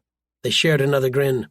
Under Imperial law, an abandoned ship could be declared salvage and end up the property of whoever recovered it. The Imperial Navy wouldn't want the bulk freighter, yet a real freighter crew would have had to pay massive bribes just to recover their ship. The big family-owned shipping lines saw to that. They're even offering to send a shuttle to take us off the ship. "And their time is up," Marcus said. He keyed a final set of commands into the main computer. "Jump in 3, 2, 1, jump." Admiral Walker's idea, Marcus had considered, was so simple that he'd wondered why no one had ever thought of it before. Or perhaps someone had thought of it and decided that it was far too risky to attempt even under strictly controlled conditions. When a starship flickered out, it created a twist in the fabric of time and space, a twist that could be extremely dangerous to anything nearby. Indeed, gunboat pilots were known for waiting around until a missile got close enough to be caught in the effect and flickering out, detonating the missile as they vanished. Flickering out from inside a mothership would cause horrific damage to the mothership, to the point where the Imperial Navy hard-coded safety systems to prevent anyone from being stupid enough to try it. The bulk freighter, however, was expendable. Admiral Walker's crew of geeks had cut out almost the entire cargo bay section and replaced it with a single bay, with the gunboat positioned in the exact center. If the freighter survived, it could be recovered and repaired. If not, it was, after all, expendable. When Marcus hit the final switch, his gunboat flickered out, the signature of its disappearance being masked by the destabilizing freighter drive. It might have been impossible to send a message at FTL speeds, but Admiral Walker's tactic would allow the rebels some improved coordination, if it worked. Marcus swore as the entire gunboat shuddered so hard that he feared it would come apart. One of the dangers of the tactic had been that parts of the freighter would be sucked into the twist with them and wind up slamming against the gunboat's hull. A second danger, a far more likely one, was that the mass of the freighter would randomly affect the jump, sending them to the wrong location or burning out the drives. Marcus had used 5 years of experience to program the jump, along with the most sophisticated computers the Empire could produce, and even he was nervous. He would never have admitted it, of course. "Success!" Corolla proclaimed. The gunboat was tumbling wildly. The artificial gravity seemed to be fading away, suggesting that there was more damage they couldn't detect. But they were alive. "We are in the right location." Marcus laughed as the display lit up with IFF signals. Admiral Walker's fleet was waiting for them. "Start uploading the data," he ordered. He checked the damage control system, which was covered in red lights, "and then tell them that we need a pickup." Fox blinked in surprise as the entire freighter started to disintegrate. His first response was irritation. The freighter's spokeswoman had sounded attractive and desperate, but as he studied the sensors, he found himself puzzled. There seemed to be no valid reason for the starship to disintegrate. It wasn't unknown for a very badly tuned flicker drive to start weakening the vessel's structure, but any freighter crew worth their salt would have known to watch for and avoid that. It looked almost as if they had tried to flicker out, only to have the drive fail spectacularly. "Get the shuttle out there," he ordered. His crew had at least responded quickly, even though they'd grumbled a great deal. He couldn't really blame them. Salvaging a bulk freighter, its manifest had stated that it was carrying farming tools rather than anything interesting, wasn't an easy task, even if the freighter was intact. As it was, it looked as if a single misjudgment could cause a disaster. "I want—" He broke off as new red icons spangled into existence on the display. Holy shit! Chapter 14. "Jump completed, sir," the helmsman reported. "Enemy tactical sensors are scanning us," the tactical officer added. "I think they can't believe their eyes." Colin smiled. He knew how he would have reacted if he'd been in command of the base and had suddenly seen 9 super dreadnoughts and over 100 smaller ships bearing down on him. It was possible that the Imperial Navy crewmen would believe that they were legitimate starships on a legitimate mission, but he decided not to try to use the fake IFF signals. The geeks swore blind that Colin's fleet would be able to pretend to be either of Percival's remaining super dreadnought squadrons, yet Colin wanted to hide that capability until they hit a far harder target than Garstang. The planet grew in the main display as his fleet headed towards the network of orbital weapons platforms surrounding the penal world. It didn't look healthy, not to Colin's eyes, a sign of a world at war with itself. Unlike most marginally habitable worlds, Garstang's native ecology had proven itself able to fight the infusion of Earth-native plants and animals, creating a nightmarish environment for the unwilling colonists. Eventually, it would settle down into a balanced position. The terraforming crews had been certain of that, but for the moment it made an ideal penal world. Colin couldn't keep his eyes off it. If his rebellion failed, most of his crew would be sentenced to a penal world, although he himself would be publicly executed. The Empire would never show mercy to his men. "They're hailing us," the communications officer said. "They're asking what we're doing here." Colin's lips twitched. Admiral Percival clearly hadn't warned the penal colony that 9 super dreadnoughts had fallen into enemy hands, or that they might be raided by rebel forces. The Imperial Navy crew on the platforms had to know that something was wrong. The fleet bearing down on them included some very non-standard starships, yet they might not realize just how badly they were screwed. His lips tightened into a humorless smile. A single salvo of missiles from his fleet would utterly destroy the planet's defenses and allow him to recover as many of the prisoners as he could without any fear of being interrupted. Provided, of course, that we can find that picket ship, he thought sourly. The super dreadnought's massive arrays of tactical sensors were probing space. There was no point in trying to hide, but they hadn't located the picket ship. Colin wasn't too surprised. As long as the crew was careful, they could just keep their heads down, power up their own flicker drive, and jump out. The thought was bleakly amusing. Where could they go to get reinforcements capable of taking on 9 super dreadnoughts? There's only one place they could go, Camelot, and that was several days away. "Open a channel," he ordered. "This is Admiral Walker of the Shadow Fleet." He smiled, knowing how the enemy crewmen would be reacting. The Shadow Fleet was a legend, even though Colin suspected that the Popular Front, or whatever they ended up calling themselves, wouldn't want to keep the name. Still, he could use it for the moment, and, with any luck, it would serve to confuse the enemy. "You are ordered to surrender at once," he continued. "If you comply with all of our orders, you will not be harmed. Deactivate the planetary defense grid. Do not attempt to purge your computers or activate any destruct systems. You have 1 minute from this message to comply." He leaned back in his command chair and waited for the seconds to tick away. Purging a starship's computers would make it hard to use the ship, at least until the computers could be rebooted and reprogrammed, but it was hardly fatal. The computers on the orbital platform, on the other hand, were vitally important. They contained the records of who had been sent to where on the planet's surface. It didn't take much imagination to realize that searching an entire planet, a planet with no technology that could be detected from orbit, was not going to be an easy task. Colin knew that it would take years to accomplish, and there was no way he could keep his fleet in one place that long.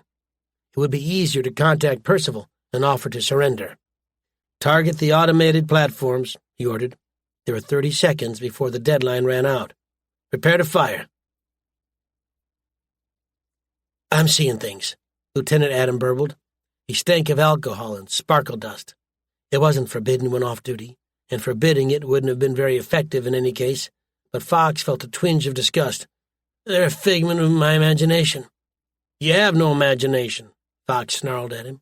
He'd wondered if his sensors had been having flights of fancy when the super dreadnoughts arrived, but every sensor told the same story. The wreckage of the bulk freighter had been forgotten as the super dreadnoughts plowed their way towards his station. Their blocky, ugly image, the very picture of a blunt instrument, was now displayed on all of his consoles. Their tactical scans were so powerful that they were threatening to blind some of his more sensitive sensors. "Inject yourself with a cleanser and then take the tactical console." He ignored Adam's fumbling in the compartment's medical dispenser as he stared at the super dreadnoughts, his mind racing. What was he to do? A tactical genius like Admiral Joshua Wachter could not have pulled a victory from the jaws of defeat, not with 9 super dreadnoughts bearing down on him. The defenses hadn't been designed to stand up to anything heavier than an assault cruiser. If he surrendered, the Empire would not be happy with him, and he might find himself the latest convict on the planet's surface. If he fought, the results would be certain death.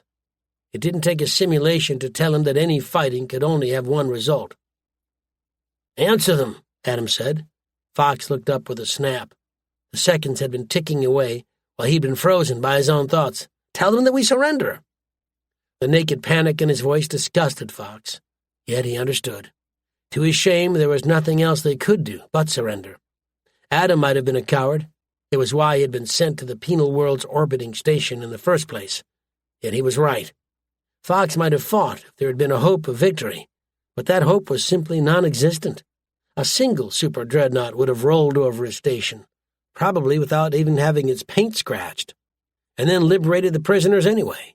9 super dreadnoughts would just do it quicker. He keyed the console.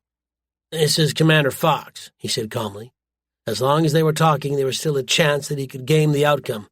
"If we surrender, what guarantees do you offer for my men and me?" There was hardly any pause before the reply, a sign of just how close the super dreadnoughts were to his station. "We will guarantee that they and you will remain alive," the voice said. It was as cold and harsh as the winters on an icy world, one far from a warm star. "We make no other promises. Surrender now or die. There will be no further discussions." Fox bowed his head. At least they would live, if the speaker chose to keep his word. It was tempting to believe that he wouldn't, but he knew that if they fought, they died.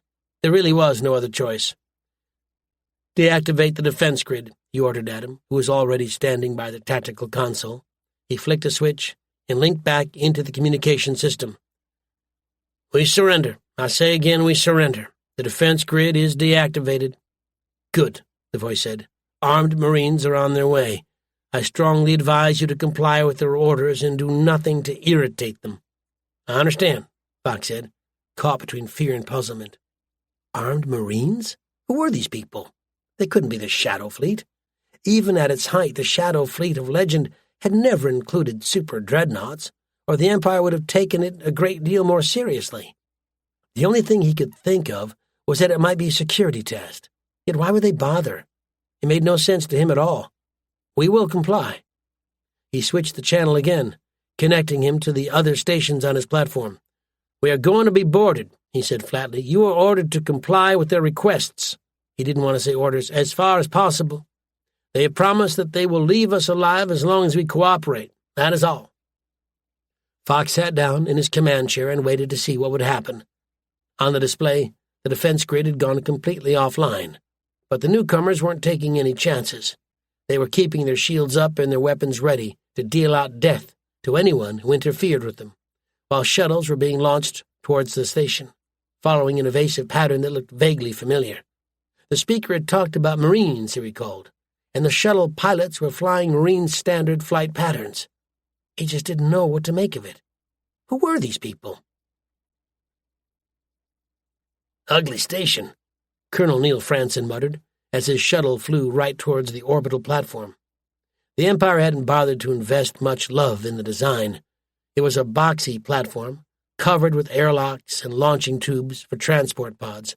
It even looked old, as if the workers couldn't be bothered painting it properly before completing the assembly and releasing it into orbit.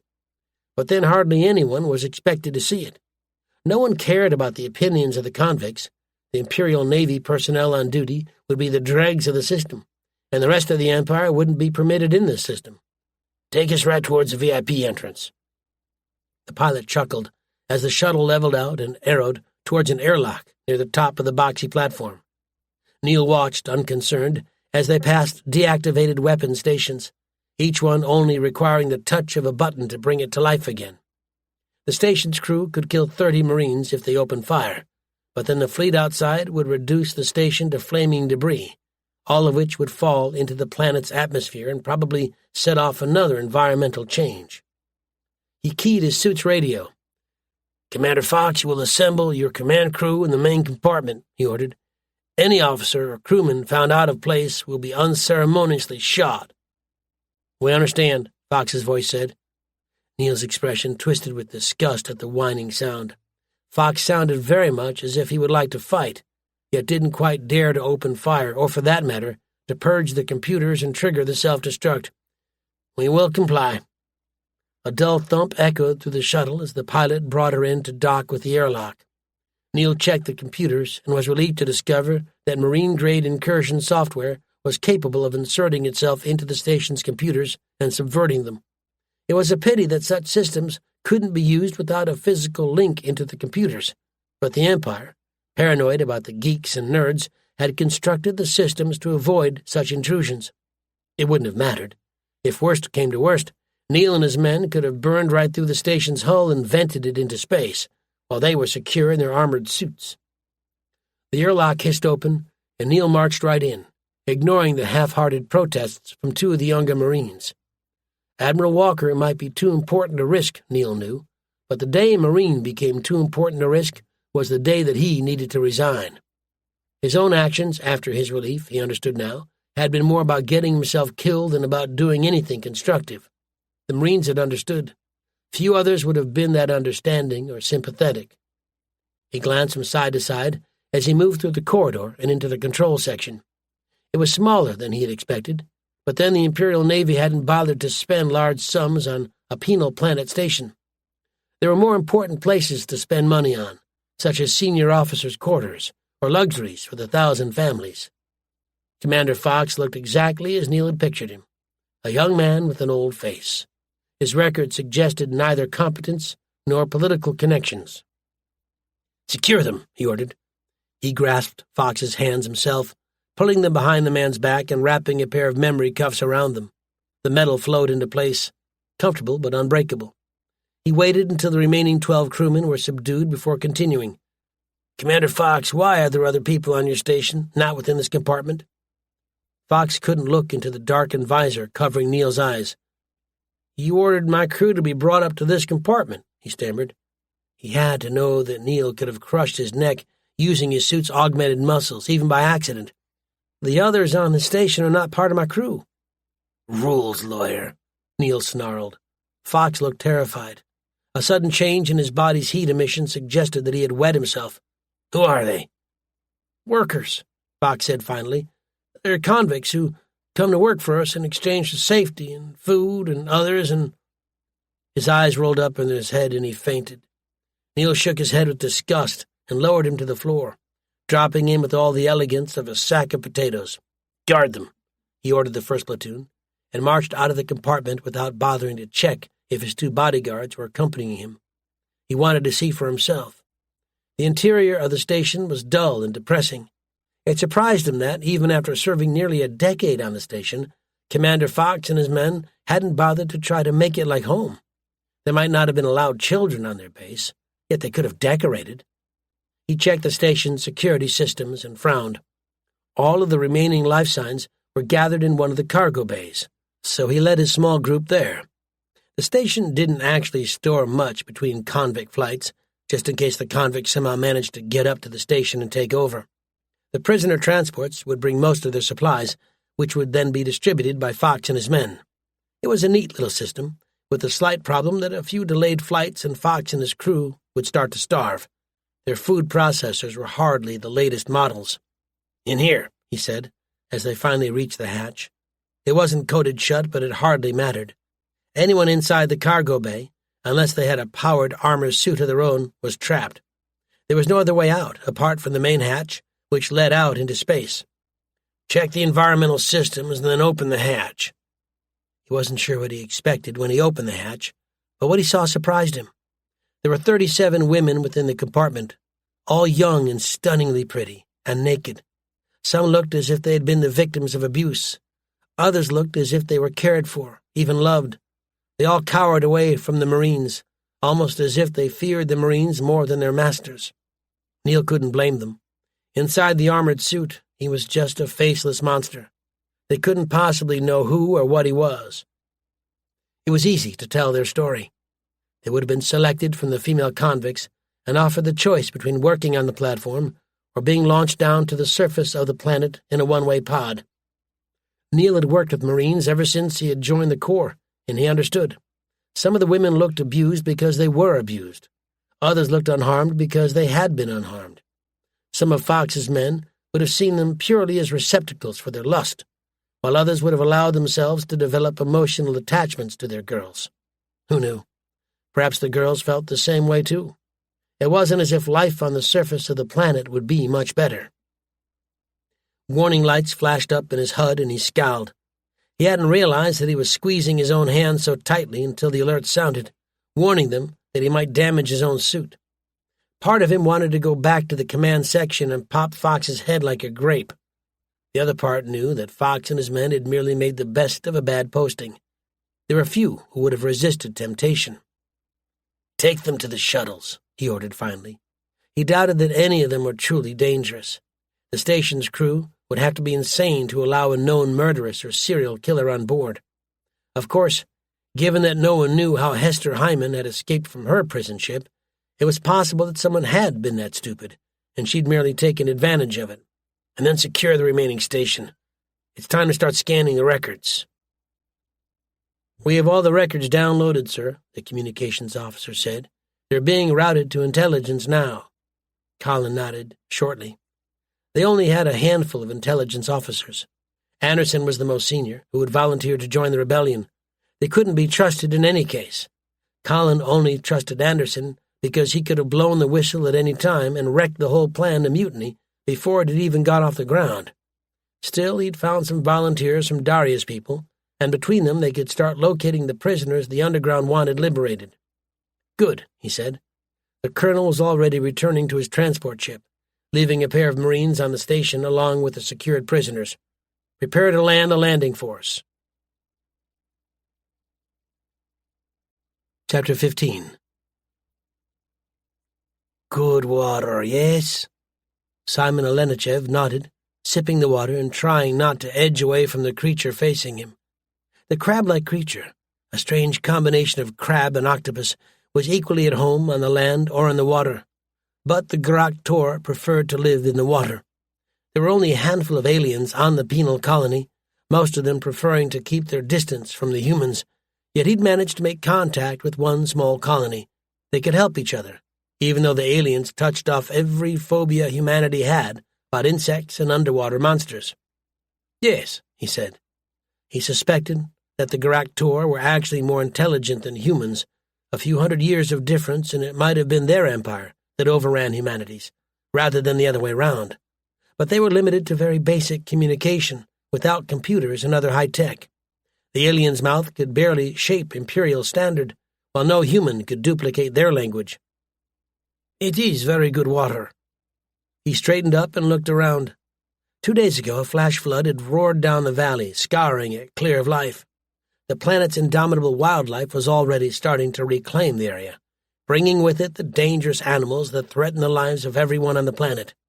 Only Haven, as far as they knew, was relatively safe from the planet's defenders, and that only through constant patrols and careful precautions. The weather on the planet was unpredictable, to the point where Simon and the other leaders of the small colony feared that one day a powerful storm would destroy their colony and leave them exposed to the planet's wildlife. The Empire had definitely known what it was doing when it sent the involuntary colonists to the planet. It would probably kill them all eventually. The trade between humans and crabs, as most humans called them, was based around water and small supplies. The crabs could tell if water was clean and pure.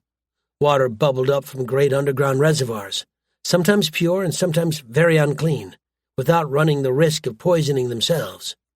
Humanity had the only industrial base on the planet, although it was very primitive by the standards of the Empire, allowing them to trade basic weapons and equipment in exchange. He picked up the small bag of swords and other tools, passing it over to the alien, which took it in one clawed hand. Even watching the alien sent a chill down his spine. "I'll meet you in 1 week," he said, as the crab turned and started to scuttle away, down towards the deeper lake. They had an entire colony underwater, the envy of the humans who watched from the shore, although Simon had a suspicion that the planet's wildlife was attacking their colony with just as much determination as it was attacking Haven. "We'll be waiting." He turned and walked away from the shore, careful to stay on the sand that had been deposited there by the flash flood. The planet's most dangerous wildlife resembled nothing so much as giant snakes, but they seemed to swim through the soil and appear just when they were ready to strike, right underneath their victim. The alert watcher could spot signs of their presence and prepare to stab the snake with a spear as soon as they arrived. The unwary died, often without knowing what had hit them. The Empire had told them that if they tamed the world, they could have it for themselves, but Simon privately doubted that it was possible. It was far more likely that one day Haven would fall and the colony would be destroyed, and then they were the crazies. The Empire hadn't been very discriminating when it unloaded its problem cases onto the planet's surface. Rebels like Simon, he'd led an underground movement that had eventually been broken open by the Empire security forces, had been shipped to the planet, accompanied by petty criminals, victims of intrigue, and outright psychopaths. The criminally insane hadn't thought about cooperating or about obeying some laws for the greater good. They just sought to turn a hellish world into even more of a nightmare. They'd formed roving gangs of bandits, attacking Haven and the handful of other colonies with no ambition but destruction.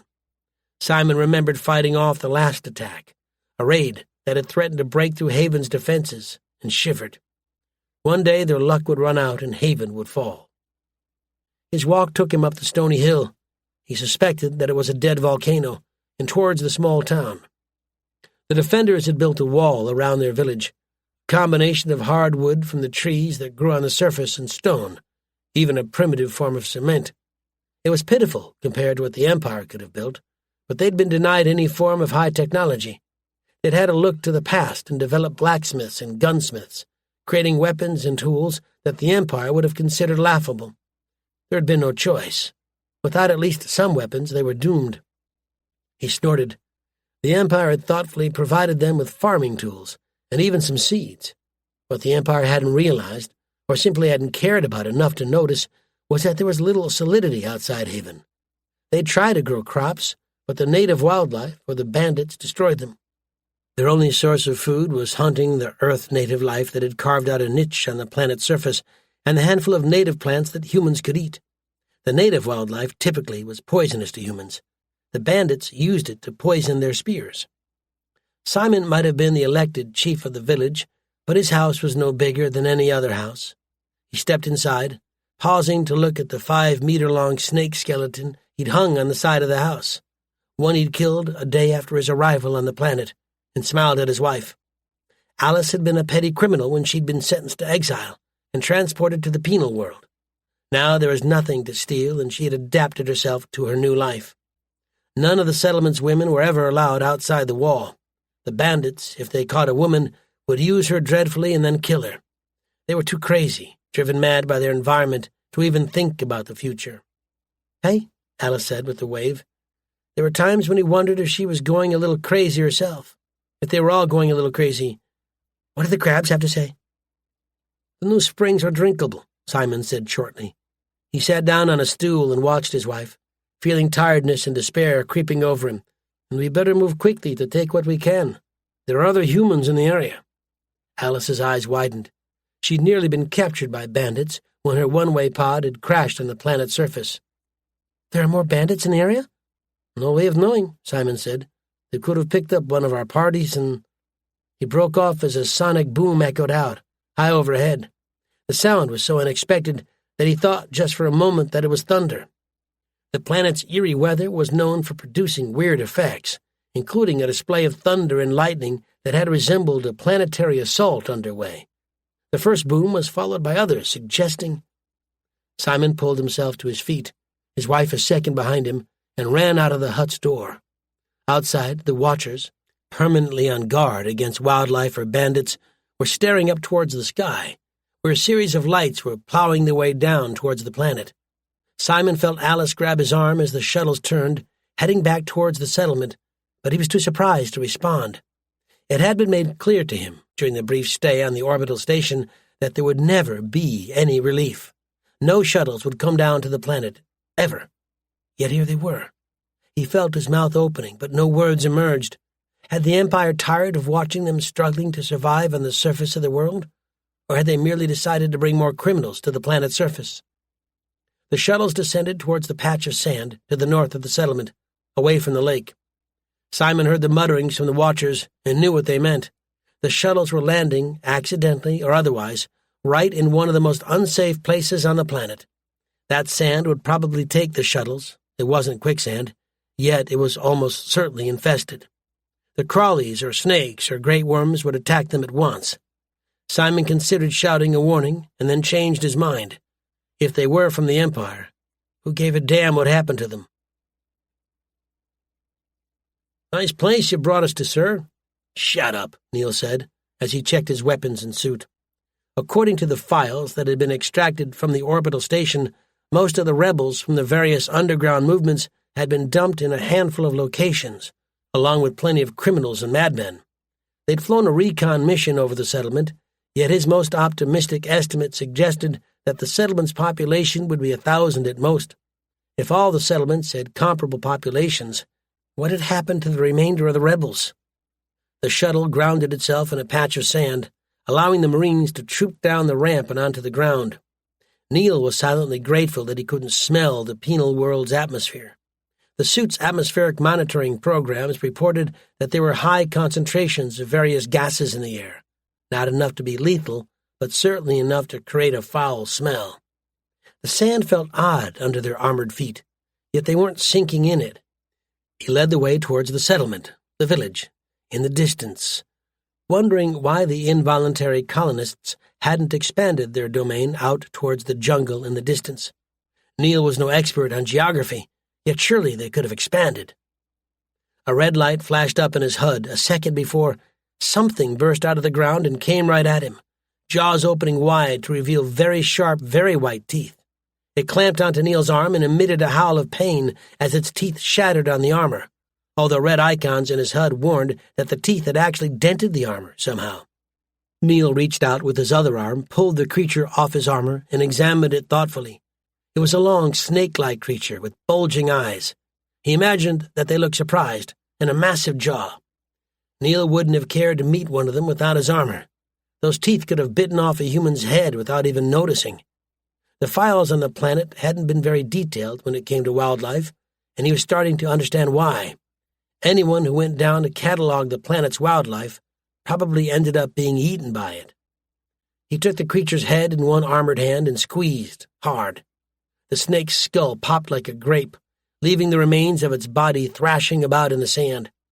Neil muttered a command for his Marines to deploy sensors to watch for other creatures, only to recoil in shock when the first results started to come in. The sand might have looked harmless, but underground there were hundreds of creatures, swimming through the sand towards the armored Marines. There was barely a second's warning before another creature roared up and started to drag a Marine into the sand, before his comrades could rescue him and kill the creature with a burst of plasma fire. "Run," Neil ordered. An armored suit could move at nearly 100 kilometers an hour, at least on flat ground. Newer snakes burst up all around them, only to run into plasma fire as the Marines terminated any threat rapidly and brutally. None of them had served in such an environment before, yet they had adapted quickly. Neil was proud of them in his own way. "Get up to the village, and..." The moment they stepped onto the stony ground, the attacks faded away and ended, as if they'd never been. Neil looked back towards the sand, where they'd left dead creatures in their wake, only to see nothing. The local wildlife had taken the bodies of the dead and sucked them down under the surface, where he suspected that they would be devoured by their own kind. He checked the sensors and wasn't surprised when they concurred. The alien world seemed to have no place for compassion or even courage. He turned back towards the village. "Wait here," he ordered, and started to walk up towards the gates. The settlers should have nothing that could stop an armored suit, but he hadn't come to make war on them. He had to talk to them somehow, and they were likely to be feeling paranoid. Or perhaps they were laughing, he added in the privacy of his own head. The Marines probably hadn't looked very impressive when they'd been running across the sand. The gates opened as he approached, revealing a single man, aged before his time. Neil honestly couldn't place his age. He looked to be around 30, yet he seemed to act as if he was far older. Gray hair and an unhealthy pallor in his face suggested that settlers didn't have a proper diet, let alone proper medical care. Neil had been on worlds that had been deliberately settled with the intent of using as little modern technology as possible, but even they had proper medical care. The penal world, of course, hadn't been given anything of the sort. No one gave a damn about what happened to the people on the surface. They'd been sent to the penal world to die. "Welcome to Haven," the man said. There was a weary, resigned tone in his voice, as if he expected that the Marines had come to lay waste to his world. "What do you want here?" Neil smiled inwardly. The man was direct, something he appreciated. He cracked open his visor, after running a final check on the local environment, and opened his armored suit, allowing them to see his face. The stench, a stench of rotting eggs and fish, reminiscent of part of the Marine training camp, hit him like a hammer, but somehow he refrained from gagging. He needed them to believe him. It would be so much easier if they believed him. "We're not from the Empire," he said, explaining about the mutiny in the rebel fleet, to say nothing of the Popular Front and the various underground groups out along the rim, would take too long. We're here to take you away from this world if you would like to leave. The man stared at him. Are you mad? No, sir, Neil said, trying to project confidence and certainty into his voice. We rebelled against the Empire, and we are looking for recruits. Do you want to stay on this planet or come with us? He wasn't sure what reaction he would receive. There had never been a breakout from a penal world before, yet there had been some dark stories in the Marine Corps' archive, suggestions that perhaps not all of the convicts would want to leave, or perhaps that the strong men who ruled the penal worlds wouldn't want to give up their power, or perhaps that they simply would not be believed. The men and women who had been dumped onto the hellish world would not expect anyone to come for them. They had known that they would spend the rest of their lives on the planet's surface. The man started to cry. We want to leave, he said. When do we go? Neil concealed a smile. We can start loading you onto the shuttles now, he said. We just have to find as many people as we can. The chief led him into the center of the village. Neil was shocked, despite himself. The sight was pitiful. Half-built huts, starving people, a handful of very thin children. The women, in particular, looked beaten down by their lives. Young men armed with primitive firearms. His sensors picked up traces of gunpowder, of all things. Watched his suit warily, although some of them were clearly envious. There were a number of cripples wandering around, their faces blank and unheeding, women who could have been cured within days back in the Empire. There were no male cripples, yet it took him a moment to realize why. The harsh logic of survival meant that a male cripple couldn't make any contribution to the community, so they were turned out into the world to die. Neil had seen terrible things before. He'd waded through blood after a rebellion on a mining colony had become too dangerous for the blackshirts to handle. He'd seen the aftermath of a radiation bomb strike on an inhabited planet's capital city. He should have taken it in his stride, yet somehow the sight affected him more than he wanted to admit. These people had been simply abandoned to their fate. It was disgusting. The penal worlds were just part of the system for keeping people in line. We're going to start bringing down additional shuttles now, he said, trying to avoid looking at one woman. Heavily pregnant, one of her legs was missing, forcing her to walk around on a wooden cane. The sight disturbed him on a very primal level, and then we can get you all out of here. Thank you, the chief said. The sheer gratitude in his voice was almost embarrassing. His wife, a weak-looking girl with fading hair, gazed up at the Marines worshipfully. Thank you. Chapter 16. Colin paced the command deck, feeling the seconds ticking away. It was irrational, he knew, yet he couldn't stop feeling as if some great unseen doom was rushing towards him. Seeing the images from the planet below, he'd had them put on the open datanet, allowing the entire crew to see what they were fighting against, had reminded him of his certain fate if he were to lose the war. And if he'd had any doubts, it was also proof that he was fighting on the right side. Colin wouldn't have lost any sleep over the deaths of serial killers or pedophiles. Yet the Empire had placed such abominable people in with rebels and others who had merely wanted a better life for themselves. It was a chilling reminder of the true nature of the Empire. It was a system that just didn't care. The records they'd recovered from the orbital station hadn't been that detailed, not entirely to Colin's surprise. Hester had given them a list of names she wanted recovered, yet Colin knew that it would be as much a matter of luck as judgment.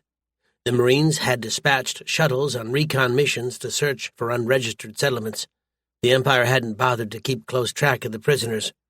Hence the shortage of data on the planet's vicious wildlife. But there was no way to guarantee results. Colin was mildly surprised that the planet hadn't been turned into a hunting world for members of the 1,000 families. There were several worlds with unpleasant wildlife that served in that role, yet they were over 6 months from Earth. Or perhaps someone senior had conspired to hide the data in order to save them having to find another penal world. He glanced up at the display as another of the small freighters broke orbit and headed down towards the planet's surface, summoned by one of the Marine teams. The smaller freighters had one advantage over the other transports. If worst came to worse, they could flicker out from within the planet's atmosphere, escaping any vengeful Imperial Navy fleet. Colin had reinforced their crews with Marines. Some of the prisoners they rescued were likely to fall into the category of people who had thoroughly deserved their sentence. Yet it was something else that worried him. He had already privately determined that if they did happen to recover a genuine criminal, that criminal would be escorted to an airlock and ejected out into space. It was harsh, but if they released a real criminal, the Empire would get a hell of a propaganda victory out of it. Besides, he had grown up on a world where criminals had often been free to do as they pleased. A quick decompression was almost merciful. "Admiral, we may have a problem," Flag Captain Jeremy Damiani said. Colin looked up sharply. Damiani would not have been human if he hadn't resented the elevation of a mere commander over his head, even though he hadn't been part of the rebellion. Yet he'd carried out his duties well. Even Anderson, a compulsive paranoid, had admitted that. The long-range sensors picked up traces of a flicker emergence. Colin brought up the display on his own private console and frowned. Something had definitely emerged into the system, out beyond the orbit of the outermost world. It wasn't charging at them and spitting out missiles, which suggested that Percival hadn't anticipated their movements and had a super dreadnought squadron of his own in a position to intercept them. But it was worrying. Who were they, and what did they want? It was possible, he knew, that they might be pirates or free traders, yet Colin didn't believe in coincidence. Besides, the interrogation of Commander Fox hadn't revealed any links to free traders, a depressing burst of honesty on the part of an otherwise deeply corrupt man. They're watching us, he decided. It made sense. None of the nearby stars had a force capable of meeting his super dreadnoughts and destroying them, so they'd sent a single ship in to watch his force, an attempt to track them when they flickered out. He ran through the calculations in his head, but there was no way to tell which particular system had sent the observing starship. If it was an observing starship, and not just a free trader trying to hide or pirate crew plotting their latest raid, I want you to detach 2 of the battle cruisers and send them on a recon patrol. We might as well try to scare them out of concealment. Yes, sir, Damiani said. He hesitated. It was the job of a flag captain to raise any concerns he might have, yet his previous commanding officer hadn't thought highly of anyone who dared to question her. The enemy ship will have cloaked. They may not find anything. Possibly, Colin said.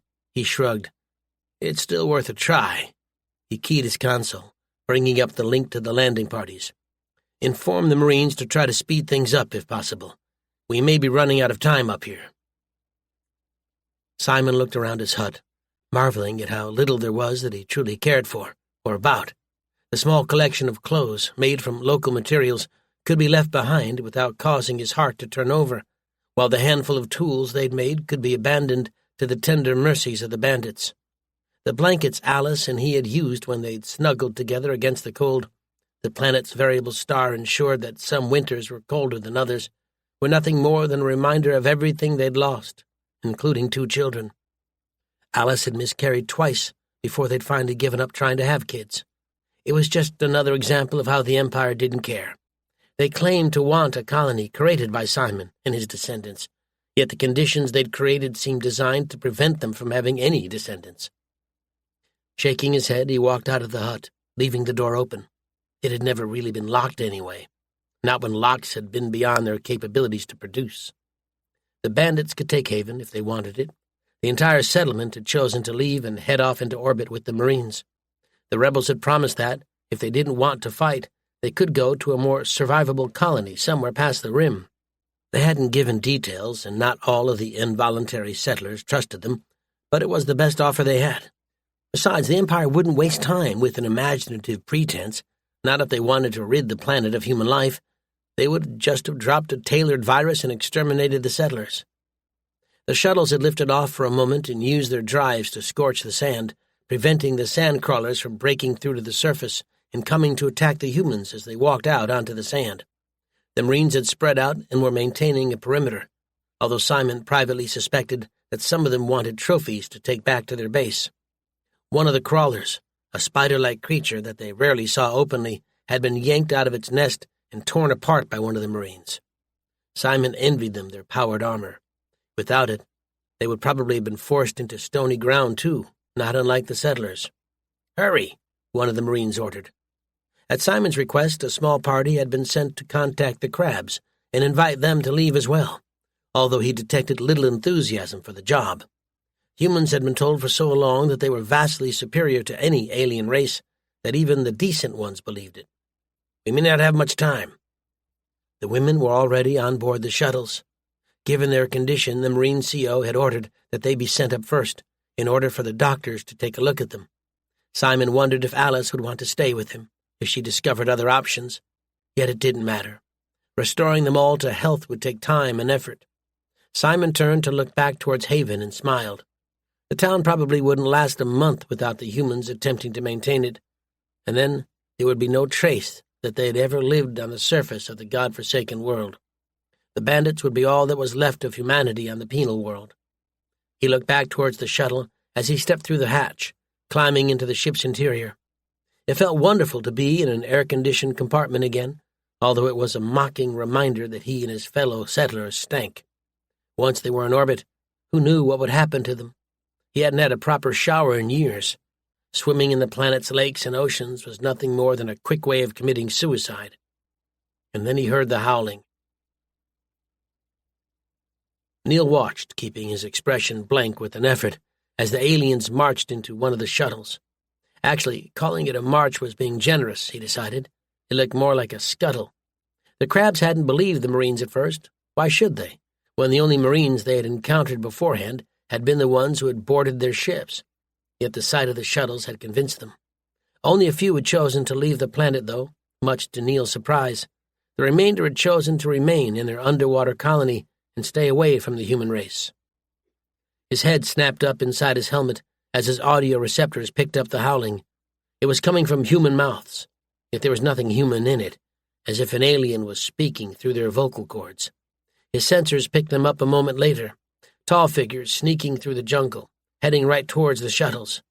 Before he could do more than raise his weapon, the jungle parted, revealing the bandits in all their glory. Neil shuddered. Whatever they had once been, they had forsaken it long ago. They had even forsaken their humanity. They were monsters. The bandits were naked, carrying nothing but spears and a handful of projectile weapons that they carried as if they intended to use them as clubs. Their eyes were bright with madness, a madness that sought to devour everything on the planet. The Empire had dumped thousands of criminally insane men on the surface, yet being on the planet, surviving when so many others had died, had only made their condition worse. He understood now why the women of the settlement had been so scared of the bandits. These weren't just evil men.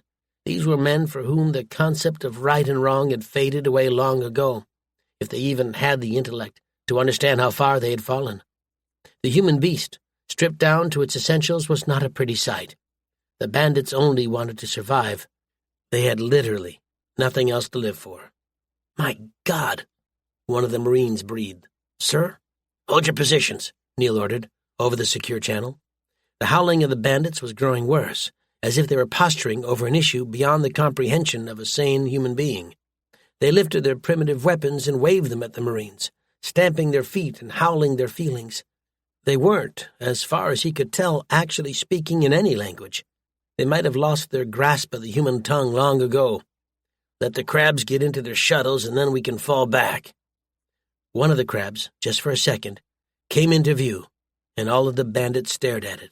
A moment later their howls grew louder, as if the mere sight of the alien had brought on a mental shift. They seemed almost to be shouting out a word, although Neil's suit couldn't translate it. That was odd. As far as he knew, few had been on the planet long enough for it to develop a dialect of its own, yet it was the least of his worries.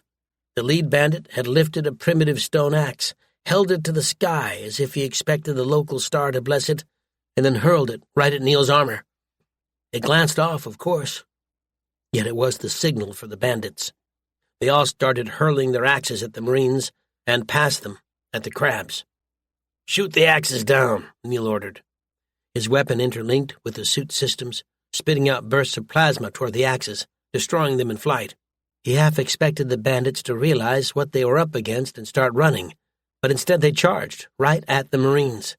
Neil didn't have a moment to act before one of them landed on top of his suit, clawing at the armor. He saw the man's eyes through the visor and shuddered. There was no sign of any rationality there. "Take them out." He plucked his attacker off his armor and threw him towards the edge of the sand, where the crawlers were lying in wait. The bandit didn't have a moment to scream before a crawler appeared and gnashed his head off, dragging the remainder of his body under the sand. The other bandits were rapidly disposed of by the Marines, yet none of them had the sense to run, to flee the gods in invincible armor. It dawned on Neil that, just perhaps, the bandits had wanted to die, that they hadn't wanted to remain alive on the penal world. Or maybe not. If they'd wanted to die, their world offered many ways to do it, some almost painless. There were already signs of life stirring in the jungle, drawn by the smell of blood and dead bodies. "Get into the shuttles," he ordered. He took a moment to check in with the other Marine parties. Between them, they'd liberated nearly 100,000 prisoners. It looked impressive, but he knew that the Empire had funneled over 2 million prisoners onto the penal world. What had happened to the others? There was no way to know for sure, but it was easy to guess. Their penal world had killed them. "It's time to get the hell off this planet." "And thank God for that," one of the Marines said. Neil didn't bother to argue. He shared the same sentiments. "The shuttles are returning to their ships now, Admiral," the communications officer reported. "The freighters are already preparing to flicker out to the rendezvous point." "Clear them to depart when they're ready," Colin ordered, not taking his eyes off the display. Shadow and Thunderchild, 2 ships from the former observation squadron, were still hunting for the unknown ship, yet they'd found nothing. Colin wasn't too surprised. It had been a search for a needle in a haystack, but it had been worth a try. Besides, it allowed him a chance to see how the starship crews coped with the mission, after he'd resorted the crews to make it harder for any surviving Imperial intelligence agents to put together a counter-mutiny. "The remainder of us will be along soon enough." He'd given his word that Commander Fox and his men wouldn't be harmed, and he intended to keep it, if not completely. They'd interrogated the women who had been kept on the orbiting station, and they testified that many, indeed most of the crew, had been abusive, more than willing to hurt the women if they refused to cooperate. Colin didn't intend to allow that to pass unpunished. Besides, Commander Fox had no information Colin needed. Once the interrogations had been completed, Colin had transferred them into a pod and left them there. Unlike the Empire, Colin had included a supply of medical equipment and even some weapons, although they wouldn't last forever. Once the power cells ran out, they would be gone. "Launch the pod," he ordered. A moment later, Commander Fox's pod fell out of orbit and started falling down towards the planet's surface, near one of the few settlements that had refused to leave the planet. There had been times when the pods had burned up in the atmosphere, rather than landing on the surface, but Colin's engineers had checked the pod. It should deliver its contents to the surface relatively safely. "Helm, power up the drive and prepare to jump us out of here." He took one last look at the network of orbital defenses covering the planet, and then he tapped a code into his console. Their self-destruct systems activated, destroying the defenses and leaving the wreckage falling down towards the surface of the planet. If nothing else, the Empire would have to replace all of the facilities before they repossessed the planet and started shipping out new convicts. It was just another nail in Admiral Percival's coffin. "Take us out of here," he ordered. "It's time to go home." Commander Fox had run out of curses long ago as the pod headed down towards the surface of the planet. It was no smooth shuttle ride, but a bumpy fall towards the surface of the planet. Disaster averted only by the parachute deploying and dumping them somewhere on the main continent. The shock of the impact left them all stunned for a few moments, before he finally managed to free himself from the webbing and stagger towards the hatch. It took another few minutes of wrestling before the hatch opened, and he half fell onto the surface of the planet. The stench hit him at once, and he wrinkled his nose, feeling vomit bubbling up from inside him. He swallowed hard and looked around. They were lying right on the edge of a massive patch of sand, near a jungle. In the distance he could see smoke. And there was something moving, just below the surface of the sand. "Come on," he shouted, and then he started to run. Chapter 17. The innermost chambers of Admiral Percival's private quarters, luxurious even by the standards of the 1,000 families, were dominated by images of a blonde woman, a woman Penny had never been able to identify. She was tall, with a patrician appearance and very long hair, as if she were born to the purple. Yet she only appeared in submissive poses. The main artwork, one that appeared in the main chamber, was of the woman kneeling naked, with her legs spread wide and her hands locked behind her head. Penny had thought at first that Percival had been trying to tell her something. Later she'd realized that Percival wasn't that subtle, or keen to hide what he was. The woman's identity and her meaning to the Admiral remained a mystery. In truth, Penny wasn't sure that she wanted to know. She settled back on the sofa and crossed her legs, attempting to portray an image of being at ease, while Commander David Howe outlined the Jackson's Folly campaign.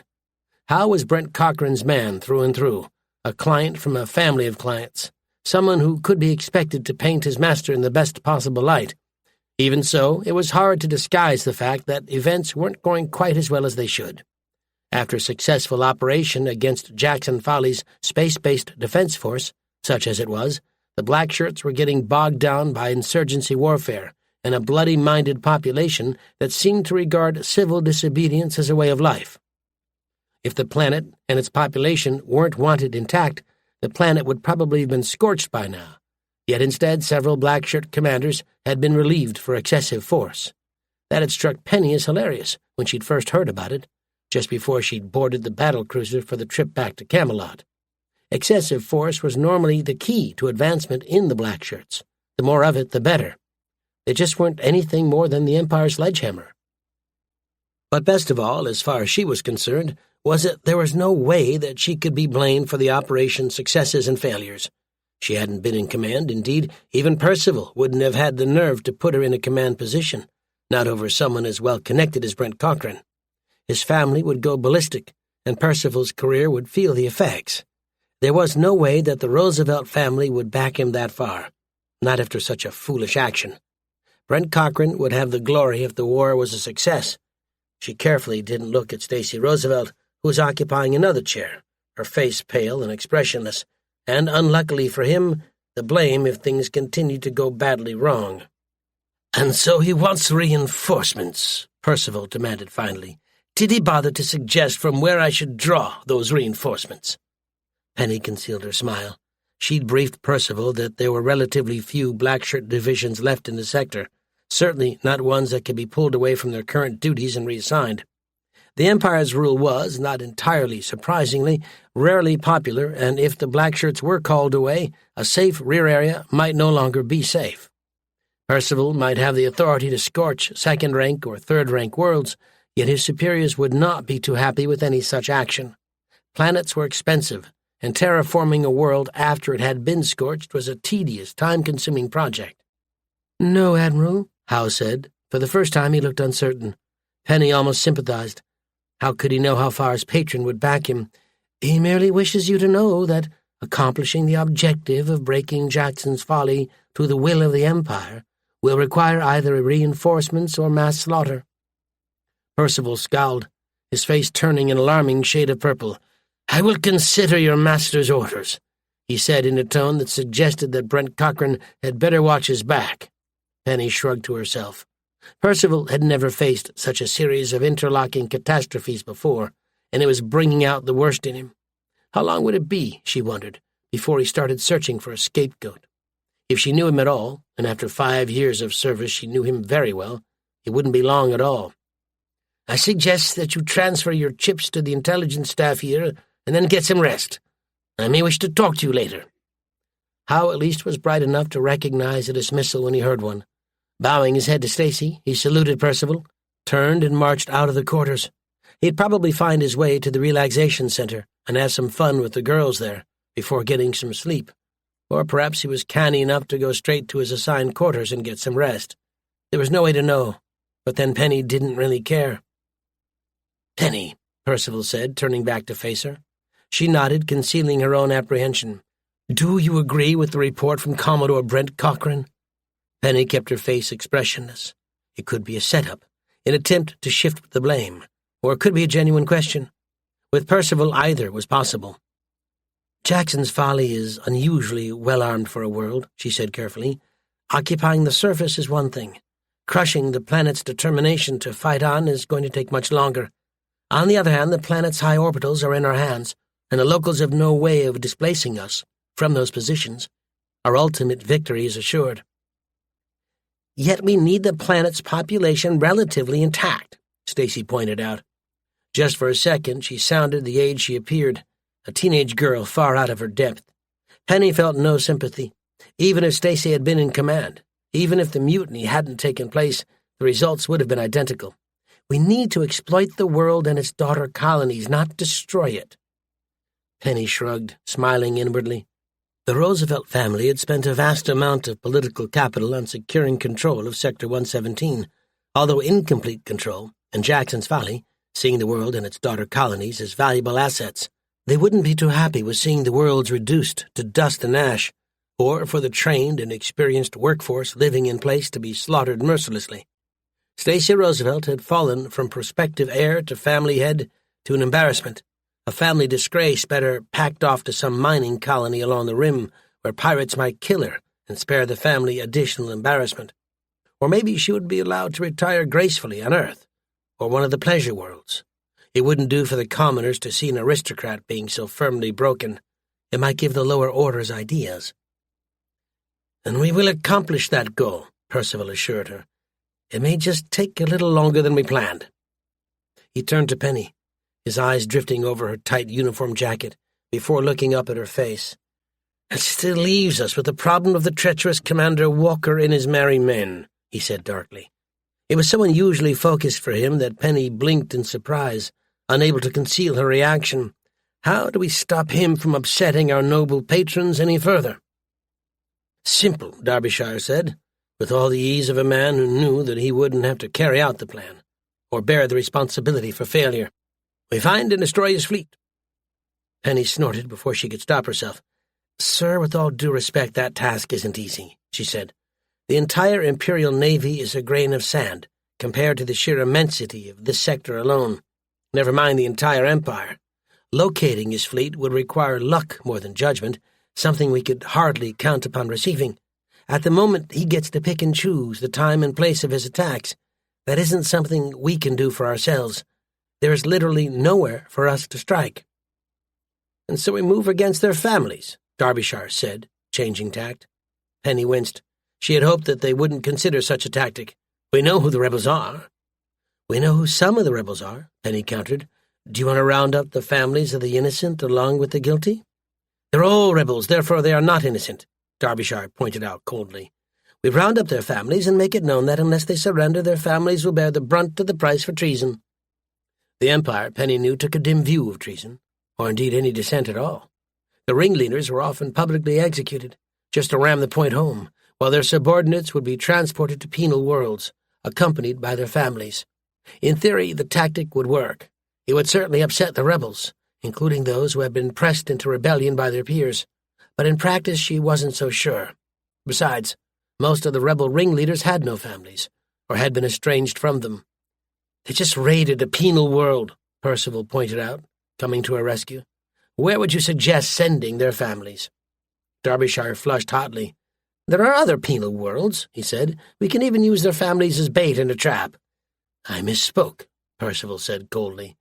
"How many other penal worlds are there in this sector?" Penny smiled, although she fought to turn it into a frown. There was only one penal world in Sector 117, the very same world that had been raided by the rebels. If Percival sent a vast number of prisoners into another sector, he would have to explain why he wasn't sending them to his own penal world, which would mean explaining that he had a rebellion on his hands.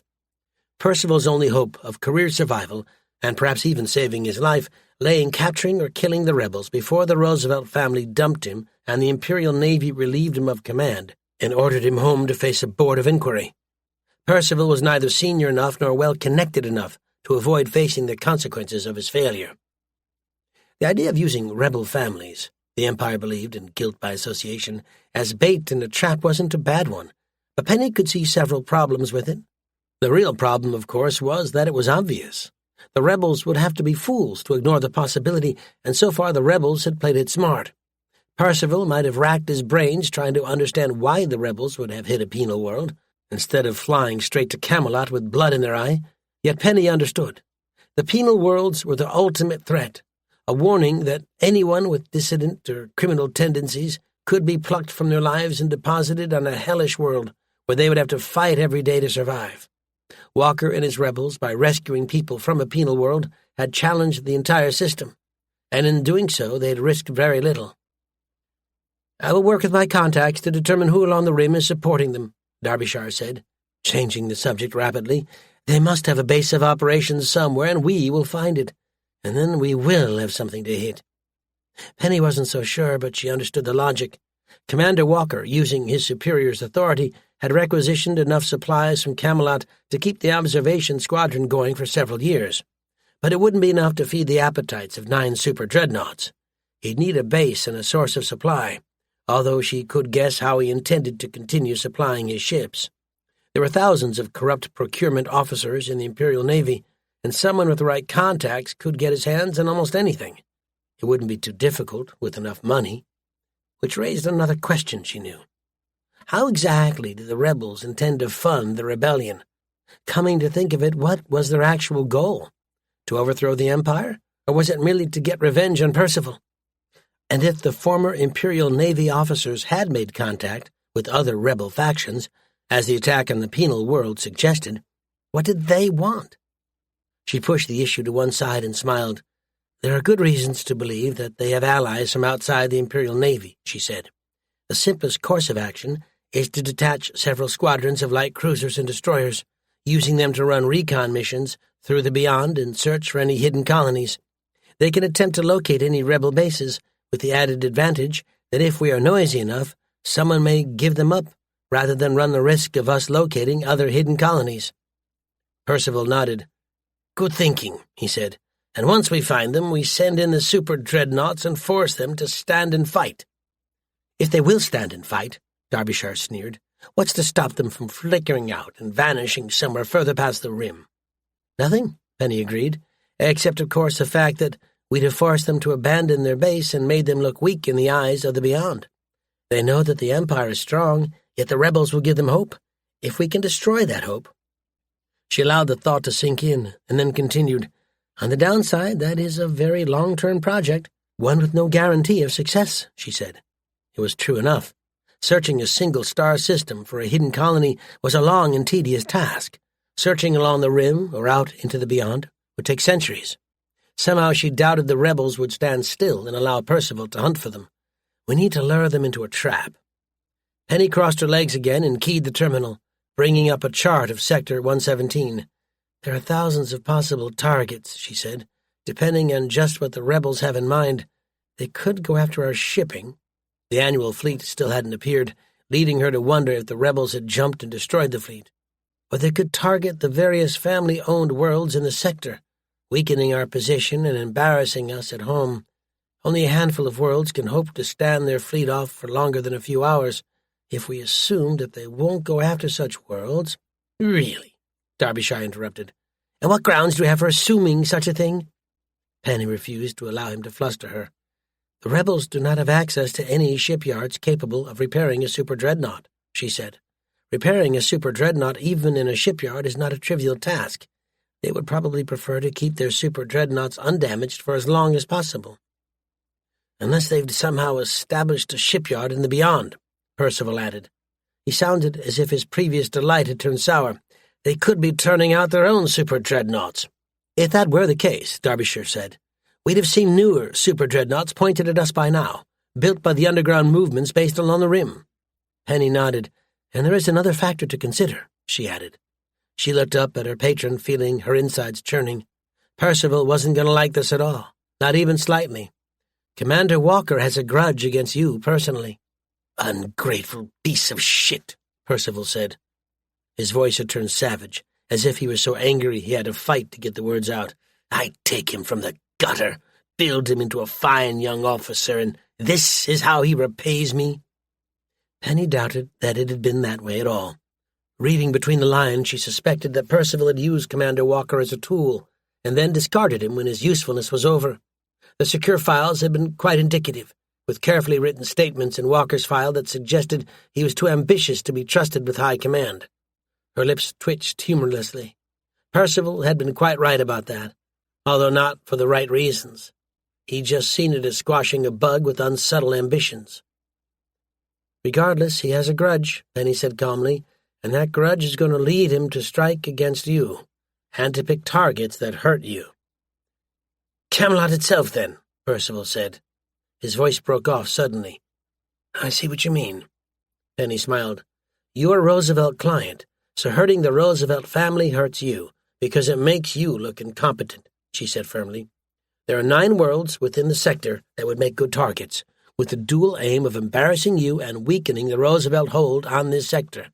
Those worlds will be targeted by the rebels, certainly soon, if not now." She keyed the terminal. "We call the super dreadnoughts back from Jackson's Folly, but we leave decoy drones in their place," she said. "Commodore Brent Cochran moves his squadron to the most likely target and lurks there under cloak. When the rebels show up, he moves to intercept and destroy them." "Defeating the rebellion in one blow," Percival agreed. His grin grew wider, like a shark's. "I must compliment you. Sending you on invasion missions as an observer clearly helps you to think." Penny smiled modestly. It wouldn't remain her idea for very long. "I will cut the orders for Brent Cochran at once," Percival added. Penny didn't miss the long look Stacy gave him, warning him that he had better ensure that the Roosevelt family's interests were protected. And then he reached out and ran a finger down her arm. "Perhaps we can celebrate in private." Penny nodded, keeping her true feelings concealed with the ease of long practice. There was no point in pointing out that the rebels hadn't been beaten yet. It would only have upset him. Chapter 18. "So," Hester said, "are you enjoying yourself?" Colin shrugged. It had never occurred to him that he might suffer from a fear of crowds. In the Imperial Navy Academy, he'd been packed in with other cadets of his own age, while senior cadets had ruled with a rod of iron, keeping troublemakers in line with beatings and demerits. The cramped, almost claustrophobic conditions hadn't bothered him. Indeed, he'd been having trouble sleeping in the massive admiral's quarters that had been set aside for Stacy Roosevelt. He certainly had never experienced any discomfort on starships, even as a young midshipman. And yet, standing in the center of the massive room, exchanging small talk with everyone, they sought him out personally, made him want to run off and hide, perhaps back on board the super dreadnought. He'd been in formal balls before as one of Percival's aides, yet there he'd been very much a wallflower, too lowly to be noticed. Here he was the center of attention. Everyone from underground leaders to starship commanders and cult leaders had come to see him personally. It was almost too much to bear. He would have preferred to face a fleet of super dreadnoughts wearing only a towel. "I have been worse," he said gravely.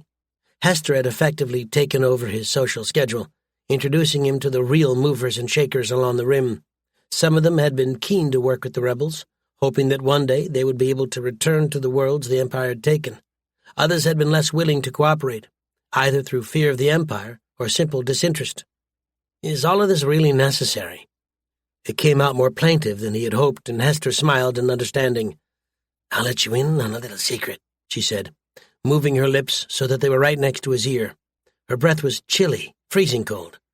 "The first time I had to address a congress of revolutionary factions, I was so nervous that I kept going to the toilet, and they eventually had to send someone to see how I was. There are more kinds of bravery than merely charging into battle and dying heroically." Colin snorted. The 1,000 families seemed to be born with the kind of arrogance that made such parties bearable. He couldn't imagine Stacy Roosevelt, or even Percival himself, having a problem with the gathering. They would have been happily chatting about nothing, or sharing spiteful tales about their rivals, or even cutting deniable deals with all and sundry. They would have been delighted to be the center of attention, and very insulted if they had been ignored. Colin wanted to run and hide. In hopes of a distraction, he looked around the massive chamber. Someone had carved it into the heart of an icy asteroid, using fusion torches to carve out a romantic retreat, yet it felt surprisingly warm. Hundreds of representatives moved through the chamber, chatting with others, although all of them had made time to speak to Colin. He thought that he would have to make contact, but as Hester had promised, they all came to him, and of course they all wanted something. He caught sight of an inhumanly tall form and shivered. The nerds, unlike the geeks, believed in unrestrained genetic engineering and exploration of human potential. By now, centuries after the first of them had been forced to flee the Empire, there was a small subculture of genetically modified humans running through the beyond, all too aware that the Empire would shoot them and dissect them if they were captured.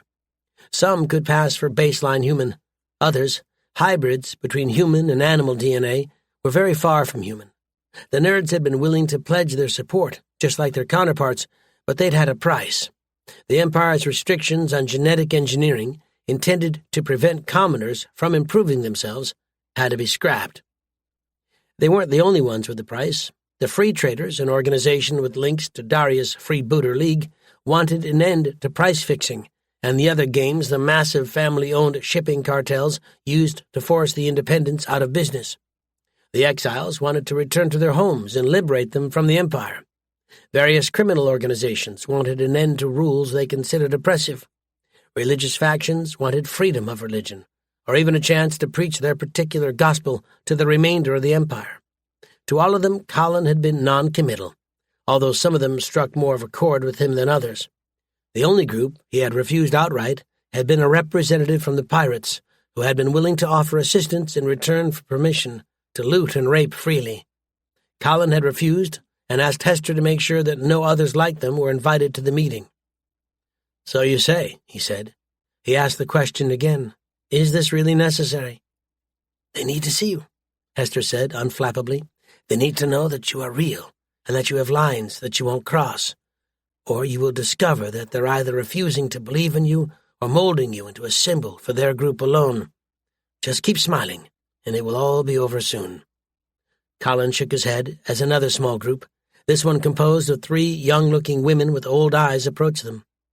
They exchanged small talk for 5 minutes before the women shook his hand and departed, leaving him mystified as to their names or the identities of the groups they represented. That wasn't too unusual along the Rim. Paranoia was a survival instinct when the Empire was out there, intent on bringing the hidden colonies into line. But that group had been odder than most. Colin caught himself staring after them and turned back to Hester, who was smiling. "They call themselves the Daughters of Artemis, a clan of warrior women," Hester explained, once the women were out of earshot. "They're regarded as a cult by the Empire, but they make good friends and dangerous enemies. That said, they're not going to trust you much. To them, you're just another man. They may help you out if you ask, but they will never be your friends." Colin frowned. The Rim still found ways to surprise him. "And can they help us?" "Oh, yes," Hester said. "They're known for being savage fighters, and they have a very strong intelligence network throughout the Empire. There are even supposed to be versions of the cult within the 1,000 families." Colin looked up sharply, as the lines are blurred along the Rim. "Who knows?" She glanced down at her wristcom, forestalling any questions. "And it is nearly time for you to speak," she said with a grin. Her allies were already helping the guests find their ways into the large auditorium. "I hope that you haven't forgotten the words." Colin scowled at her, but said nothing, his eyes seeking out Daria for reassurance. He'd given presentations on tactics at the academy, yet that was nothing like addressing over 1,000 men and women, some of whom were almost certainly linked to the Empire. Hester had pointed out that some of the underground leaders, the ones with massive prices on their heads, had been reluctant to attend, fearing the Empire and its intelligence services. "I see," Colin had said. "So why are you here?" Hester had smirked. "I'm too old to care, dear boy," she'd explained. "If they want to capture an old crone like myself, I don't care." Colin had expected that he would be first into the room, but Hester had explained that they had to make a presentation of it, something that showed how calm, relaxed, and sure of final victory they were. Colin had pointed out that they were none of those things. Yet Hester had explained that perception was everything in a war of nerves. If Colin and his associates looked comfortable and certain of victory, others would wonder if they were right, and because they wanted to believe that there was hope for final victory, they would believe in him. Colin hoped that they were right. It struck him that it was an odd way to win a war. He'd believed that they would be clashing against Imperial loyalists, first Admiral Percival's sector fleet, and then the might of the Imperial Navy, when it finally realized that it had a significant problem on its hands. Instead, of all things, they were giving a dinner party. Colin knew that, along the Rim, luxury foodstuffs and fine wines were extremely expensive. Algae-based food was edible, but no one could make it tasty, and they were practically giving it away. He suspected that half of the guests had come merely for the food. Anderson had warned, quite rightly, that many of the guests would have their own links to Imperial intelligence. Part of the reason they'd chosen the icy asteroid as a base for the meeting was because it was useless, a place that could be abandoned as soon as the meeting was finished. Colin knew that he'd put his head in the noose, but as long as he was careful, there was only a small chance of being assassinated. Anderson had insisted on disarming the guests, yet they had refused and Hester had backed them up. So many resistance and underground leaders in one place was a tempting target for the Empire, or, for that matter, their rivals. His wristcom buzzed, summoning him through a small door into a massive chamber. He'd seen it earlier, but he hadn't realized just how large it would be when populated, or how loud a roar would be raised when they saw him. Hester, he suspected, had ordered her allies to cheer loudly the second Colin appeared, creating an impression of a warm welcome. And part of it, he knew, was genuine. He had, after all, liberated friends and allies from the penal world. They were reunited families who had good cause to be grateful to him. He refused to allow himself to flinch as he stepped onto the podium, Hester standing back to allow him to stand right in the center of the room. It had been designed to pick up and amplify every word he spoke, leaving him to wonder if it could pick up the beating of his heart. It was thumping so loudly in his chest that he wondered that he could hear anything over the sound. Slowly, as Hester had taught him, he raised his hands and the cheering slowly started to die away. He caught sight of Cordova, sitting among a group of fellow captains waving his massive hat at him. Cordova's approval counted for a lot, Colin realized, for his fellow captains were clapping and cheering too. He'd expected only a handful of cheers. Instead, it felt as if the sound might shake the entire asteroid. "My friends," he said. Unlike the message he'd sent to Percival, he'd spent days with Daria and Hester struggling to outline the speech. They'd wanted to get it just right, warning him that not every group would be impressed or willing to play with others. The politics of the underground along the rim were more complex than those at the heart of the Empire. The Empire has been a problem for too long. There were more cheers shaking the entire room. "We have all seen what it has done in the past," he said. "We have seen the scorched remains of dozens of worlds. We have seen the population of entire planets starved, crushed under by grinding taxes and corporate masters. We have seen lives destroyed and livelihoods wrecked. The Empire has become nothing more than a parasite, draining the lifeblood of humanity itself." This time the cheers were slightly muted. He wasn't telling them anything they didn't already know. "I tell you now," Colin continued, "that it is only going to get worse. Now, even as we speak, the Empire overruns the last remaining independent system, the last remaining independent system that it knows about. What will it do when it locates the colonies along the rim? It will carve them up, share them out among the 1,000 families, and destroy yet another way of life. Is that what you want for your future?" "No!" the crowd shouted. They couldn't all be ringers, Colin knew. "And what happens when the loot runs out, and the 1,000 families turn on each other?" Colin demanded. "There will be war, civil war with thousands of planets burning in the blackness of space, and the Imperial Navy shattered, used as a weapon as the families war against each other. We cannot let that happen. I say to you now that we will not let that happen. The Empire must be reformed. The Empire will not reform, not of its own will. Why should the families give up their power? They will refuse to make the reforms they need, even though the system they have created locks them into a course towards disaster. We must reform the Empire, and to do that we must force the Empire to be reformed." There were more cheers, with the new chant echoing through the room. "Reform! Reform! Reform!" Colin waited, trying to gauge the crowd. He'd never believed that it was possible, but standing at the center of the crowd, he could feel the wave of feelings washing over them. Some were interested in reform, yet others wanted revenge. True revenge, the kind of revenge that could not be allowed. The 1,000 families had younger members who could be convinced to join a reform movement, but they wouldn't if it meant the deaths of their families and everyone they ever loved. Colin knew that he would have to temper the desire for revenge somehow. "I pledge my life to this cause," he said, feeling the cheers lifting him upwards, boosting his stature beyond imagination. The feeling was both glorious and terrifying. "I swear that we will work to reform the Empire, or die trying." He lowered his voice as the cheering died away. "We all have different ideas about how the empire should be reformed," he said softly. "We cannot allow ourselves to get bogged down in petty details. Once we have broken the power of the system, once we have broken the force that holds thousands of star systems in bondage, we can discuss the future of the empire. Until then, any plans for reform are nothing more than wishful thinking, and the only actions that will change the empire, the only actions that will allow us a chance to reform the system, are meaningful actions. We must confront the empire and force it to reform. And we can only do that as a popular front. We must put aside our differences and unite," he said. "I pledge, for myself, that I will respect the result of any constitutional convention that draws up a new order for the empire, one formed after the war.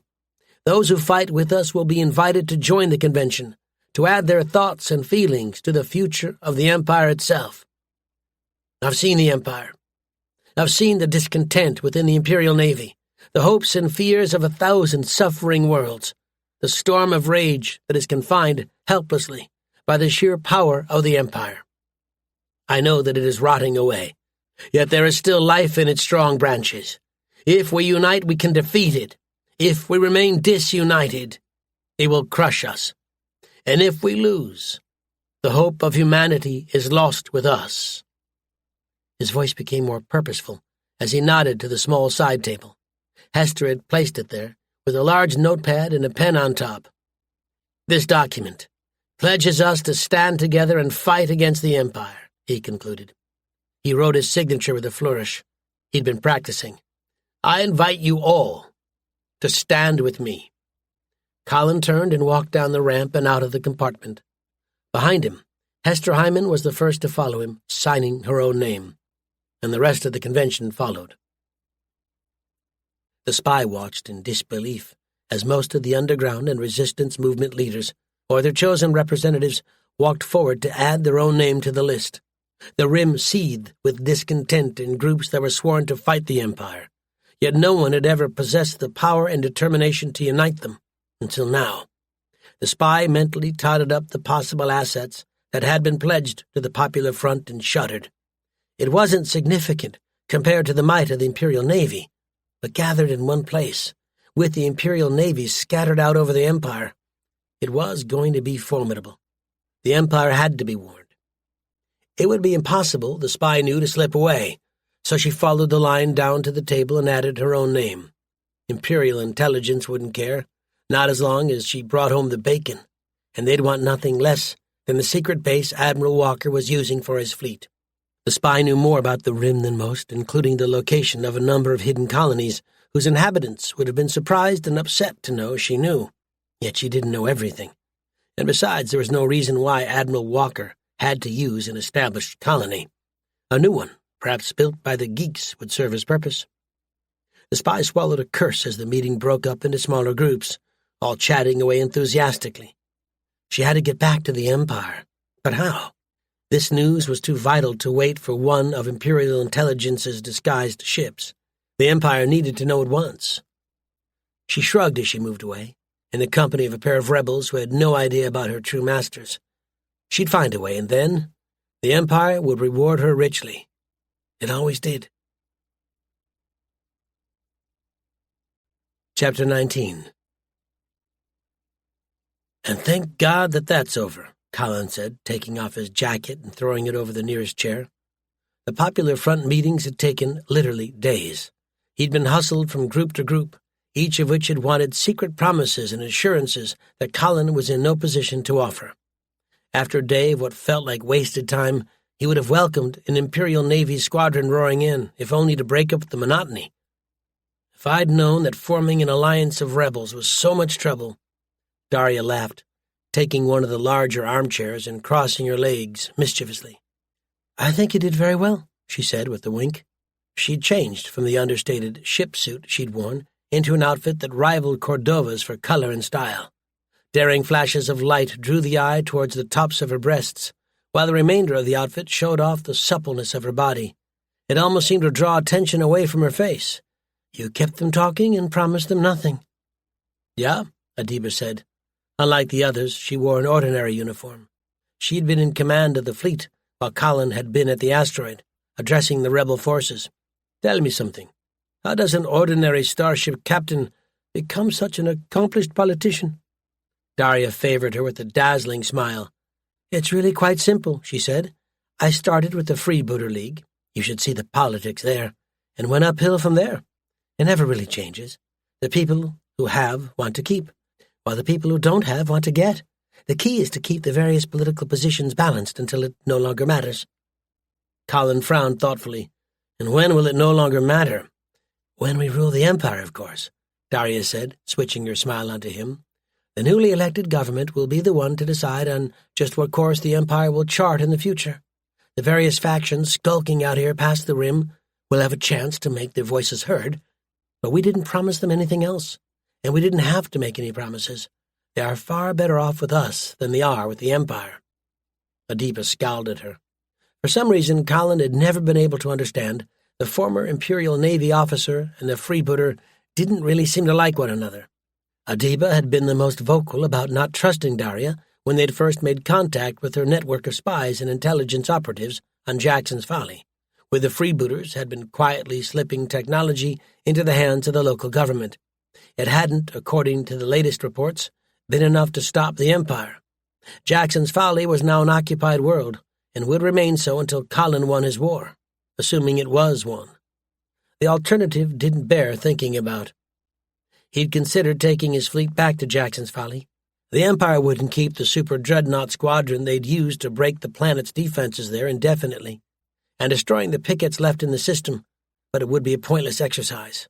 It would only make Jackson's Folly more of a target for the Empire, while Admiral Percival would simply launch a second invasion and recover the independent world.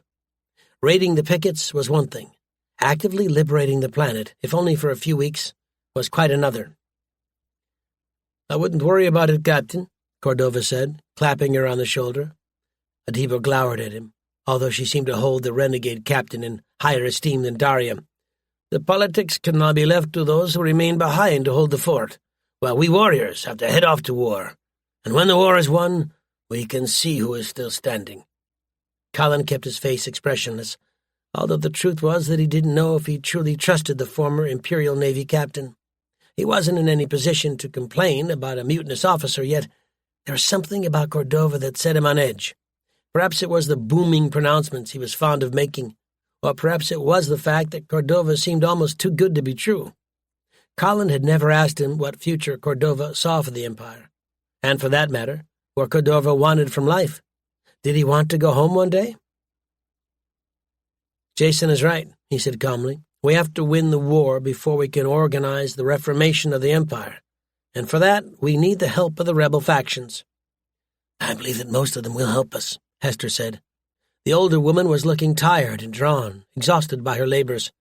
Colin had urged her to drop into a sick bay for medical examination, but Hester had refused, citing the need to get to work. "And combined they can threaten the Empire." "Until the Empire moves in reinforcements," Adiba countered. "Let's face it, apart from this formation, the Shadow Fleet, or whatever we wind up calling it, we have nothing larger than a heavy cruiser, and outdated heavy cruisers at that. Their modern counterparts will smash right through them." "Given time," Salgak said, "we can produce new weapons and starships that will tip the balance in our favor. The first units of the new class are already under construction." The cyborg's augmented head twisted from side to side. "The Empire will not be expecting us to develop new concepts, perhaps even new levels of weaponry." "And you know that Imperial Navy captains are not trained to expect the unexpected, let alone cope with it," Cordova said. He stroked his beard as his smile grew wider, contemplating the tactical possibilities. "We can certainly hurt them badly before they have a chance to adapt." Colin lifted a hand and the room fell silent. "We have to run before we can walk," he said, feeling a wave of tiredness passing over his body. Once the fleet was underway to its next target, he promised himself, he would lock his quarters and get several days of proper rest. He shook his head inwardly, laughing at himself. The chances were good that he would never have any real rest until the war was won. And with that in mind, we need to decide on our next target, and indeed our overall plan for winning the war. He hadn't intended to share the details of his planning with anyone, but it had been gently, firmly pointed out to him by Daria that showing his distrust too openly would cause others to react against him. Besides, if any of the men and women gathered in his quarters were traitors or Imperial intelligence spies, the rebellion was about to be terminated before it was even fairly begun. Pushing the dark thought aside, Colin keyed the terminal and brought up a star chart of Sector 117. The Empire, for reasons that owed more to inter-family squabbles and disputes rather than common sense, tended to treat each sector as a separate entity, rather than acknowledge the realities of space. Two planets that were only 10 light-years apart might as well be on the other side of the galaxy from each other, if they were separated by an arbitrary sector line.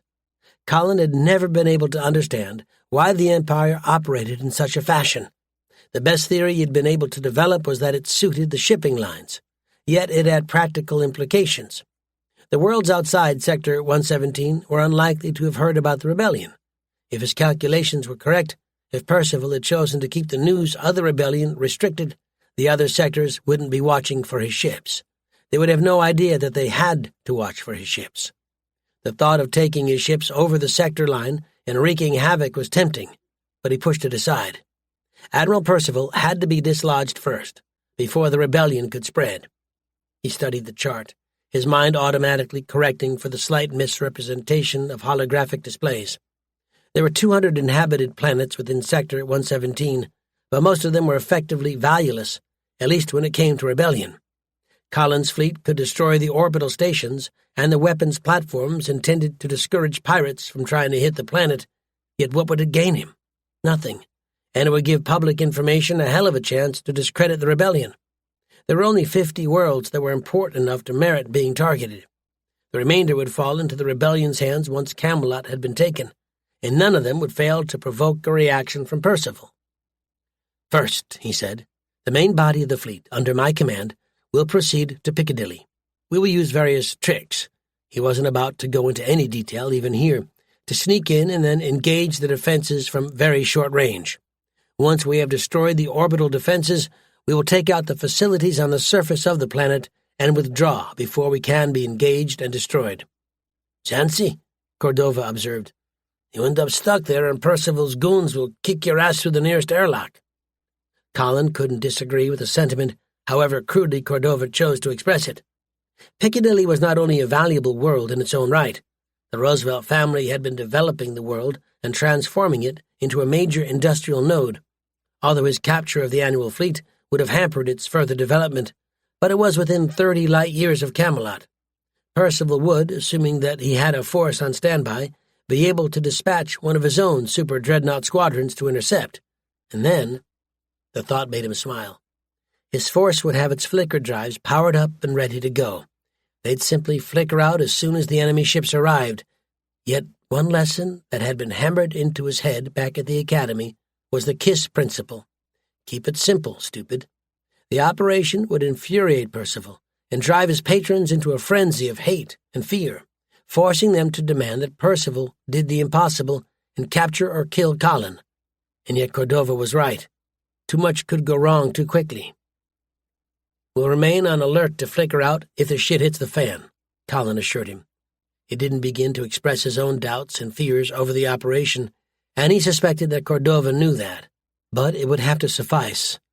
Percival will simply be unable to intercept us. Cordova didn't bother to argue, so Colin moved on to the next part of the operation. "Cressida, you will take command of the battlecruiser squadron."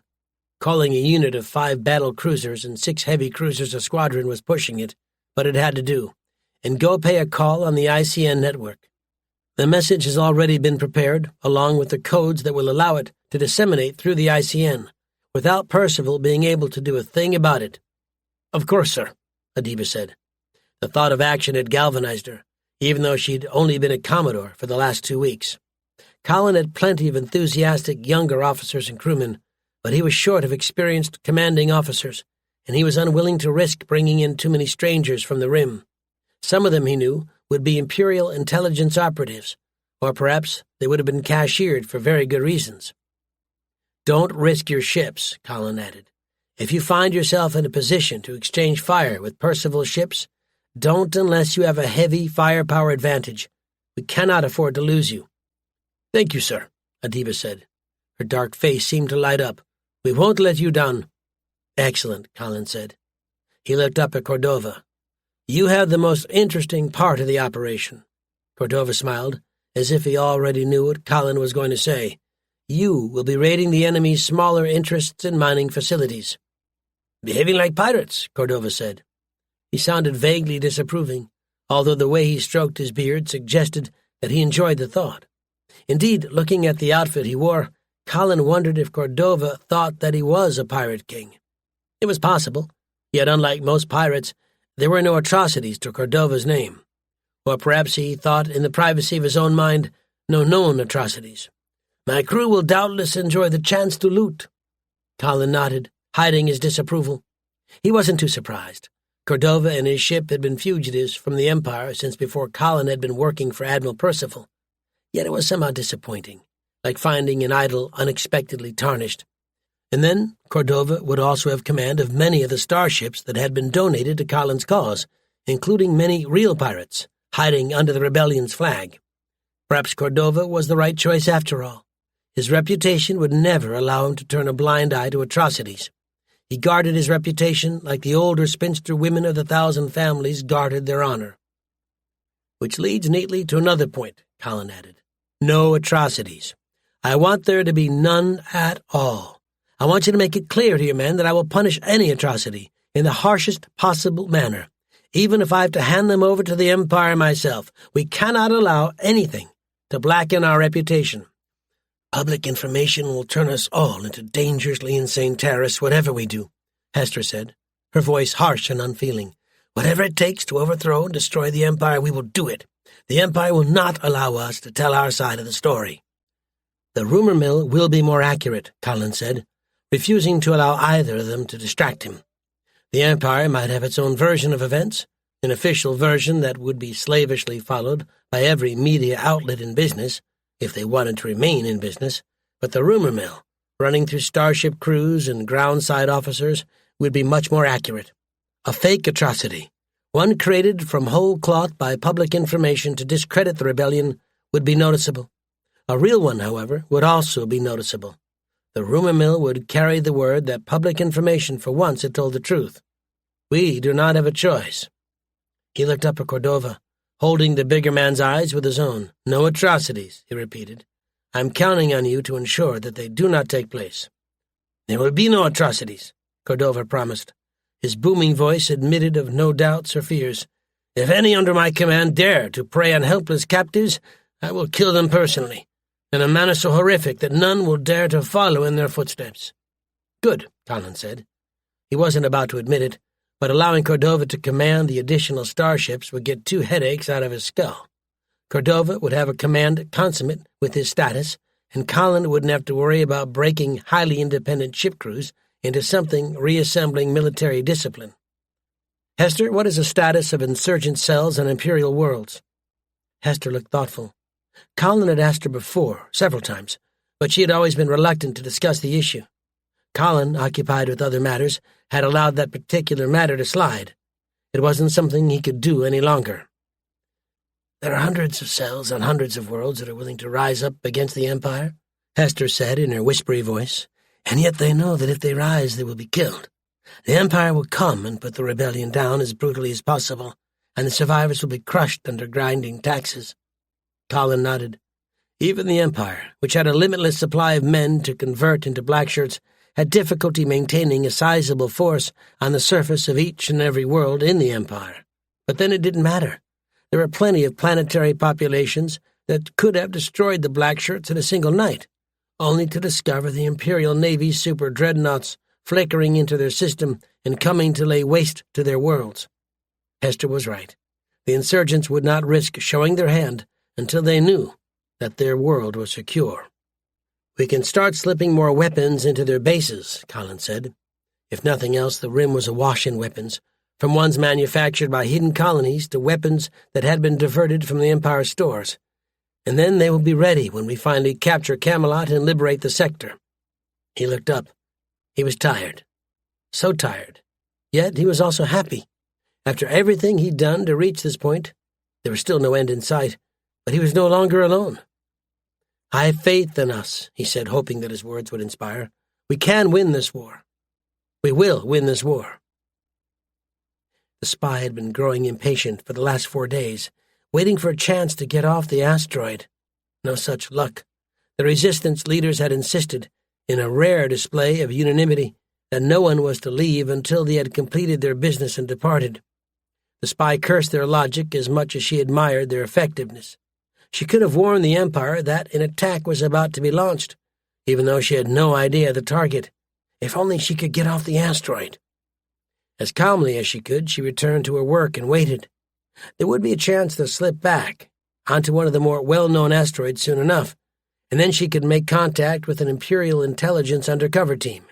And then, the spy told herself, there would be a chance to stop the rebellion dead in its tracks. Chapter 20.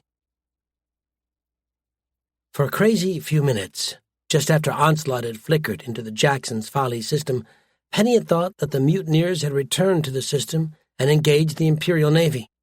5 super-dreadnoughts were posturing at a smaller task force of 4 super-dreadnoughts and assorted smaller ships, going through a ballet that was both complex and extremely simple. The absence of weapons fire and the IFF signals transmitted from the super-dreadnoughts revealed, to her slight embarrassment, that the starships were doing something rarely seen in the Imperial Navy: random drilling. It wasn't, she noted as her battle cruiser linked into the data net serving as umpire for the duel, a live-fire exercise. The Imperial Navy frowned on live-fire drills, both because of the cost and because of the danger. Penny had been a child when the crew of a super-dreadnought had accidentally armed a missile within the launch tubes. They'd somehow cut it free of the safety systems that should have prevented the missile from arming before it was launched, and detonated it inside the ship. The super-dreadnought had survived the blast. It was lucky that the other warheads had not detonated, as that would have vaporized the entire ship. Yet her captain had been unceremoniously cashiered from the service, and her entire surviving crew had been blacklisted. Imperial intelligence, according to some of the files she'd seen ever since she'd become Percival's aide, had suspected it was deliberate sabotage, but the people responsible had died in the blast. There was no way to know for sure. By the time she was welcomed on board Commodore Rupert Brent Cochrane's command ship, she was actually quite intrigued by the results of the exercise. Everyone knew that super-dreadnoughts couldn't be beaten by anything less than a matching force of super-dreadnoughts.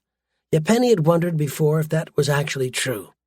The Imperial Navy's sole combat duties for the past few centuries had been swatting pirates, hunting rebels, and raining missiles on helpless planets. It didn't exactly encourage innovation and creative thinking, while the rebels, already badly outmatched, had one hell of an incentive to get as creative as possible. She barely noticed when the shuttle landed in the super-dreadnought shuttle bay, and only looked up when she realized that Commander Figaro, the super-dreadnought's XO, was waiting with a party of senior officers. Penny, who had never been piped on board a ship before, accepted his salute with some surprise and allowed him to escort her to the Commodore.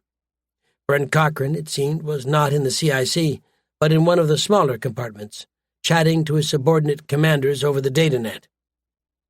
The 9 super-dreadnought commanders didn't look happy, even before Figaro opened the hatch and announced Penny, before withdrawing at speed. Penny could understand their unease.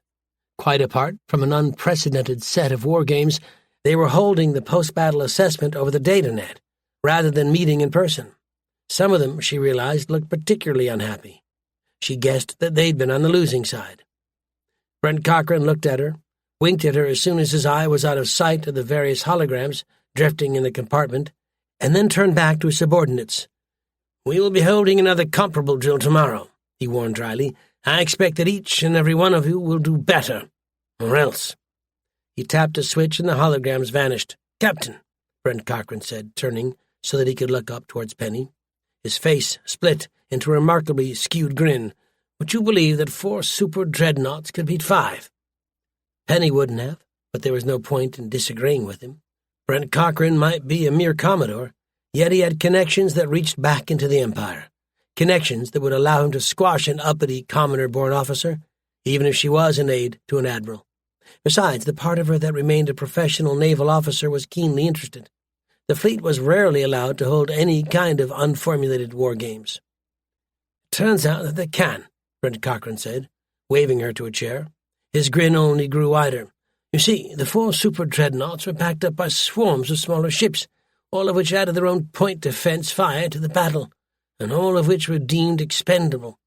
The 5 super dreadnoughts simply lacked the firepower to punch through that wall of point defense before it was too late."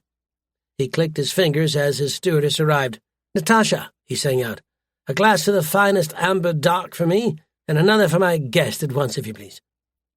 Penny frowned inwardly as the stewardess vanished out of the hatch and returned with 2 wine glasses and a tall, thin bottle, from which she poured a blue liquid into the glasses. Penny was mildly surprised to see her.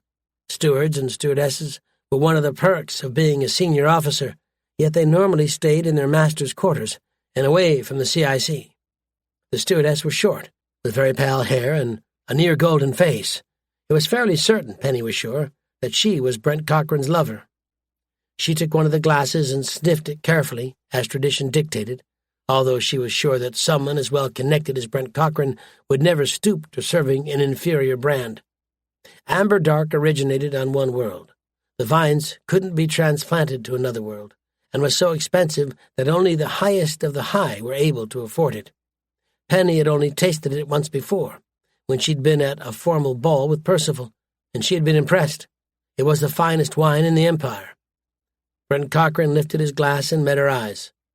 "Confusion to the rebels," he said, and took a sip. No one would swill Amber Dark as if it were a cheap beer. "I trust that you like it." Penny took a sip of her own, using the motion to mask her confusion. Brent Cochran was being friendly, too friendly. He'd welcomed her on board, had her piped onto his ship by no less than the ship's XO, and even invited her into his private flag compartment. If she'd been a very well-connected person, she would have suspected that Brent Cochran wanted to impress her. Yet why would he bother? Penny had nothing that Natasha, or plenty of other women, had. Why then was he attempting to seduce her? And, for that matter, just what did he want? "It's very sweet," she said honestly. She took a second sip, feeling the silky taste billowing over her tongue, and then put the glass down on the nearest table. Natasha moved in to refill the glass. "The Admiral has some orders for you and your squadron." "Let's be honest, shall we?" Brent Cochran asked, taking another sip himself. "You're the one who gives the Admiral ideas he turns into orders, are you not?" Penny swallowed several responses that came to mind. Somehow having Brent Cochran, of all people, put it into words cut through all of her defenses. Percival was a known problem. He was a brutal sadist and incompetent, yet she knew him. Brent Cochran was someone she knew far less well. She dared not show him any hint of her real feelings, but somehow she was certain that they had already moved far past that stage. "I cannot say that this is really surprising," Brent Cochran said. He was staring into his glass, watching as the light blue liquid seemed to spin around, catching and redirecting the light. But she was sure that he was watching her carefully. "The dear Admiral," his voice had become mocking, a form of mockery that he would never have dared use to his face, "is responsible for the mutiny." "Oh, yes." Seeing her expression and mistaking it for surprise, "Our Lord and Master betrayed the chief mutineer, and then failed to make sure that he was truly broken. I wonder what his superiors would make of that." Penny picked up her glass and took another sip, trying to sort through her conflicting feelings.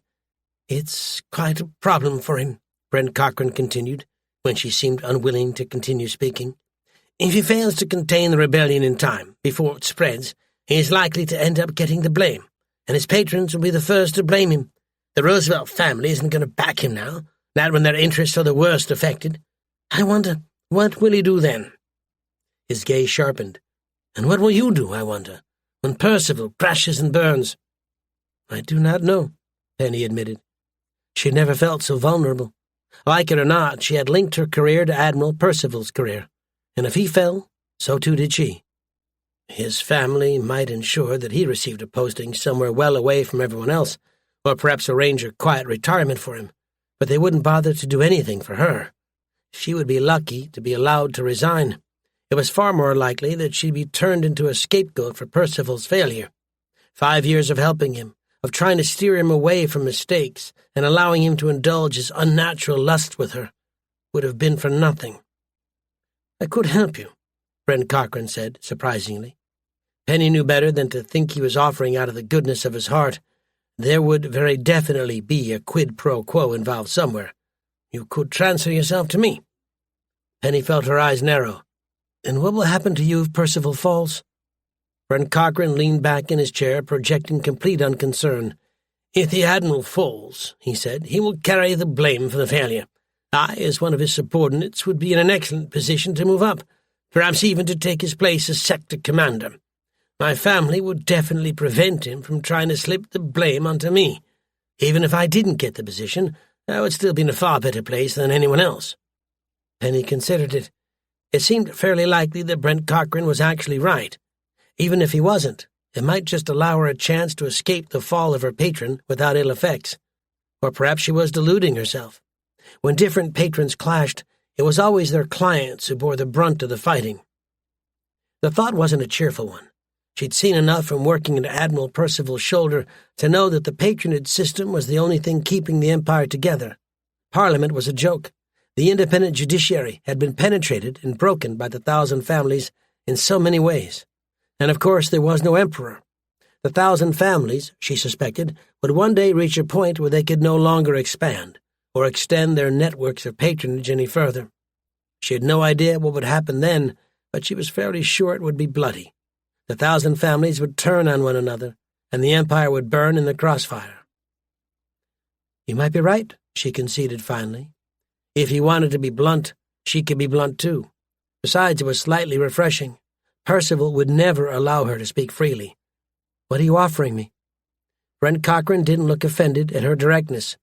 "At the moment, I wish you to report to me, privately, on the doings of our Lord and Master," he said. "When Percival falls, I will take you under my wing, and have you assigned to my staff. I may even be able to get you a command of your own, or if you wish, I can pay you. A few 100,000 credits would ensure that you no longer needed to serve in the Imperial Navy." Penny kept her face expressionless as she ran through a series of thoughts in her head. The money wouldn't be any protection if things went sour, unless she had it switched into an untraceable credit account, changed her name and vanished. Even then, Imperial intelligence would probably be able to track her down. It was tempting to cling to what remained of her integrity, yet the truth was that she had none, and had none since she had first started to whore herself to Percival. It was a bitter thought, and there was no point in giving her loyalty to a man who would show her none. "I accept," she said tightly. Brent Cochran's eyes flickered with delight. "I'd like both the credits and the placement once the Admiral has fallen." "Of course," Brent Cochran said. It would be small change to him, of course. He could have paid her far more without needing to worry about his bank balance. His eyes fell on her uniform jacket. Unwisely, she had worn one of the tighter outfits, and she could feel his eyes leaving trails of slime all over her breasts. "And there was one other thing I wanted." Penny nodded slowly and started to unbutton her jacket. Afterwards, unlike Percival, Brent Cochran started to get dressed again almost at once. He had to have given some kind of signal to the outside world, although Penny had seen nothing, and no one had interrupted them during their brief tryst. Penny was relieved about that, even though it wasn't as if she had any dignity left for a voyeur to steal. Yet she wished that she were alone. She needed to think and think hard, and she wasn't sure why Brent Cochran had insisted that she give herself to him. Had it been a way to pressure her, to remind her of whom she now belonged to, or was it more primal, an attempt to beat the Admiral by sleeping with his lover? "So," Brent Cochran said, once he was dressed. Despite his reputation, he hadn't hurt her, although he hadn't gone out of his way to make her happy either. Penny had a great deal of experience in faking it, and she was sure that he was convinced that she had enjoyed herself. It didn't hurt that, compared to the Admiral, Brent Cochran was Casanova himself. "What does our Lord and Master wish for me to do?" Penny flushed, trying to finish pulling on her jacket. "He wants you to be in a position to intercept the rebels when they attack their next target," she said. The stupid jacket was refusing to button up properly. She cursed it as she felt for the buttons and forced them into place. "He thinks that your fleet should be sufficient to take on and beat the rebels." "Oh, he does he?" Brent Cochran said. He seemed amused by her struggles with her rebellious jacket. And did he hire a clairvoyant to predict where the rebels were going to hit next? Or does he intend for me to pick a world at random?" Penny finished pulling out her jacket and produced a small comb from an inner pocket, working at her hair. Brent Cochran had, unsurprisingly, wrecked her hairdo. "He has a handful of worlds that he believes are likely targets," she admitted. "He wants you to guard Greenland." "You picked the worlds out, or did you?" Brent Cochran asked dryly. Penny flushed again. It seemed that having a superior officer who knew just how smart one actually was could be dangerous. "I would like to know how you chose them." Penny explained, not bothering to give the Admiral any further credit. She had looked at the worlds in Sector 117, following her hunch that Commander Walker would seek to harm the Roosevelt family and humiliate Percival, and sorted out 21 worlds that would make possible targets. She'd separated 9 of them because they were heavily defended with fixed defenses, including some that would deter a super-dreadnought squadron unless they really wanted to take the world. The rebels, without a major shipyard under their control, probably wouldn't consider them serious targets. That left 12 possible targets. "I like the logic," Brent Cochran said finally. "Why does he want me to guard Greenland in particular?" "Stacy Roosevelt insisted on it," Penny said, remembering that discussion. She would personally have put Greenland in the lower tier of possible targets, but Stacy had insisted, and the Admiral, of course, had backed her up. "Please tell me you're not going to grovel to her, too." "The Roosevelt family has strong connections to my family," Brent Cochran said, with a snort. "I don't have to do anything for her, and she knows it." He turned back to the private terminal as Penny checked her appearance in a small pocket mirror. All traces of their lovemaking were gone, as if it had never happened. "But Greenland is only one of several possible targets," he continued, "and the rebels might avoid it purely because of its strong Roosevelt connection. Commander Walker," he winked, reminding her that he blamed Percival for the mutiny, "may follow the same logic and avoid Greenland." Penny shook her head. "So what do we do?" "First, we leave the drones here, as the Admiral ordered," Brent Cochran said thoughtfully. "This is a terribly determined world, but the black shirts will crush their determination eventually. They always do. It's butcher's work, and they'll love it. The assault cruisers can give them the firepower they need to make sure they don't actually lose their foothold on the surface. And then we go here." His finger tapped a location in interstellar space. "You see, I don't trust Percival to understand that we weren't to blame if the rebels hit elsewhere," he said dryly. "We'll wait here and dispatch destroyers to the nearby systems. If the rebels hit them, and that includes Greenland, we will flicker in behind them and bring them to battle. If not," he smiled, inviting her to share the joke, "if not, it isn't as if we can be blamed, is it?" "No," Penny agreed. With his connections, scapegoating him would be difficult, particularly if he was clearly only doing as he'd been told. We were only following orders. Chapter 21. The Piccadilly system was one of the choicest pieces of real estate in Sector 117. With one habitable world and 2 more that could be made habitable by some intensive terraforming, it would one day boast a population in the billions. The 2 large gas giants and 3 asteroid belts orbiting further away from the primary provided raw material and fuel for a growing space-based industry, all under the control of the Roosevelt family. The family had claimed the world for their own, shipped in a few million settlers who had signed very long-term contracts with the Roosevelt family and its clients, and just started to build. 50 years after the system had been settled, it was one of the jewels in the Roosevelt family's crown. Colin reflected on that as the General Montgomery and the other super-dreadnoughts flickered into existence, a handful of light seconds from the planet itself. On the face of it, there were good reasons for the Roosevelt family to take a strong interest in the star system, yet his instincts were telling him that there was something more to it that the files, both the official files and the secure files they'd captured from Stacy Roosevelt, were saying. The Roosevelt family seemed to have poured a disproportionate amount of resources into the system. "We've emerged, sir," the helmsman reported. Colin smiled to himself. The display had lit up, showing the system, which proved that they had arrived, yet doctrine demanded that the fleet officers point out the obvious. It wasn't that bad an idea. It ensured that officers always knew what they needed to know, yet he had always disliked it. "All drives are cycling down now as per orders." "Hold them at 2 minutes," Colin ordered.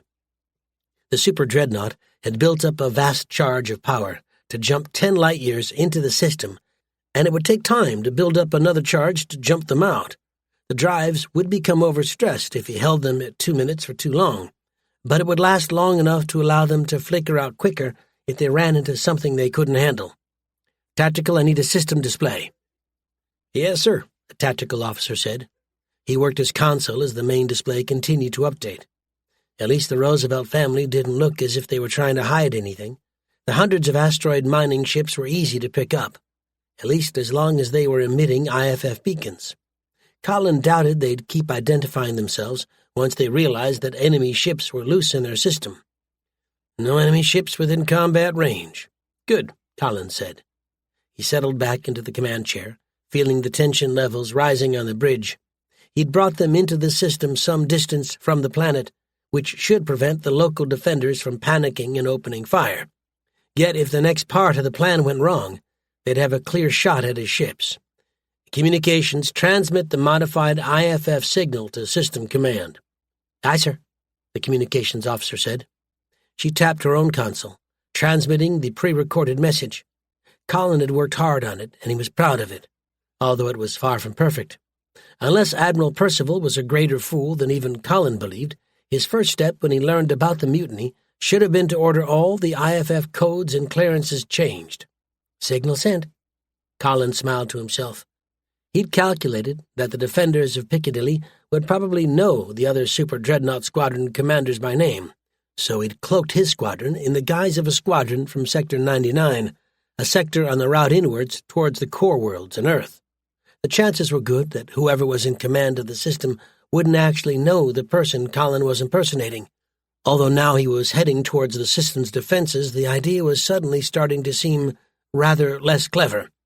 If the enemy commander had balls as well as good connections, and realized that something was badly wrong, he would keep his nerve, welcome Colin's fleet to the system, and open fire with everything he had the moment Colin entered weapons range.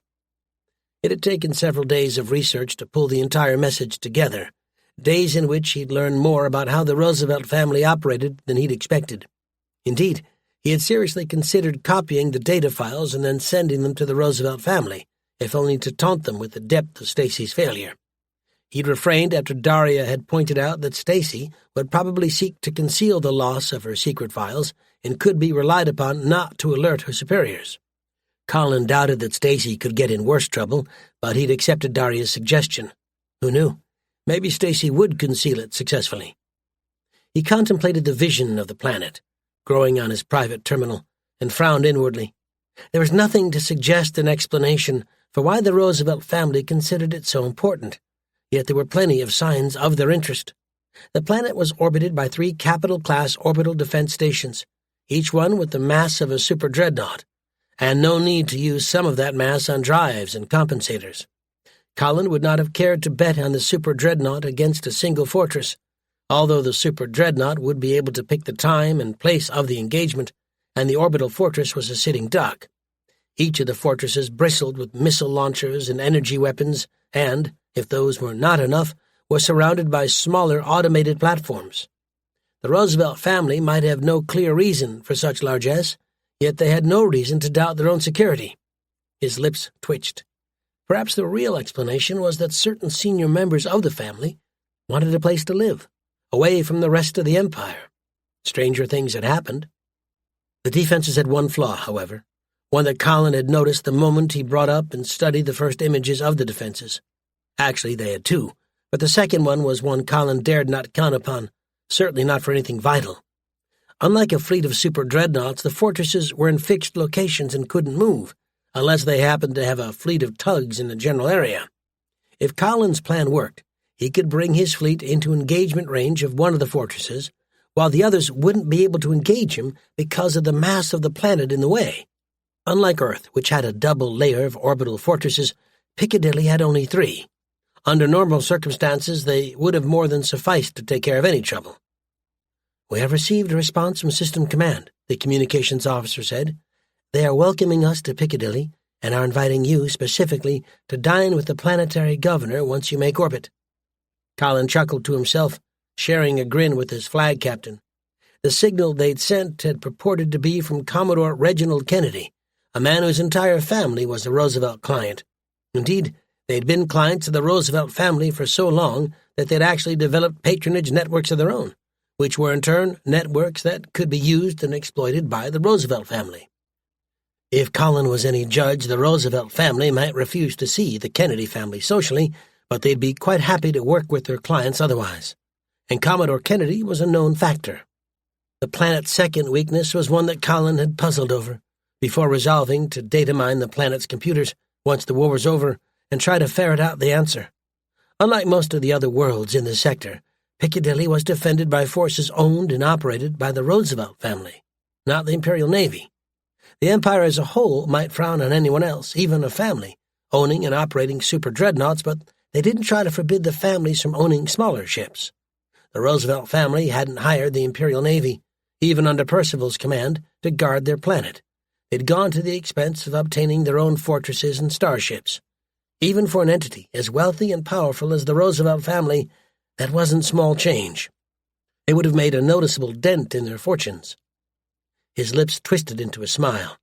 Household troops, even ones crewing starships and orbital fortresses, were loyal to their family, not to the Imperial Navy, and they wouldn't think it necessary to take the precautions that an Imperial Navy officer would take. Perhaps, Colin hoped, including allowing a super dreadnought squadron far too close without confirming the identity of the commander and his crew. They would consider the word of a Roosevelt client more important than any warning from the Imperial Navy.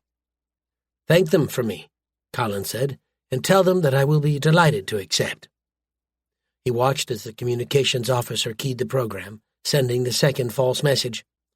Luckily, they were too far from the planet for a real conversation, although as they slid closer to the world and the time delay fell, he suspected it would become harder to maintain the masquerade. If they found someone who actually knew Commodore Kennedy, well, by that point they'd better be in weapons range, or they'd just have to flicker out and try again somewhere else. Colin pushed the thought aside, sitting back in his command chair and trying to appear relaxed, even though his heart was pounding so loudly that he was surprised no one else could hear it. This was it, the fleet's first real mission against a tough target. The annual fleet hadn't been expecting an attack when Colin had opened fire. The penal world hadn't stood a chance, even if they had dared to offer resistance. This was the first attack where Colin could expect to lose some of his ships, perhaps including a super dreadnought, and a defeat at this stage would be disastrous.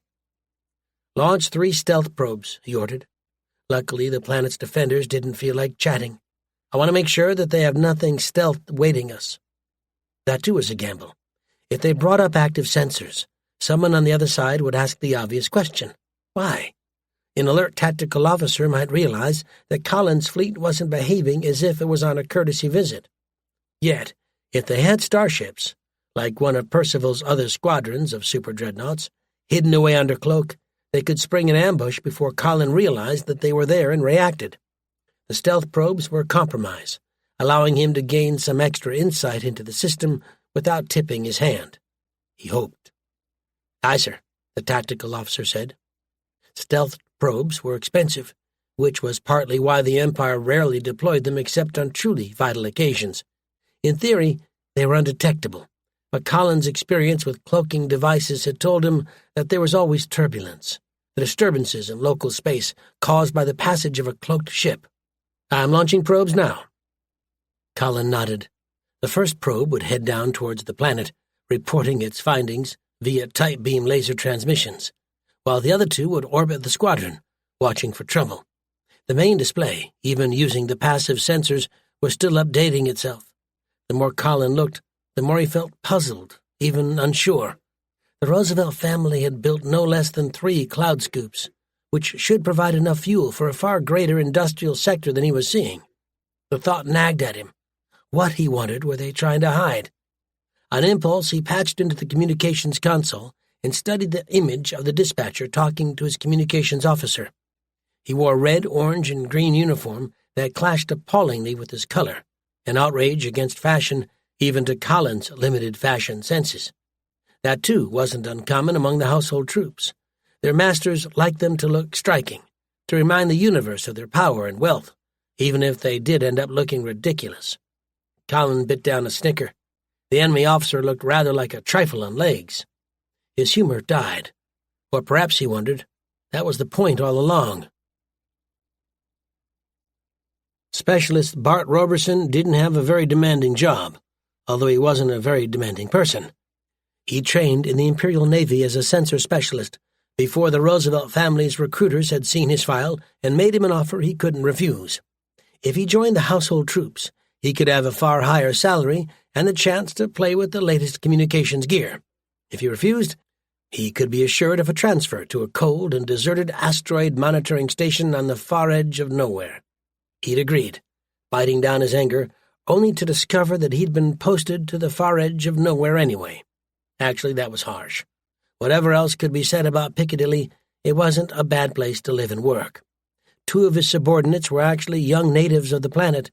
Their families were clients of clients, as he understood it, and he'd spent some time down on the surface himself. There were nice homes, nice people, and even nice fishing. He frowned down at his console, puzzled. System command on Piccadilly normally didn't have a very challenging job. The system was supposed to be off-limits to non-authorized ships, leaving his main task monitoring asteroid miners and the warships that protected the system. The arrival of an entire squadron of super dreadnoughts had been a surprise, but at the same time it had been surprisingly reassuring.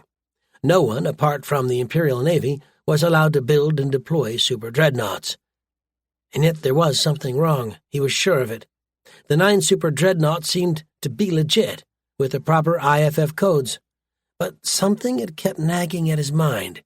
He had the galling feeling that if he'd had some proper military experience, he would have known what was wrong. He couldn't place it at all. "Sir," he said slowly, "I think you should take a look at this." Commander Darius Falcon looked over his shoulder. The commander wasn't a bad person, although he refused to mingle with his subordinates and seemed to have the delusion that he was an aristocrat himself. Personally, Bart didn't give a damn. The 1,000 families ran the empire, and if they had all the power, at least they weren't trying to crush his soul. They'd even done him a favor of sorts when they'd brought him into the household troops. He would certainly not have received such a high salary in the Imperial Navy. "They're legit," the commander said. "What is it about them that is puzzling you?" "I'm not sure," Bart admitted. The commander didn't have any more military experience than Bart did. He'd got his post through connections, and he might not have understood. There's just something wrong about them. On impulse, he brought up the display and showed the feed from one of the live sensors. The super dreadnoughts were lumbering forward. There was little beauty or grace in their movements, and heading right towards Alpha Station. Under Alpha, in a lower orbit, the massive orbital docking station waited, its crews already preparing to receive the super dreadnought squadron.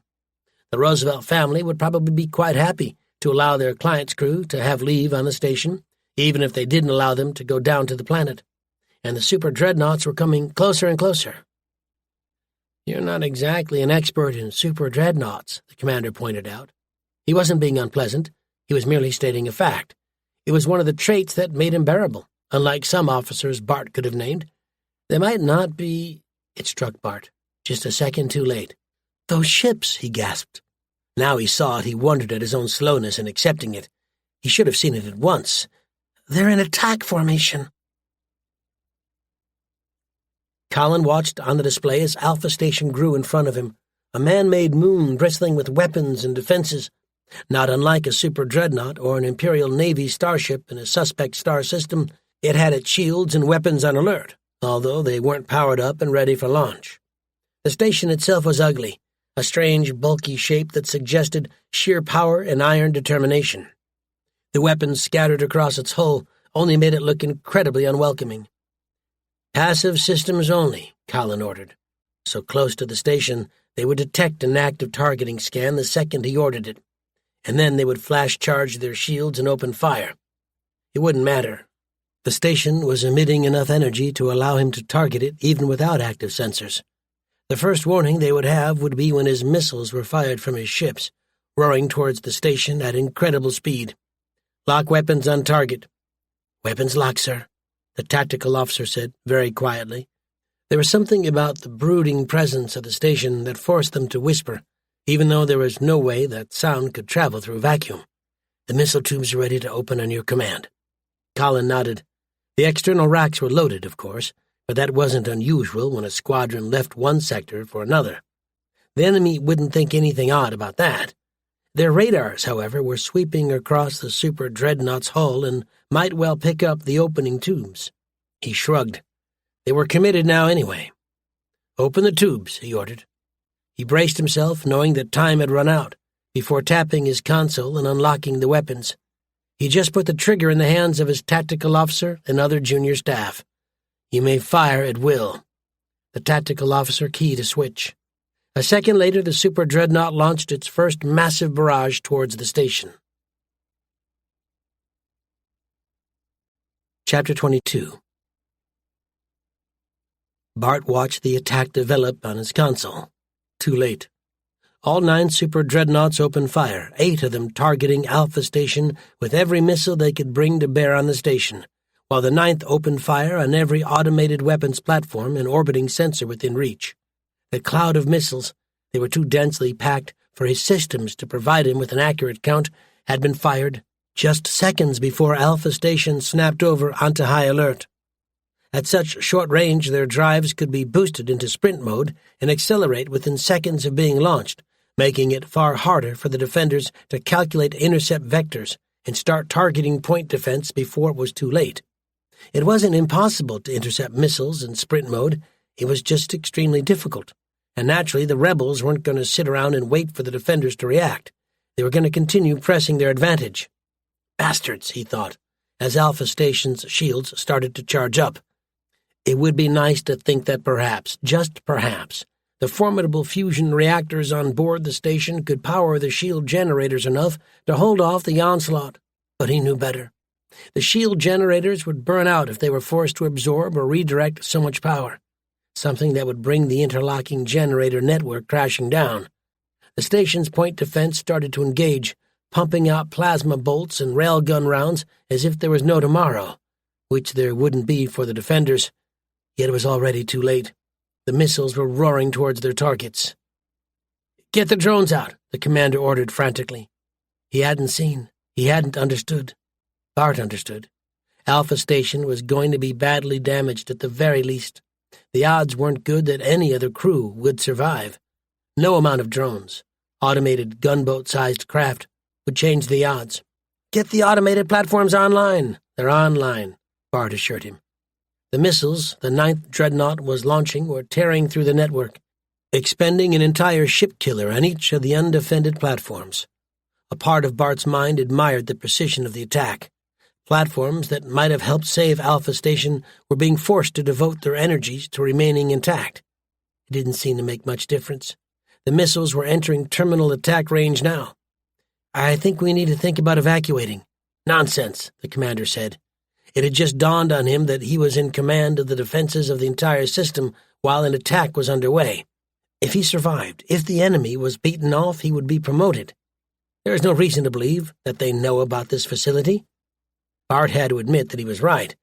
The Roosevelt family, in a direct break with tradition, had placed their system command on the planet's surface, under a mountain. If the enemy wanted to kill them, he would have to find them first, and then it would take several ship killers to batter a way down to the bunker or collapse the mountain on top of it. The planet's ecology would be badly damaged. Of course, if they were Imperial Navy starships up there, they had probably scorched entire planets before. Wrecking a single continent would be nothing compared to that. He looked back up at the display. The missiles were finally hitting their target. There was something raw, almost primal about the explosions billowing up on the massive station's defensive shields. Colin watched, struggling to keep his face expressionless, as the missiles exploded in wave after wave, knocking down shield sections and burning out shield generators. Bursts of energy were making their way through the shields as they failed, licking and burning their way into the station's armor, further weakening the structure. The station, which was better armored than even the latest super dreadnought design, might well have a chance to survive. Its shield network was knocked down, yet it sprang back into place. They had power and shield generators to spare. The fortress had barely had a chance to spit back a single salvo of missiles before its shields failed completely, allowing Colin's missiles to pound the fortress's hull without hindrance. Nuclear explosions flared out in the darkness of space, melting their way into the heart of the fortress. Yet it still survived. The interior of the fortress was heavily armored too, meaning that Colin could blow parts of the fortress into radioactive debris, and the remainder would continue to fight on. Other warheads were detonating inside the structure.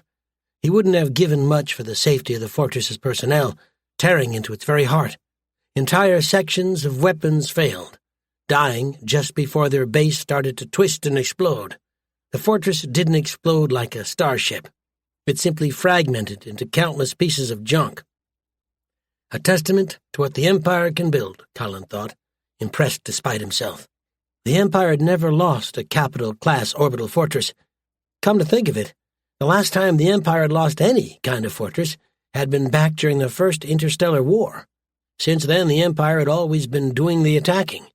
It had rarely been attacked itself. Unlike a starship, with weight penalties for packing too much mass into the hull, the fortress had been able to pack far more armor. The designers had known what they were doing. "Record a message," he ordered. The communications officer nodded. "Attention, defenders of Piccadilly.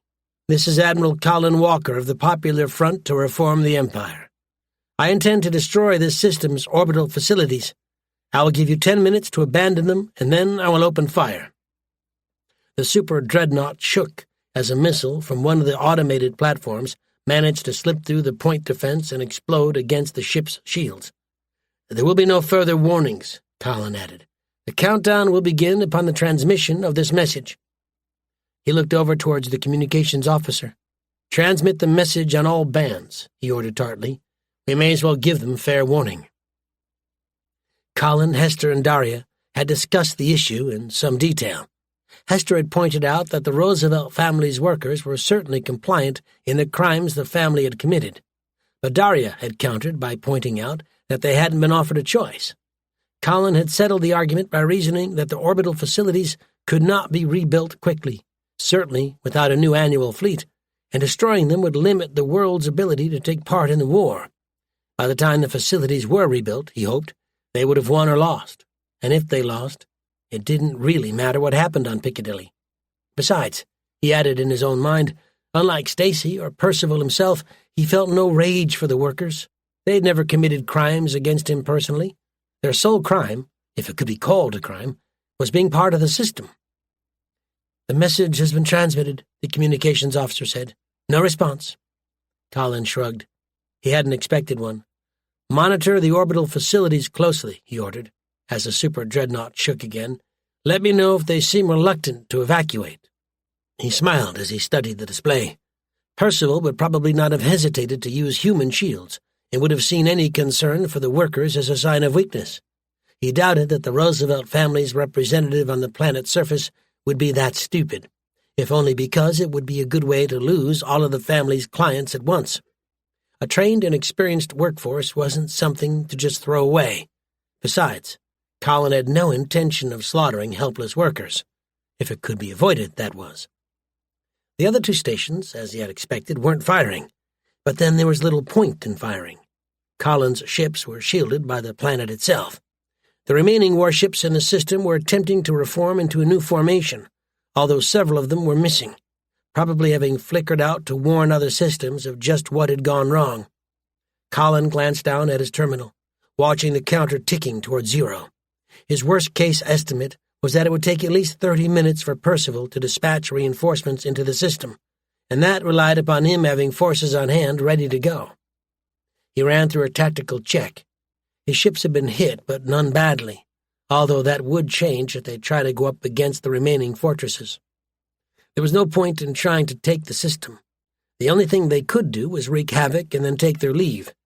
He checked that the tactical staff were handling the running battle and pulled up the sensor records. No matter how he worked it, there seemed to be nothing special about the planet. Certainly nothing that explained the trillions of credits the Roosevelt family had spent on it. Colin tapped a switch, transferring the records into a secure data chip he could give to Daria. Perhaps she could shed some light on it, and turn back to his task. The enemy warships seemed to be heading away from the planet's gravity well, and then they halted, as if they were waiting for Colin to give chase. He saw no reason to indulge them. His super dreadnoughts couldn't catch the lighter units in normal space, and they'd just flicker out if he got too close anyway. It looked odd. "Launch an additional flight of probes," he ordered. "I want to know if they move even a single cloaked ship close to us." "Yes, sir," the tactical officer said. There was no longer any need to use stealth probes. "Launching probes now." "Incoming fire," the deputy tactical officer said.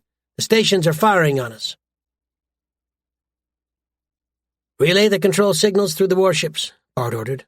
It was a far from conventional idea, yet it seemed to be the only way to drive the rebels away from Piccadilly. Their countdown was proceeding, marking the fact that his world had only 2 minutes before years of investment were destroyed, blown to flaming atoms by rebel starships. "I want them to focus the missiles onto their targets." "Do as he says," General Roosevelt added. He'd come into the command station relieving Commander Falcon. The fortresses had raised objections when a lowly specialist had asked them to start routing their commands through the starships. "This isn't the time for an argument over procedure." Bart smiled. The starships in orbital fortresses had one thing in common. They both had to control missiles they launched in order to direct them towards their targets. A rogue missile became a danger to both sides in a battle. A super dreadnought could control vast numbers of missiles at once, using command missiles to ensure a degree of tactical flexibility, but a cruiser or destroyer had vastly more limited capabilities. Bart had pointed out that the stations might not be able to launch their missiles directly at their targets, but they could send them around the planet, handing over control to the warships in observation positions. It had taken some reprogramming to make it possible. The Empire wasn't keen on making it possible for outside forces to take control of its missiles, yet they'd done it. The system wasn't as efficient as it would have been if the stations had been in direct control of their weapons. The smaller ships kept losing control of individual missiles, even though they were routing their commands through slaved command missiles and attempting to switch from missile to missile before they lost them permanently. Even so, it had been a nasty surprise for the rebels, all the more so because they were being fired on from all sides at once. Bart had redeployed the ships to allow them to control multiple missiles, even ones circling around the planet from the other side. It was risky, he admitted. A ship killer hitting the planet would be disastrous. There were good reasons why the Empire disliked missile duels anywhere near a planet's gravity well. Yet, if it worked, it would drive the rebels away, and it had been his idea. He was the one who would be rewarded. "They can probably swat them off indefinitely," the commander said. He was pacing, doubtless worried about the effects on his career. "We cannot hope to overwhelm their defenses at this range." "That's not an issue," the general countered. "All that matters is to keep them off balance until reinforcements arrive." Colin swallowed a curse as the missiles roared into his point defense network and started to die under his fire. At first, he thought that the Empire had slipped a pair of battlecruiser squadrons into orbit under cloak and open fire, but it hadn't taken long to realize what was actually happening. Some clever bastard on the planet's surface had managed to get the warships working to steer missiles fired from the station. "Clever," he said, as the last of the first salvo of missiles died. The attacks were growing in power now, as more ships were added to the command network. The attacks were even coming in from odd directions, as if they were fighting in a two-dimensional environment. If he sent his ships after the control ships, they'd simply flicker away, leaving his ships at the mercy of the fortresses.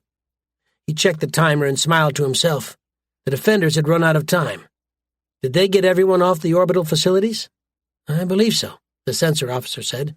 "They certainly launched a great many shuttles and life pods, all of which are now heading down to the planet's atmosphere."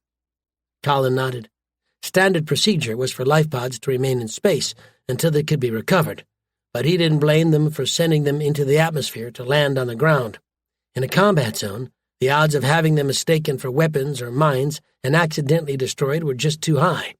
Besides, it helped prove that the stations were definitely abandoned, unless, of course, they deliberately intended to trick him into carrying out an atrocity. Percival thought like that. He hoped, prayed, that the Roosevelt family thought differently. "Target the orbital stations," he ordered. The tactical officer brought up the firing plan, the one that they had worked out just after Alpha Station had been destroyed. "Destroy them." "Aye, sir," the tactical officer said. "I'm launching missiles now."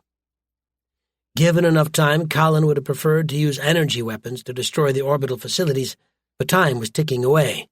Besides, using missiles helped ensure that fewer chunks would survive the fall through the planet's atmosphere to crash land on the surface. He watched dispassionately as years of work and trillions of credits burned under his fire, wondering how long it would be before the Roosevelt family could rebuild.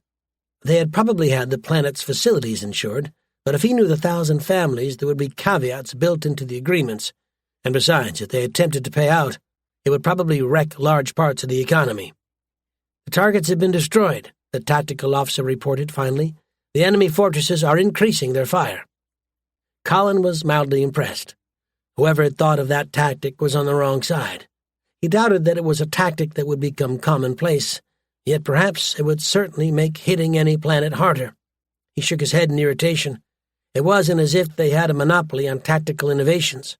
If they were lucky, Admiral Percival would decide that the genius who had thought up the idea had been too clever, and dispatch him to a remote mining colony.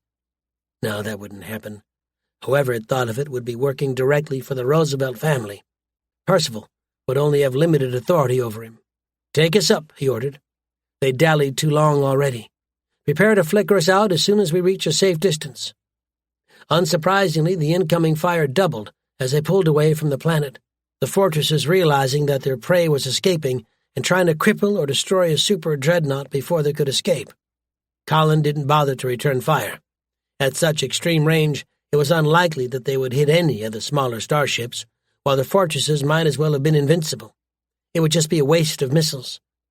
He pulled up the planetary data again and shook his head. Why was the planet so important? It made no sense. The survey data didn't suggest that the planet had played host to intelligent life before the Empire had stumbled over it and given the settlement rights to the Roosevelt family. Studying alien tech made sense, yet an alien race advanced enough to be worth the effort of studying it would be clearly noticeable from orbit, even if it had died out centuries ago. And besides, the survey data would have noticed the alien settlement, and an Imperial Navy team would have taken over the planet. Was it a crashed alien ship, perhaps? Also possible. Yet why wouldn't they take it into the Empire, to somewhere more secure? And what else was worth the amount of resources they'd lavished on the world? "We have reached minimum safe distance, Admiral," the helmsman said. "The flicker drives are powering up now." Colin took one final look at the mysterious planet, vowing to come back one day and ferret out its secrets. If he'd kept Stacy Roosevelt as a prisoner, perhaps he could have asked her. He shook his head, annoyed at himself. There was no point in questioning his own decisions, not now. What was done was done. "Take us out of here," he ordered. The other timer had reached 0. Percival's reinforcements could be expected at any moment. It was tempting to spend time wrecking the cloud scoops and mining facilities, but it wouldn't assist the cause. It's time to take our leave. Chapter 23.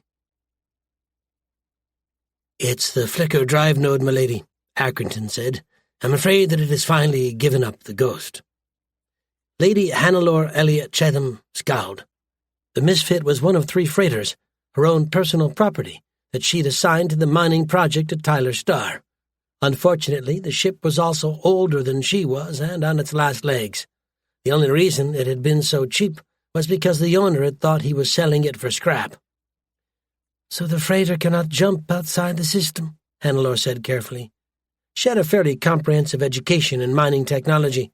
Her mother and father had taught her never to depend on outsiders to run crucial family businesses, but she couldn't have put a flicker drive together, even if someone had given her the parts and detailed instructions. "Can we still use it inside the system?" "Oh, sure," Accrington assured her. "The hull is as sound as it was when we bought it." Hannelore snorted. "That hadn't been very sound, and there's nothing wrong with the life support. It's just the flicker drive." "Very well," Hannelore said, straightening up. "Put the ship on internal system duties until it finally gives up the ghost, or we can scrape up the funds to have the flicker drive repaired. It would probably be cheaper in the long run to buy a whole new ship," her chief engineer said, as he wiped his hands on a grubby towel. "The older ship isn't going to last forever." Hannelore contemplated the loss of the Misfit as she strode through the freighter's cramped passageways and out into the asteroid habitat she'd converted into a base of operations. Calling it a habitat was a bit of a stretch, but she didn't care about rocky walls, dodgy life support, and unidentified smells in the atmosphere. It was her home and would remain her home until she returned to Earth in triumph, or finally gave up and joined the Moochers, the army of disinherited heirs who lurked at the edge of the 1,000 families, more than commoners but less than aristocrats. She couldn't imagine a worse fate, and her natural optimism kept her going, yet it seemed as if the universe itself was conspiring against her. All her hopes and dreams seemed to be on the verge of failure. Tyler's star had been judged worthless when the Imperial Navy's survey service had passed through the red dwarf system, pausing long enough to catalog the small handful of asteroids and a single small gas giant before moving on to more prosperous systems. Hannelore, searching for a place to try to build a fortune, had other ideas.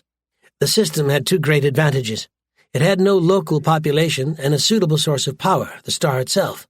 And if the economic predictions for Sector 117 bore out, a person who just happened to control a cloud scoop and an asteroid mining facility would be in a position to carve out a niche for herself. Hannelore wanted that very much. She'd been the product of an arranged marriage between two families, both small families who had dreams of merging and becoming a greater one. They'd ordered 2 of their youngsters to marry and produce an heir. But their dreams had shattered long before Hannelore had reached her majority. Powerful factions within both families, fearing that they would be disinherited in favor of the newcomer, had torn the alliance apart, leaving Hannelore adrift. Her parents might have been divorced, yet they'd always been kind to her, but that kindness had limits. Hannelore was that unfortunate person who could not be denied a place in the family, but was also an embarrassment, a reminder of plans that had simply never come to fruition. She had grown up among the 1,000 families and rapidly learned to hate most of the younger members, both the ones who pretended sympathy for her isolation and the ones who acted as if she was tainted, as if what had happened to her was a deadly disease that could rub off on them. Hannelore had sought an escape and found one, more or less by accident. It had required almost all of her trust fund from her family, but she'd gone ahead with it anyway. A successful mining project would give her the leverage to rejoin her family on her terms, or allow her the independence she had always craved. The thought made her smile bitterly, for both her parents had been adamantly opposed to their daughter taking her inheritance, such as it was, and heading nearly 6 months from Earth, in a company of common-born miners and engineers. The miners were hardly suitable companions for a young girl, her mother had twittered, while her father had warned of the dangers of a pirate raid taking her alive. If she was lucky, the family would have to pay a hefty ransom. If she were unlucky, she would suffer a fate worse than death. And so far, the worst that had happened was a steady decline in her assets and financial trouble on the galactic market. Her concept had seemed brilliant at first. The asteroid miners worked for the 1,000 families, often paid low wages that allowed their superiors to fix the prices of asteroid ore. Hannelore had calculated that if she established a completely independent mining colony, she could charge whatever prices she liked, including undercutting all of her competitors. The Roosevelt family would not be amused. She had been careful not to allow them any stake in her enterprise, yet what could they do about it?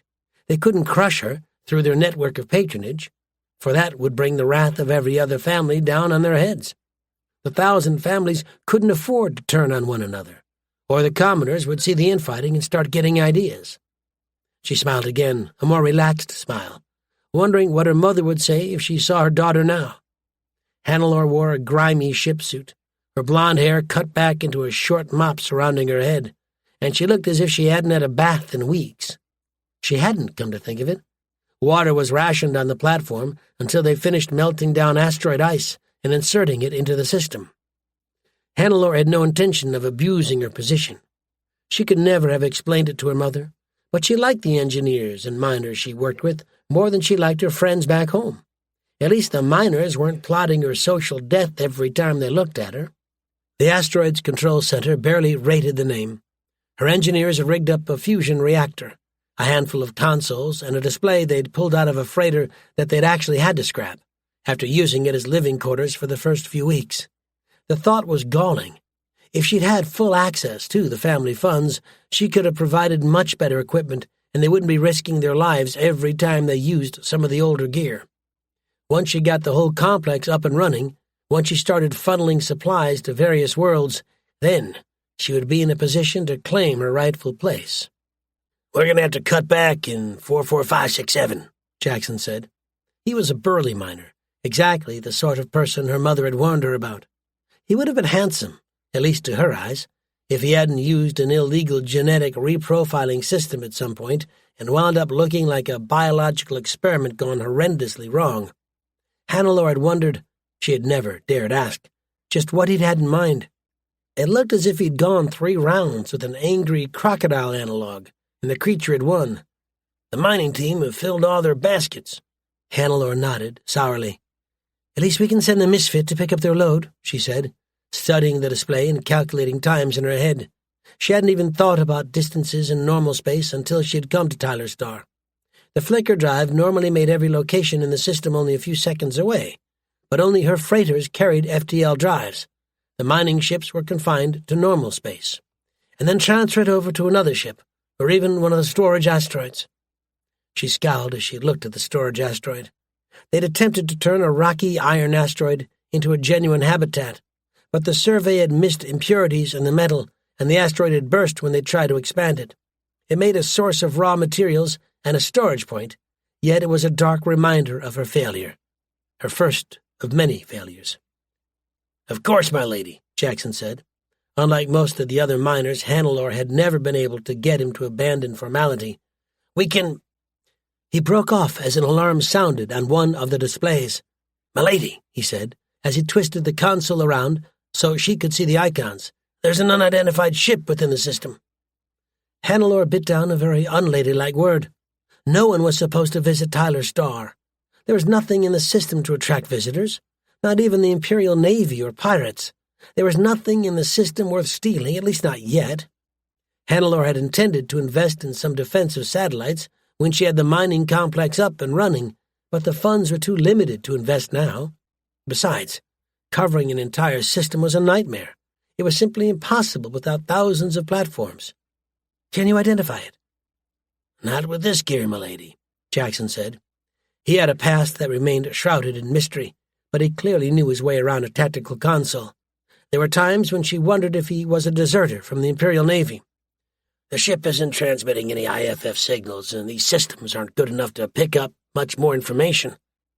Hannelore rubbed her forehead, cursing her luck. The Imperial Navy wouldn't have bothered to sneak around her system, which meant that the intruders almost certainly had to be pirates. If they were just from the Black Colonies, trying to remain undetected, they wouldn't have come so close to her complex. Hell, why would they even bother to come close to the star when there were thousands of light-years of interstellar space to use as a meeting point, without any risk of detection? No reason came to her tired mind. Hail them, she ordered.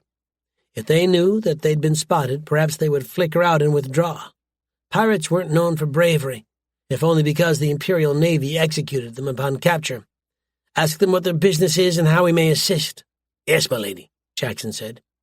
He turned his own console and spoke rapidly, pushing as much confidence into his voice as he could. Hannelore had been tempted to speak herself, but letting the pirates know that there was at least one woman in the complex wouldn't have been such a great idea. They might have gotten a few ideas. I don't think they're listening. Hannelore nodded. The unknown ship was still arcing towards her complex, ignoring the message and the outlying mining ships. Whoever was in charge had probably surveyed her complex under cloak and deduced that the center, her command asteroid, was the only valuable point in the system. The miners would have to surrender or die in the vacuum of space when their air ran out, if the pirates didn't just blow the asteroid and leave them to die. Sound the alert, she ordered, and then changed her mind. There was nothing they could do to deter the pirate ship from attacking, if they intended to attack. Belay that. Warn section leaders, but don't sound a general alert. If Jackson disagreed with her logic, he didn't show it. Yes, my lady, he said, and started to work at his console. Hannelore envied him dreadfully, suddenly. If she had something to do, she wouldn't have had to stare at the incoming icon and worry about what its crew might have in mind.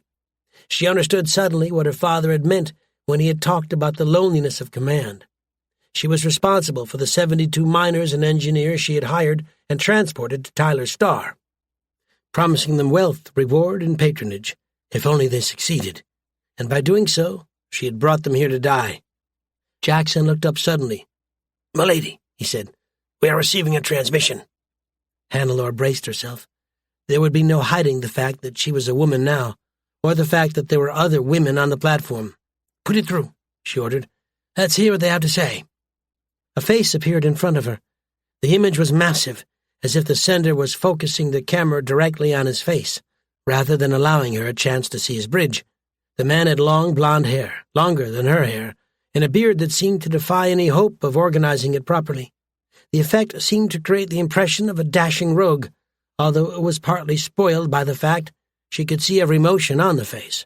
If the speaker frowned or twitched, she would see it. "Lady Ellicott Chatham," the speaker said.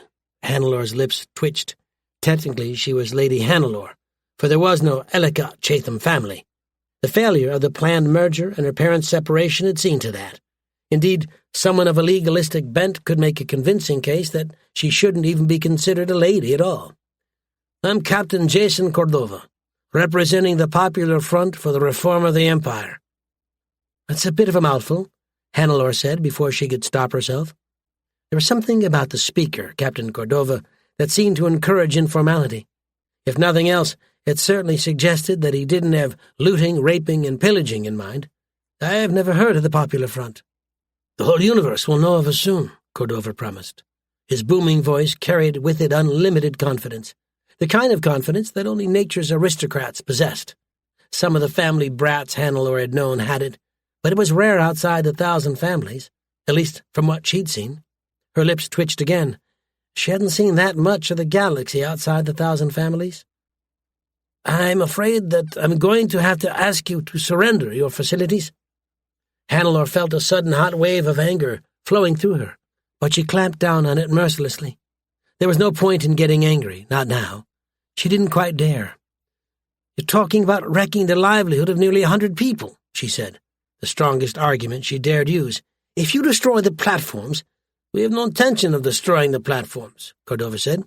"We just wish to remove you and your crew from them for a short period of time, until the war is over." His voice hardened. "I am afraid I cannot give you a choice in the matter." Hannelore keyed the switch and looked over at Jackson. "Can we resist?" His shrug was very droll. "We don't have anything to resist with," he pointed out. "If we say no, they'll either open fire or send in their troops to take us prisoner." "Very well," Hannelore said, reopening the channel. There was no point in asking for guarantees, although even she had heard of Cordova's reputation. He didn't have anything like the reputation some pirates had. "We will transfer over to your ship and then seal the platforms." An hour later, she found herself breathing in clean air as she stepped on board the random numbers. Not all of her crew had been keen to surrender, but spacers couldn't allow themselves any delusions about reality, and reality was that Cordova had the firepower to make any objections pointless and futile. Hannelore had considered trying to sneak away, using only gas thrusters in hopes of avoiding their radar. Yet she'd ended up dismissing the idea. It simply wouldn't have worked. "Welcome aboard," Cordova said. On the screen he'd been remarkable. In person he was striking, even stunning. His smile was so bright that it seemed to light up his entire face. It was easy to see why his crew both loved and followed him, even into exile and certain sentence of death if they were caught. "I have taken the liberty of preparing quarters suitable for one of your exalted rank and station." "Thank you, but I would prefer to bunk with my crew," Hannelore said. She had long ago lost the modesty that a young girl in the high city on Earth was required to develop, or at least pretend to develop. "I wish to make sure that they are not mistreated." "No one will be mistreated," Cordova assured her. His smile grew wider. "And perhaps you would join me for evening dinner.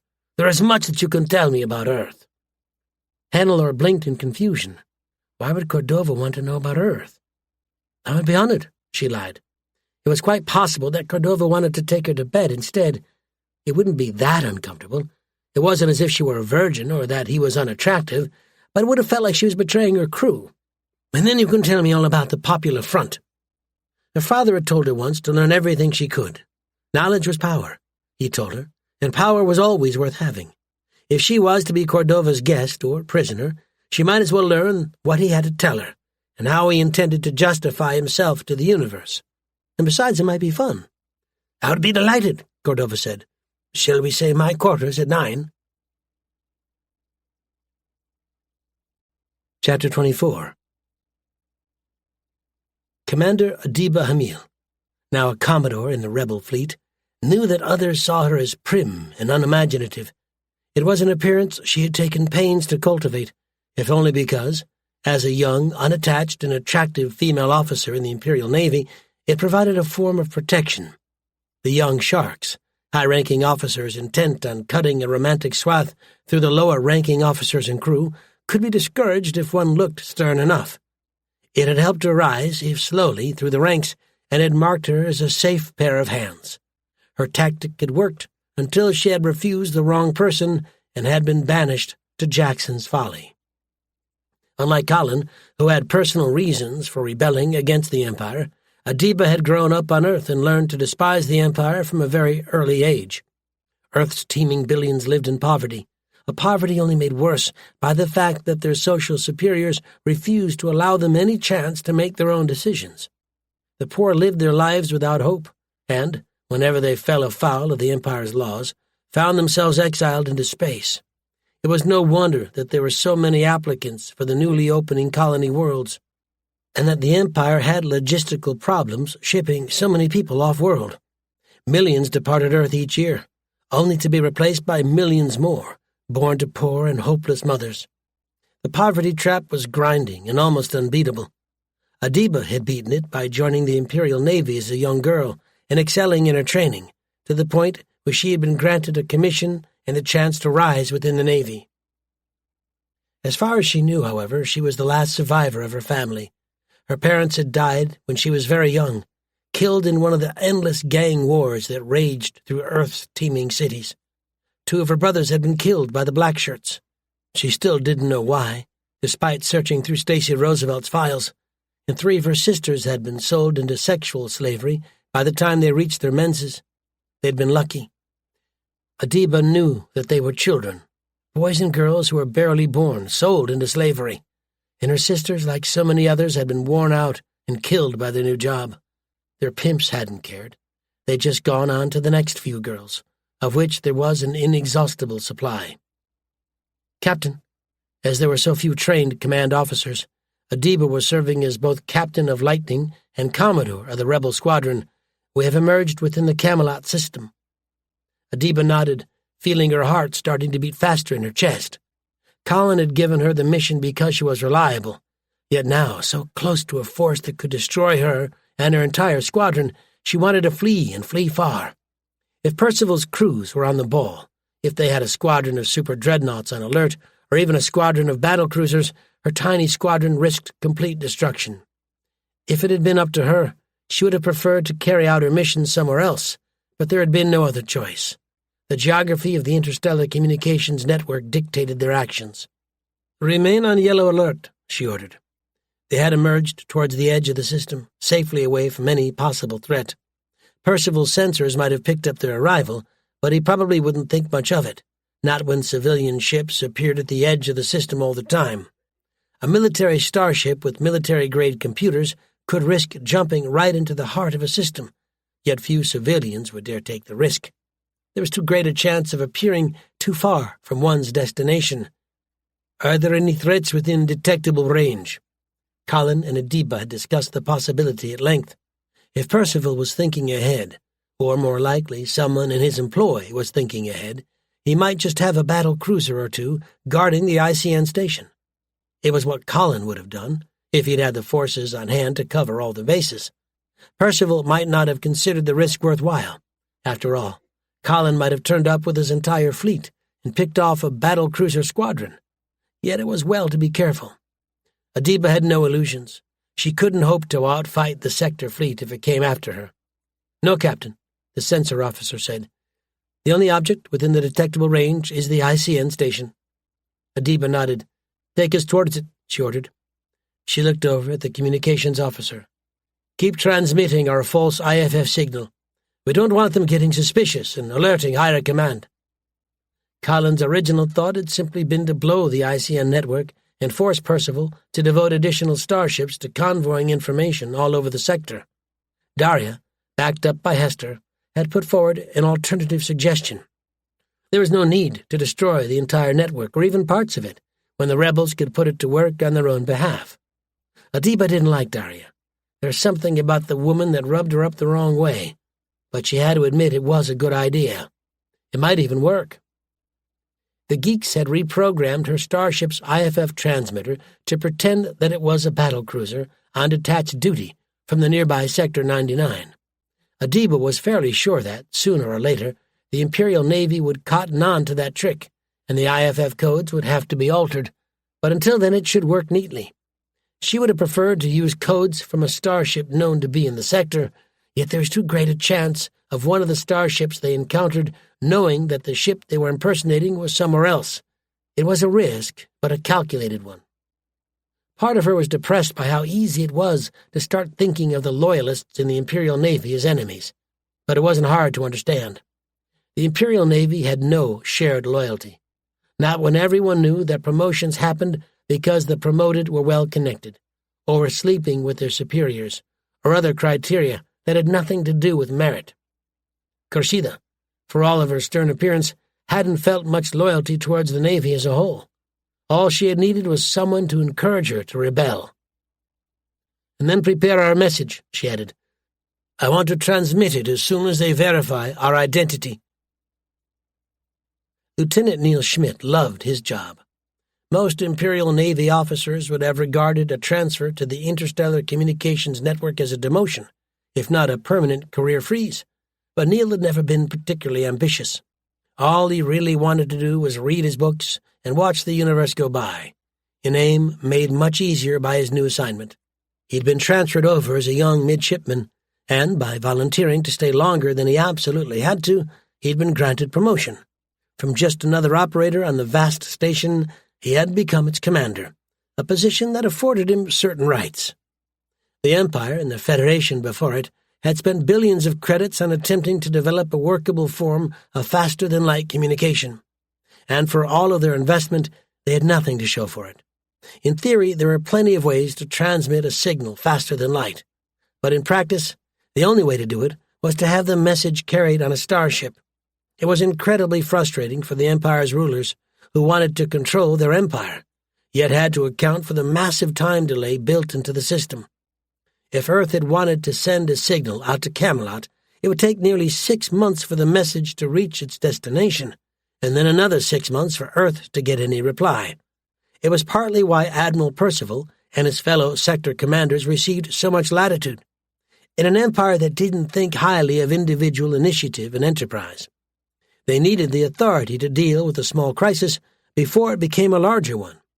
The first solution to the problem had been to decree that every starship had to carry a sealed message pod that would allow it to convoy messages between systems. The idea hadn't worked out too well in practice, as starships were delayed or rerouted or simply forgot to pick up the message packets. The second solution involved the ICN. Courier boats would jump from system to system, pass on the message bundles to the ICN stations, which would in turn relay them into the system or onwards to another courier boat. The system was clumsy and inefficient, but it worked, and it had other advantages. With all messages being sent through the ICN, it allowed the Empire a chance to censor everyone's mail, or detect subversive messages before they were transmitted into the Empire. It also had another advantage as far as Neil was concerned. The Empire didn't allow its corporations, particularly the ones with weaker ties to the Thousand Families, or private citizens, any access to unbreakable encryption. Neil could use backdoors engineered into the system to peek at the messages, and then covertly hold them back for a few days while using his insider knowledge to make bets on the stock market. Working with a few allies deeper within the Empire, they were able to use their advanced knowledge to gain wealth or avoid loss, and as long as they were careful, they would be completely undetectable. They were careful. They gambled normally and only bet high when they were sure of their ground. He barely noticed the battlecruiser flickering into the system, for he was carefully writing a message to his allies. Admiral Percival had refused to release any news of the rebellion into the ICN, which meant that stock markets further into the Empire would be unaffected by the news, at least so far. Neil was betting that Admiral Percival would keep it classified for a few months longer, which would allow him and his allies the chance to secure their own positions and bet high. When the news finally broke, and it would, the ICN wasn't the only communications channel. They would be in a good position to benefit. Best of all, it looked perfectly natural from the outside. No one would be able to tell what they were doing, even if Imperial intelligence carried out a thorough investigation. He hadn't even had to hold any messages. "Lieutenant?" Midshipwoman Fanny said, interrupting his thoughts. He saw no reason for formality on his command deck, but Fanny was young and ambitious, and desperate to escape the ICN. She was also pleasant on the eye, so Neil saw no immediate reason to authorize her transfer. "The Dauntless is transmitting a long message packet, Priority 1. Neil lifted his eyebrows. He didn't dare tamper with Priority 1 messages. That would mean certain death if he were caught, yet even they had to be checked by the censor. He keyed his console, transferring the data packet to his own system, and swore aloud as he took in the headers. The message wasn't just Priority 1, it was tagged with an Imperial Intelligence sticker, ensuring that it would go right to the top of the system. Worse, the second tag ordered a general broadcast to everywhere outside the system, but not into Camelot itself until a certain time. He found himself scratching his head. Neil liked the ordinary, and the message was as outside the ordinary as it was possible to get, at least without the battle cruiser opening fire and blowing him and his station to vapor. "Interesting," he said, without committing himself to anything. The only reason he could think of for a blanket message was to ensure that everyone got it, at least everyone with the right code key to unlock the message. No, he realized, as he read through the final headers, the later tags contained instructions for the message to decipher itself, without the need for a code key. Someone wanted to broadcast a message to everyone within the Empire. The message would route itself through every last communication system it could reach, twisting and turning like a living thing. I wonder why. "Sir, the battlecruiser's demanding a receipt," Fanny insisted. She sounded nervous. No lowly midshipwoman would want to handle a message with tags that came right from the highest authority in the sector. "They want us to confirm that we will send the message as soon as the next courier boat arrives." Neil scowled to himself, thinking hard. There was something odd about the message, odd enough to make him wonder if he shouldn't check with Imperial Intelligence's offices in the Camelot system before forwarding the message. Except, if the message was genuine, and he had no reason to believe it wasn't, he would get into considerable trouble by delaying it, even for a few hours. He knew the schedules of the courier boats by heart, and there was no way he could get a signal to Camelot and back before the message had to be transmitted. If the signal was false, he would be a hero. But if it was genuine, he'd be lucky not to be assigned to a penal world. And even if the message was false, he would have ignored perfectly legitimate codes. Imperial intelligence would not be amused, perhaps even punish him for ignoring them, even though he'd done the right thing. They would be looking for a scapegoat, and he knew, from long experience, that shit always flowed downhill. He would be the one who received the blame. He agonized for a long moment and then made up his mind. Copy the signal into a burst transmission to Camelot, then transfer it into the buffer and transmit it to the next courier boat to arrive, he ordered finally. Having prepared the groundwork, it was time to cover his ass. I'll attach a message to it stating that I cannot verify that the message was approved by officers on Camelot. That should suffice. Yes, sir, Fanny said. Neil saw her jacket, carefully opened to reveal a little of her cleavage, and smiled to himself. Fanny was a survivor. There was no doubt of that. With a couple of patrons and perhaps some luck, she would rise high. The next courier boat is due in 2 hours, 17 minutes. And would be gone again in 2 hours, 30 minutes, unless something went badly wrong with the drives, Neil knew. Yes, he agreed dryly. We had better not delay then, had we? Adiba watched from her ship as the ICN station accepted the message, copying back the message headers to confirm receipt. She said a silent prayer under her breath that the system would work perfectly, before looking up at the helmsman and ordering him to jump them out to where the rest of the squadron was waiting for them. They'd pushed their luck too far already. The message headers did far more than just direct the message to its proper destination, she knew. They ensured that no one would attempt to unlock the message's encryption before it was too late. The message, a declaration of rebellion, would be forever moving ahead of any warning, any order to stop the message and erase it from the ICN. The Empire would have to wipe it completely, which would be difficult, as it would be bouncing back to the sender every few weeks and change all of the codes. One of the headers one normally assigned to Imperial intelligence, would ensure that the automated systems just allowed it to slip through the sensors. No one would look at it, she hoped, and even if they did, they wouldn't be able to decrypt it in time. She smiled as the battlecruiser flickered out of the system. The Empire insisted on maintaining complete control over the planetary data nets, although there were data nets, on Earth and the core worlds mainly, that defied easy control. They could normally wipe any subversive message from the network without more than a tiny percentage of the planet's population seeing it. Now, the message the rebels had created included the codes that would tell the monitors to ignore it, to let it pass through without comment. The entire Empire would see the message and know that a rebellion had begun. Neil watched without undue surprise as the courier boat flickered into the system, dumped a massive data packet into the ICN station's filters, and accepted the transfer of an equally large data packet from Neil's crew. As he had expected, there was no word from Imperial Intelligence's base on Camelot. The courier boat waited long enough to recharge its drives and then flickered out, heading for its next destination. Neil turned back to his own work and pushed the message out of his mind. There were 2 corporate messages that he'd held back that had to be slipped into the next data packet, just in time to prevent anyone from wondering if they'd been deliberately delayed.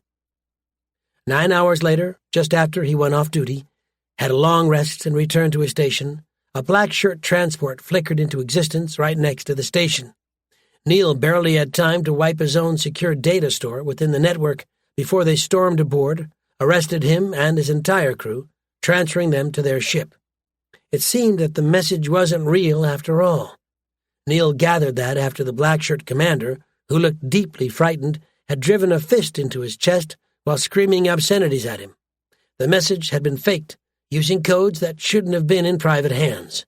And in the finest traditions of the Empire, the messenger was going to be shot.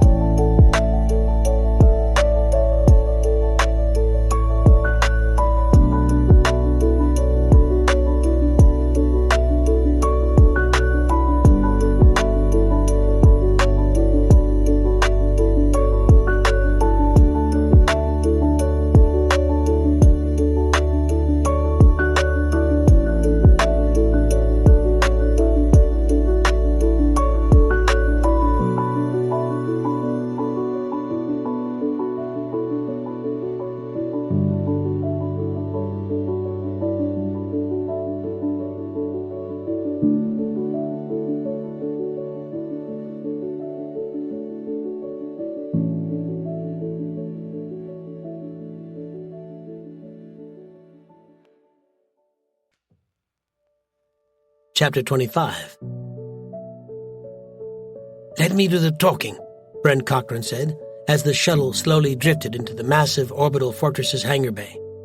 Penny gave him a single raised eyebrow, which made him smile.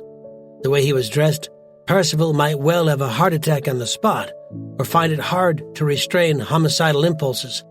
"You stay quiet and pretend to be a good little aide." Penny shrugged. Brent Cochran had worn the standard dark blue dress uniform of a Commodore, but instead of wearing the blue cap, he donned a shining white cap with gold braid. Traditionally, only the supreme commander of a particular formation, a mere squadron even of dreadnoughts wouldn't be enough, would wear such a cap, and wearing one to a meeting with the sector command was both an unsubtle insult and a subtle message to Percival's supporters. Percival would see it as a challenge to his authority, yet he could do little about it, not with the level of connections enjoyed by his younger subordinate. He would have to grin and bear it, although part of Penny hoped that he would suffer a heart attack and die. The shuttle gently touched down, and the hatch opened, allowing the air from the fortress to flow into their craft. Brent Cochran's personal bodyguard stood up and headed out of the hatch, making a circuit of the craft before he would allow any of Brent Cochran's staff to follow him into the hangar bay. That, too, was another subtle insult to Percival, an implication that Brent Cochran didn't trust his superior to organize his own security. Percival, an expert at the backstabbing and intrigue that made up the innermost circles of the Imperial Navy, would have no difficulty in understanding the message, although he would still find himself powerless to respond. "Clear," the bodyguard said finally. If there was any doubt in his voice, Penny couldn't hear it. "There's a reception party waiting for you." A small party stood to attention as the Empire's anthem started to blare out, played through the speakers. Brent Cochran stepped from the shuttle, every inch the visiting monarch, and strutted to the far end of the line. The welcoming party was commanded, Penny saw with an inner flicker of doubt, by a mere lieutenant. That, too, was an insult, one calculated to annoy the impulsive Commodore. Brent Cochran showed no visible reaction, even to her. He accepted the young officer's salute and returned it with his own. "Lieutenant," he said calmly and with perfect poise, "permission to come aboard." "Permission granted, my lord," the lieutenant said. He looked relieved. Penny knew how he felt. There were cases of visiting officers being offended by the reception party and demanding immediate punishment, or breaking careers effortlessly because they felt that their pride had been slighted. "Welcome on board." Brent Cochran smiled. "Thank you," he said. "Would you care to escort us to the Admiral's quarters?" The lieutenant bowed and nodded, dismissing the welcoming party with a wave of his hand and turning to lead the two of them out of the hangar bay. Brent Cochran dismissed most of his party. He'd given them orders to mingle with the station's crew, but remain on call, and allowed Penny to precede him as they walked through the station. The station was so massive that even Percival hadn't been tempted to try to decorate it all in his own favorite style. The cost would have been shockingly high, even as someone with far more exalted connections. But she saw some of his paintings and artwork scattered around, announcing his control over the station. She wondered sometimes what the lower decks thought of their supreme commander's taste in artwork, although no one gave a damn about their opinions, least of all Percival. The lower decks were there to do the dirty work and then remain out of sight, out of mind. The Imperial Navy only tolerated a few Mustangs, officers from the lower decks every year. Penny considered as she walked, contemplating the two men in her life. Percival was a sadist and a sexual pervert, yet in his way he was simple and easy to understand. The longer she spent in Brent Cochran's company, the harder she found it to understand him. He was intelligent, capable, competent, and, unlike Percival, interested in her for her brain, rather than her body. After their first coupling, he had never touched her again. It struck her as odd. Or perhaps it wasn't so odd, she reflected. Men liked playing their dominance games, and Brent Cochran was playing one, not with her, but with Percival. Sleeping with Percival's woman might be nothing more than yet another attempt to beat Percival, even though Percival would never find out about it. Brent Cochran might have a grand scheme to dislodge Percival from his position, yet in his mind he already had.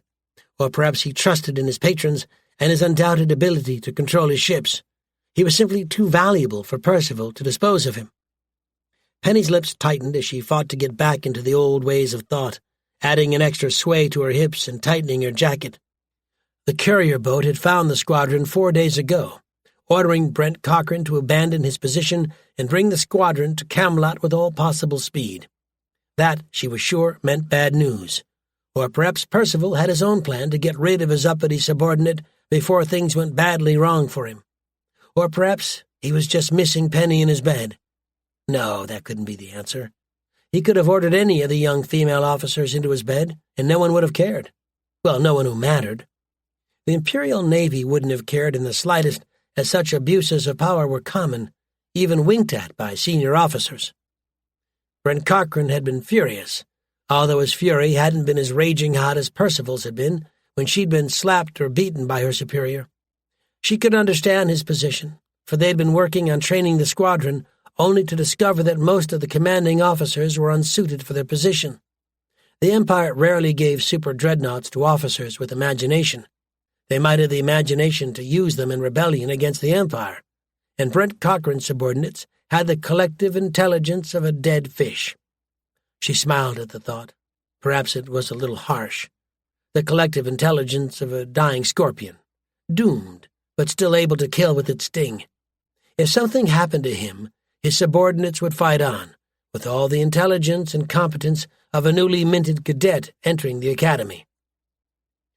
The lieutenant paused outside the admiral's outer hatch and pressed his thumbprint against the scanner, opening the hatch and allowing them access. He stood aside, waving them through. It seemed that junior officers were still not allowed into the admiral's quarters, and closed the hatch behind them. 4 blackshirts, carrying stun batons and sensor needles, stepped forward and ran the needles over their bodies, looking for hidden surprises. Penny concealed her own surprise. Percival had to be feeling paranoid. Or perhaps he was making another subtle insult, implying that he didn't trust Brent Cochran not to harm him. Penny almost snorted at the thought. Brent Cochran's plans for harming his superior officer, at least as far as she knew, didn't include his physical murder. "They're clean," the first blackshirt reported. He was a burly man with piggish eyes. Indeed, Penny wondered if the training process had included shots of gorilla DNA. His voice, a thick, guttural sound, was an unmistakable mark, the results of the drugs that had been shot into the recruits when they entered the training camps. They ensured both obedience to lawful authority and unquestioning brutality to everyone else. No bombs, no guns, only a single dress sword. "Then show them in," an impatient voice snapped. Penny felt her heart skip a beat as Percival's voice echoed through the compartment. "Now, if you please." Penny allowed Brent Cochran to precede her into Percival's inner compartment, taking the additional few seconds to gather her thoughts. Percival had altered the decor slightly, moving the submissive blonde woman to a new place on the wall and replacing it with— She leaned forward, unable to believe her eyes. The new picture was one of a man being unceremoniously strangled by the hangman's noose.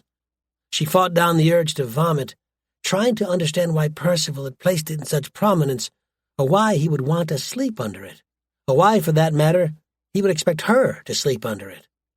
"They failed in their duty," Percival said, without bothering with formalities.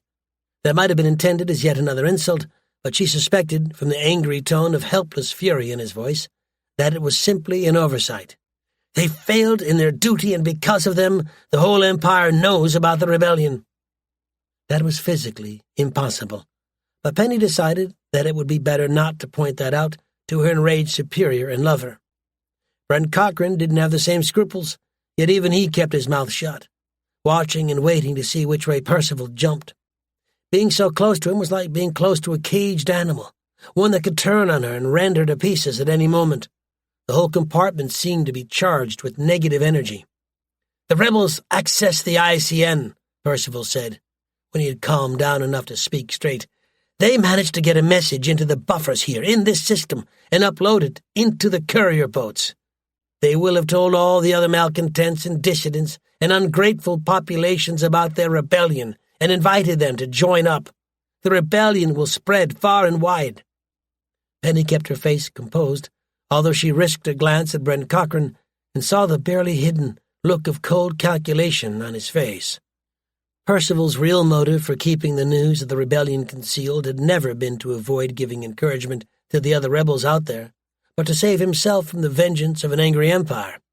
If he had managed to beat the rebels before the news got out, he would look like a hero, rather than a moron who managed to lose 9 super dreadnoughts to a rebel commander with a grudge against him personally. The Empire would want his head, and his connections, even if they risked defending him, would be unable to save his head from the chopping block. "So the message is out and spreading," Brent Cochran said, once Percival had finished explaining. Penny had to admire the tactic, even though it made her life much more dangerous. The message would be forever moving in advance of any message ordering the ICN to wipe it from the local nodes. Worse, even if they did manage to quarantine a few systems and prevent them from getting the message, it would still slip in through other starships in transit. It may not be such a bad thing. Percival glared at him.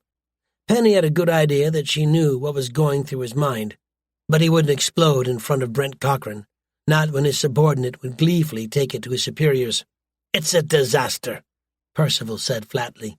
"It is a disaster so great that I had the entire crew of the ICN station executed for dereliction of duty." His voice became strident, hectoring. "We cannot allow any leeway when it comes to punishing traitors against the Empire." "That seems a little harsh," Brent Cochran observed mildly. "Do you want them to make a habit of opening sealed packets from Imperial intelligence?" "They failed," Percival snapped. He clearly wasn't open to rational thought. Someone had to pay the price for the embarrassment and humiliation the Empire had suffered, even if he had to drum up charges and execute them quickly, before anyone else could intervene. "The entire Empire knows now." His face darkened before anyone else could speak. "And the rebels hit Piccadilly," he added. "The Roosevelt family is not happy." Penny felt an insane urge bubbling up within her, and she indulged it. "I hardly see how we can be blamed for that," she said. Piccadilly had been high on the list of possible targets she'd drawn up, although Stacy Roosevelt's insistence that Greenland be protected had prevented her from having any pickets near the other Roosevelt world. Besides, it was the Roosevelt family, not the Imperial Navy, that was responsible for defending Piccadilly. We were not guarding that world. "The problem," Percival said, with an air of patience that fooled no one, "is that the rebels have managed to strike at the heart of the Roosevelt family's investments in this sector, which are vital for the continued economic growth of the Empire. Combined with their message, it sends a disagreeable signal to the remainder of the Empire. The effects could be disastrous." "The rebels have to be stopped," Brent Cochran said, with an air of artful nonchalance. "I fail to see why losing a single world is such a problem. There are thousands of other worlds in the Empire." Penny thought she knew. The Roosevelt family had invested heavily in Sector 117. It was why they had so much influence, even to put Percival in as their choice for sector commander. And their senior representative in the Imperial Navy, Stacy Roosevelt, had been jumped ahead of more qualified officers and ordered to capture Jackson's Folly and its daughter colonies, intact, with its industrial base undamaged. Her eyes opened in wonder. Could it be, she asked herself, that the Roosevelt family was overextended? The 1,000 families prided themselves on their long-term view, investing early in new sectors, planets, and industries to maintain their position, yet the Roosevelt family had definitely been going well over the standard pattern. They'd even forced most of the other families out of the sector, keeping it all to themselves. Why? To make themselves even more immensely rich than they already were? Or perhaps because it was their last desperate gamble, one last shot to avert disaster. The Empire's economy had been slowly freezing up for centuries, a result of the deadening effects of patronage and bureaucracy. If the Roosevelt family was in serious trouble, who knew what might happen to the Empire as a whole? Families had come and gone before, yet the Roosevelt family was colossal, with interests everywhere. Could it be that they were weaker than anyone dared think? And, she asked herself, what would happen if the rebels kept destroying their investment? They'd be able to carry on for some years, using their connections and the sheer unlikelihood of the situation to hide the truth. But eventually, it would come out, and what would happen then? She thought about the hundreds of worlds that belonged, directly or indirectly, to the Roosevelt family, with the trillions of humans and aliens inhabiting them. What would happen to those helpless lives? Or, for that matter, what would happen to the remainder of the Empire? Would the fall of one family lead to the fall of others, or would the remainder of the families congratulate themselves on having avoided such a fate, pat the Roosevelt family's head and buy up all their assets. Somehow she doubted that the families could work together to save the empire.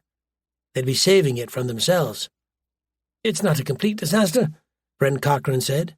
His voice was calm, very composed, yet Penny could hear an underlying note of delight. Percival wouldn't survive the loss of his patrons, not with all the enemies he'd made over the years. "We do have new options, ones that we lacked before." Percival glowered at him. "And what would those be?" "We don't have to worry about preventing the news from spreading," Brent Cochran said. "So we contact the sector commander of Sector 99, he's my uncle, unless he's been promoted by now, and ask him to send reinforcements. Even a single additional squadron of super dreadnoughts would be a bonus for us, and he has 3 squadrons under his command. We ask him to deploy them here, and we make further attacks prohibitively expensive for the rebels." Percival's lips moved, but he said nothing. Penny could almost read his thoughts. Calling in help even from the nearest sector would take time, and certainly reinforce the suggestion that Percival was grossly incompetent, and also partly responsible for the mutiny. Come to think of it, she wondered, what would happen if Sector 99 sector commander turned up and tried to take command? He might be able to dislodge Percival, and if he really was related to Brent Cochran, he might place Percival's subordinate in his place. And yet now the message blackout had been broken, the news would be spreading, and failing to ask for help would certainly count against him. And Penny suspected Brent Cochran would send a message of his own to his uncle if he hadn't already. Percival had to know that too, which meant that he was trapped. He had to ask for help and hope for the best. She could almost sense his frustration boiling off him in waves. She hoped, with a burst of malice that was almost worthy of Percival himself, that it choked him. "I will communicate with Sector 99, Percival said. She smiled inwardly at his desperation. The message was racing relentlessly towards Earth.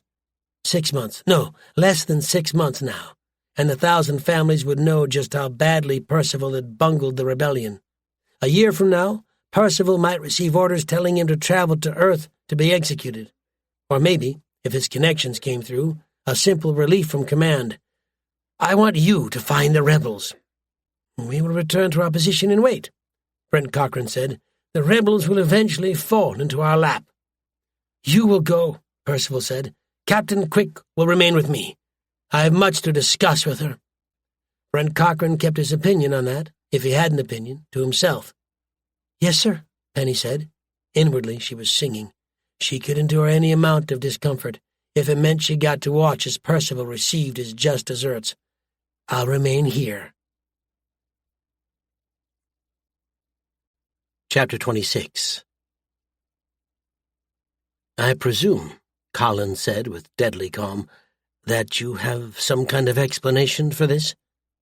The crewman in front of him, a man who would never have set foot in officer country at all back when the super dreadnought had fought for the Empire, looked uncomfortable and nervous. He was standing between 2 burly Marines, shaking so badly that he could barely stand to attention. Collins studied him carefully, silently noting the unshaven face and rat-like eyes. The crewman didn't cut a very convincing or reassuring image. But then no one would have expected the fleet's commanding officer to deal with the matter personally. Collins had only intervened to make the point that such issues would be taken seriously. "We noted the problem with the atmosphere scrubbers 2 weeks ago," Collins said, when the crewman said nothing. The Marines who had arrested him hadn't told him why he was under arrest, but Collins suspected that the crewman knew perfectly well why Collins had sent for him. Either that, or he was guilty of something else. "Crewman First-Class Nix, why were they not replaced?" Nix flushed. It wasn't traditional to spell out a crewman's full rank. It was almost inevitably the prelude to a chewing out, if not a summary demotion. The lower decks maintained themselves through harsh discipline, overseen by the NCOs, in a shared belief that attracting the attention of the senior officers was a bad idea. Colin hoped that Nix understood how much trouble he was in. If not, Colin would feed him the problem step by step, and then inform the crewman of just how he was going to be punished. He smiled inwardly. If nothing else, it was incredibly rare for an admiral to handle such matters. His mere involvement would be a stern message to the crew. "My department was busy coping with the reloading of the missile tubes," Nick said finally. His shaking hadn't improved. "We didn't have time to switch out the atmosphere scrubbers. Sir, my lord, those scrubbers are good for at least another 2 months." His voice died away as Colin looked at him, feeling a sudden urge to draw his pistol and shoot Nix through the head. On the face of it, Nix was quite right. The super dreadnought, indeed all military starships, was over-engineered, and could have lost half of the scrubbers without the crew finding it hard to breathe. But then Nix's real offense hadn't been anything to do with not replacing a scrubber. His offense was far worse. "You may be right," Colin said. Nix sagged against one of the Marines. Only a complete idiot would have mistaken Colin's tone for forgiveness. "You may have been able to leave the scrubbers in place without causing an immediate problem. Now tell me, what else did you do?" Nix flushed. "I did nothing else, my lord," he protested. "It was the only shortcut." "I read your 666, Nix," Colin said sharply. "Would you like to know, I wonder, just what it said?" The Imperial Navy loved paperwork. Indeed, Colin had sometimes thought that the fleet could probably have used its piles of paperwork to bombard anyone intending to attack the Empire. Everything had to be logged. The loss of even a single bullet had to be noted, and eventually would provoke an inquiry from the bureaucracy. Everyone on a warship had their own set of paperwork to fill out, most of which Colin had gleefully abandoned once the rebellion had started. Yet there were some pieces of paperwork that could not be rejected or converted into toilet paper. A copy of Form 666 had, according to regulation, to be filled out to account for each and every replaced part on the starship. A supervising crewman, like Nix, was responsible for filling in the forms for his department, adding them to the database in the ship's computers, and allowing his commanding officer to learn, with the touch of a button, the exact condition of his ship. Or maybe not. It was far from unknown for junior officers or crewmen to fill out fake 666 forms, knowing that the risk of detection was minimal. How many captains would crawl through the tubes connecting one part of the ship to another, knowing that it would smudge their fancy uniforms? Colin had even heard rumors that entire super dreadnought squadrons had been allowed to rust, while their commanders filled out fake forms, verifying that they existed and pocketing the pay for the crew. "I read your 666 very carefully," Colin said, when Nix declined to reply. "It told me that the atmosphere scrubbers in your section had been replaced on time, right when you were helping to manhandle missiles through the tubes and out into space. And then it told me that you and your crews replaced the scrubbers all the way back to the day we took these ships off Commodore Roosevelt. And yet, when I had the scrubber examined, it had clearly been in place longer than 6 months. No wonder those poor recruits complained about the smell." His nostrils twitched as he contemplated the issue.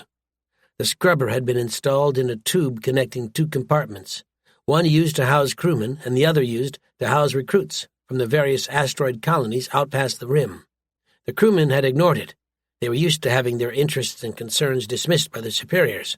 But the recruits, all hailing from various asteroid colonies, had taken their concerns to the NCOs, who in turn had taken them to the engineers. The scrubber had been located and, when the engineers had seen it, they'd called Colin and handed the issue over to him. There were times when a scrubber would break, even without being in place for far longer than regulations permitted. Even the finest ships in the Imperial Navy ended up with infestations of mice, rats, or even cockroaches, who left their dead bodies on the scrubbers with alarming regularity. Colin wouldn't have been angry at Nix if a scrubber had failed in such a way, but Nix had done something incredibly stupid and dangerous. He had also done something that, in the Imperial Navy, could carry a death sentence. "And then I checked the numbers," Colin said, watching Nix wilt under his gaze. "The number on your 666 documents didn't match the serial number on the scrubber. I checked with the database, and the number on the scrubber, it seems, was assigned to one that should have been withdrawn over 2 years ago. And needless to say, you didn't even have that number on your 666 forms at all." He controlled himself with an effort. "Nix, you are in violation of Imperial Navy regulations," he stated flatly. The formal charge could wait until Colin had a chance to do the paperwork. His lips twitched. He'd led his comrades into rebellion, and he was still worrying about paperwork. "Do you wish to face Captain's Mast or the judgment of your fellow crewmates?" Nix blanched, his face turning even paler. Colin, or an Imperial Navy captain, seeing that Colin had effectively resigned from the service, could legally issue any punishment he liked on his ship, up to and including execution, and his crewmates wouldn't be any kinder. They would know that he'd put their lives in danger and wouldn't hesitate to issue harsh punishment. His life wouldn't be worth living until he quit, as if he could quit now, or someone managed to kill him and make it look like an accident. Yet by long tradition, Captain's mast was inviolate. If Colin didn't kill him, his crewmates wouldn't kill him either. But then Colin knew tradition was increasingly worthless these days. "I choose Captain's mast," Nick said finally. He lowered his gaze to the floor. "I will submit to your judgment." "You're going to regret that," Colin thought coldly. "Very well," Colin said. "Crewman Nix, you are demoted to crewman 4th class, with all the attendant reduction in pay and rights. Your work will be monitored by the NCOs, who will not hesitate to administer punishment should you make additional mistakes. In addition, you will receive 10 lashes in front of the crew tomorrow after first quarter. Do you accept the punishment?" Nick swallowed hard. Technically, he could try to refuse, but the thought was absurd. Colin had let him off lightly, and they both knew it. "Yes, sir," he said. Lashing was rare in the Imperial Navy, and almost always reserved for gross incompetence or misjudgment. "I will accept the punishment." Colin looked up at the Marines. "Take him back to his sleeping quarters and have him organize his possessions," he ordered. "He is to be transferred to the 4th-class quarters and assigned a bunk there until further notice." "Yes, sir," the lead Marine said. Unlike Nick's, his voice was brisk and focused. Marines normally served as police on board warships, breaking up fights between the crew and maintaining discipline. If the reports were accurate, Percival had replaced the Marines on his ships with black shirts. Colin smiled at the thought. Percival could hardly have encouraged the rebels and mutinous tendencies among his crews more if he'd ordered them to gun down their own families. "Come along, you." Colin watched as Nix marched out of the compartment and then closed his eyes, cursing his luck. Nix was one of the crewmen who just sought to wander through life, uncaring about any higher cause, not even focused on possible promotion. It wasn't an uncommon type, yet Colin couldn't afford them on his ships. It wasn't as if he had the might of the Imperial Navy and Imperial intelligence behind him. He might act like a captain in the Imperial Navy, yet Nix could point out, quite rightly, that he'd walked away from the service and therefore had no command rights. But then, Nix had never been taught to think. The Imperial Navy recruited its lower decks crewmen from poorer worlds, gave them a little rote training, and sent them out to pick up the rest on the job. Nix knew nothing, Colin suspected, about how the starship he was serving on actually worked. Perhaps not even why an air scrubber was so important. The NCOs worked overtime to keep the new recruits from killing themselves, knowing that they would be blamed if one of the newcomers accidentally blew up the ship. The senior officers, who had been through the academy as cadets of rare promise, or so Colin had been told, rarely understood what happened below decks. There were ships where a good cadre of CNOs and a caring commanding officer ensured that they were a joy to serve on, and ships that were hellish nightmares for young crewmen or even junior officers. The lower decks were dominated by thuggish crewmen who bullied recruits out of their pay, created stills for illegal consumption of alcohol, and often, far worse. Colin knew all about the abuse of power practiced by Admiral Percival, Stacy Roosevelt and her twisted kin, but the lower decks could match their sadism if not their sophistication. He wondered absently if Stacy Roosevelt had known about the powder keg under her feet, before realizing that it was unlikely. She wouldn't have cared if she had. Back when Colin had been promoted to commander and serving as the XO of HMS Shadow, he had made it his business to understand and tame the lower decks. It was ironic, but his exile at Percival's hands had introduced him to a whole new side of the Imperial Navy, one he had never realized existed. And he'd won. He'd cleaned out the bullies and convinced the NCOs to support him. After the war, once the Empire had started to reform, Colin intended to ensure that the lower decks became safe places to work. The bullies could take a short trip out of the airlock in their underwear. Shaking his head, he turned back to the report from Flag Captain Jeremy Damiani, who had been doing his own checks on the other side of the Super Dreadnought. Colin knew that he had stepped on the man's toes mercilessly, but he knew that there wasn't any choice. And besides, he needed to be intimately familiar with the Super Dreadnought. Damiani hadn't been allowed to clean out the problems on his own ship. Stacy Roosevelt had refused him permission to do anything of the sort, although Colin had no idea why. and he had been horrified by what he'd found. Colin had been more pragmatic, if only because he'd seen worse. There were starships in the Imperial Navy that were not, in truth, commanded by their captains. He placed the datapad aside and stared up at the tactical star chart glowing in front of him. On the way back from Piccadilly, they'd hit 2 smaller worlds, wiping out a pair of Imperial Navy facilities in one and looting the other, where Percival had created a small resupply base for his ships. Colin had wondered if it had been a trap. It was odd for Percival to show so much forethought, so he'd gone in carefully, only to loot the station and flicker out, as far as he could tell, without any pursuit. If someone drew the 3 points he'd attacked on a star chart, they'd see them running in a line towards the rim, but not towards the parts of the rim that were part of the popular front. It might waste some of Percival's time and resources. Colin grinned to himself. As far as he could tell, Percival's only hope was that Colin would expose himself, allowing one or both of Percival's super-dreadnought squadrons the chance to intercept him and break his force. Percival was doubtless already trying to search the rim for his base, or his supporting elements, but that would be a thankless task. The rim and the beyond was vast, with hundreds of hidden colonies. Percival would have some problems tracking down and locating the right one. The prospect of betrayal was far more serious, but Colin had taken ample precautions. The vast majority of the rim citizens had no idea where he was based, and Colin intended for it to stay that way. And then there was the message. Hester had written the basic message, and then Colin and Daria had worked on it, refining their statement to the Empire. It had been calculated to inspire potential rebels all across the Empire, but at the same time to discourage futile uprisings, and hopefully it would give Percival heart failure. Colin suspected that news of the rebellion was already going to Earth, regardless of what Percival had ordered. Yet, would they replace him with someone more competent? He shook his head. It didn't really matter. It would take just under 6 months for his message to get to Earth, and another 6 months for any new orders to reach Percival. By then, Colin would either have defeated Percival or died in an expanding ball of radioactive plasma. His intercom buzzed. "Sir, this is Private Willis," a voice said. "We have moved Nix to his new quarters." "Thank you, Marine," Colin said. Nix would get a second chance, although one in which he would be supervised for the rest of a very short and uncomfortable career. Colin intended to beach him when he had the chance. "You can report back to your duty stations now." Grinning, he turned back to his notes. "And what," Neil demanded, "do you call that?" He glared at the new recruits, who looked nervously back at him.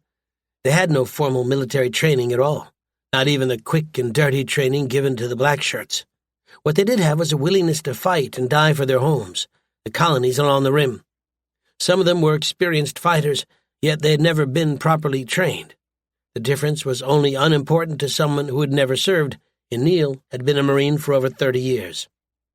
"You're not taking part in a dance," he snapped, casting a jaundiced eye over the recruits. "This training is supposed to teach you how to be precise. You stand straight when at attention, do you understand? And when I tell you to about-face, I want to hear you cry out when your fucking tool gets caught in your pants." He shook his head as the recruits looked miserable. They'd signed up without truly understanding the machine they'd joined, the Marine Corps, not as it was, but as it would be. Neil rather thought that his old drill sergeants would have approved, although they would probably be trying to kill him if he ever saw them again. 50 push-ups, he added. "Drop and give them to me now." He concealed a smile as the recruits dropped and started to do push-ups. They'd thought that doing 50 was bad the first time around, and then he'd shown them that he could do over 500, while using only one hand. It had impressed them more than most of them had wanted to admit. They weren't bad kids, he admitted in the privacy of his own head, a little rough, a little unresponsive to discipline, but the Marine Corps had taken worse and converted them into the finest Marines in the Empire, or even outside it. The Marine Corps had been his family, one that had been shamed when they had been ordered to carry out a massacre. He would redeem it whatever it took. He caught sight of a small, skinny guy struggling with the final push-ups. The young man had the heart all right. The only question was if he'd last long enough to grow the body. Neil knew what the Marine Corps meant, even if the new recruits didn't. War. War meant fighting, and fighting meant killing. And deaths, friendly deaths. The Empire liked to conserve its Marines, although the black shirts were regarded as expendable. Yet there were always deaths. There were times that he wished he'd been killed in the moment of his greatest victory, when he'd taken the super dreadnoughts for the rebellion. And yet he had lived. Neil looked out over the sweating backs of the young men and women and wondered, despite himself, which one would be the first to die. Chapter 27. "Welcome to Sanctuary," Cordova announced, as they stepped off the shuttle and into a massive rocky hangar deck. Unlike visiting an Imperial Navy warship or a private firm, there was no welcoming party to greet them. "What do you think of the place?" Hannelore looked around her, but it was nothing special. Not unlike the habitats she had visited and intended to create at Tyler Star. There seemed to be no security, apart from a single flight controller, and nothing barring the way into the heart of the asteroid. She couldn't see any safety systems, but she found herself hoping desperately that they were there. A space habitat was not always a safe place to live.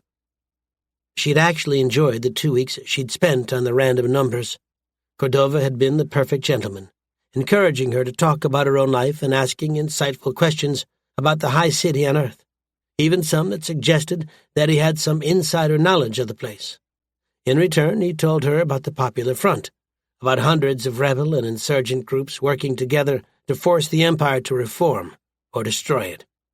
Despite herself, Hannelore had found herself horribly intrigued and fascinated. Could it be that the Empire could be reformed, rather than destroyed? She'd known, of course, just how badly the system was rigged. The Roosevelt family might even have managed to take the whole Tyler Star project off her hands and give it to one of their allies. She'd kept it as quiet as she could in hopes of avoiding their interest. Cordova had explained, regretfully, that while she wasn't a prisoner in a standard sense, the rebels couldn't allow her to go home. The truth was that Hannelore didn't want to go home. If she went home now, she would be exposed as a failure, along with the whole Tyler Star project. The 1,000 families wouldn't throw her into the gutter to die. There were standards even for the lowest families, but they wouldn't allow her another chance to prove herself. She would be given a small stipend and expected to join the thousands of family members partying, drinking, and drugging themselves to death. The only alternative would be to retreat into herself and mind everyone else's business, like Great Aunt Grace. The memory of the long-nosed elder woman poking herself into everything made her shudder. She was not going to wind up like that. "It looks like an ordinary asteroid habitat," Hannelore said, as they passed through a small airlock and into a bustling crowd. She'd shopped at the great shops on Earth, yet there was something about the market in front of her that drew her attention. Great piles of clothes competed with books and data chip stores, while some of the sellers were openly displaying weapons or other illegal supplies. She picked up one of the books and discovered, to her surprise, that it was written in a language she didn't recognize. The Empire had attempted to stamp out all languages apart from Imperial Standard, yet she supposed she shouldn't be surprised to discover another language, or thousands of them, thriving along the rim. Or maybe... She saw Cordova smile as it sank in. There was nothing fake about the market in front of her, none of the urgent need to be fashionable surrounding the high city's great shopping malls, or none of the fugitiveness that surrounded the shops for the lower classes. There was no fear in the air, no sense that the Imperial Tax Authority might descend on the shoppers to demand its cut of the proceeds, or that the black shirts might march into the compartment and arrest everyone just for being in the presence of subversive literature. The people living along the rim, or out in the beyond, might live in permanent fear, terrified that the Empire might one day discover them and send starships to capture or destroy their asteroids. But they didn't let it wear them down. The kind of grinding, ever-present fear she'd sensed on other worlds simply didn't exist here. "Of course," Cordova said, when she finally managed to put it into words. "The people here are free. They can do what they like, and if they don't like their companions, they are free to set up an asteroid habitat of their own and live apart from them. We have millions of different groups out here. Look." His long finger pointed towards a pair of short figures, moving from stall to stall. The 2 green aliens, almost childlike in their motions, seemed to be welcome on the asteroid, rather than being hissed at as they would be on most Imperial worlds. The Empire encouraged anti-alien feeling and racism, yet the Rim seemed to accept all comers. The 2 aliens, she noted through numb shock, were also doing the one thing that would guarantee them a death sentence back in the Empire. They were carrying weapons, and no one seemed to find that alarming. She looked away, her gaze sweeping across the market. Now she knew to look for the signs. She could see that most of the people within view were also armed. Indeed, she would bet good money that the ones who appeared unarmed were actually carrying concealed weapons. They weren't carrying stunners either, but outright weapons, ranging from pistols to submachine guns and even plasma rifles. She'd been told that the Empire had a monopoly on plasma technology, but like so much else she'd been told about the Rim and its people, she was starting to realize that that was a lie. There was an entire vibrant culture hidden away among the uncharted stars. The sound of heavy footsteps and mechanical whirring announced the presence of a cyborg, striding through the compartment without concern. Hannelore felt sick as she saw how the metal implants had been worked into the man's flesh. Yet he seemed alive and unconcerned, and no one else seemed concerned either. The crowds parted to allow him to pass, and he strode on into the heart of the asteroid without a backwards glance. On an Imperial world, he would have been arrested for improper, if not illegal, use of physical implants. Such technology was reserved only for the ruling elite. "My God," she breathed. Perhaps she wasn't free of prejudice after all. What was that? "That, my dear, was one of the geeks," Cordova announced. She wondered suddenly if he had arranged for them to encounter one of the cyborg men, or perhaps it had just been a lucky encounter. If they had the freedom of the Empire, they would create great things, new technologies that might reshape the human race. But they don't. That man would be under automatic sentence of death if he set foot on an Imperial world. No, Hannelore said. She felt a sudden wave of culture shock, she guessed. She was tempted to ask if they could return to the cruiser, yet she didn't want to miss anything. She felt almost like a child on her first visit to a resort world. What else is there here?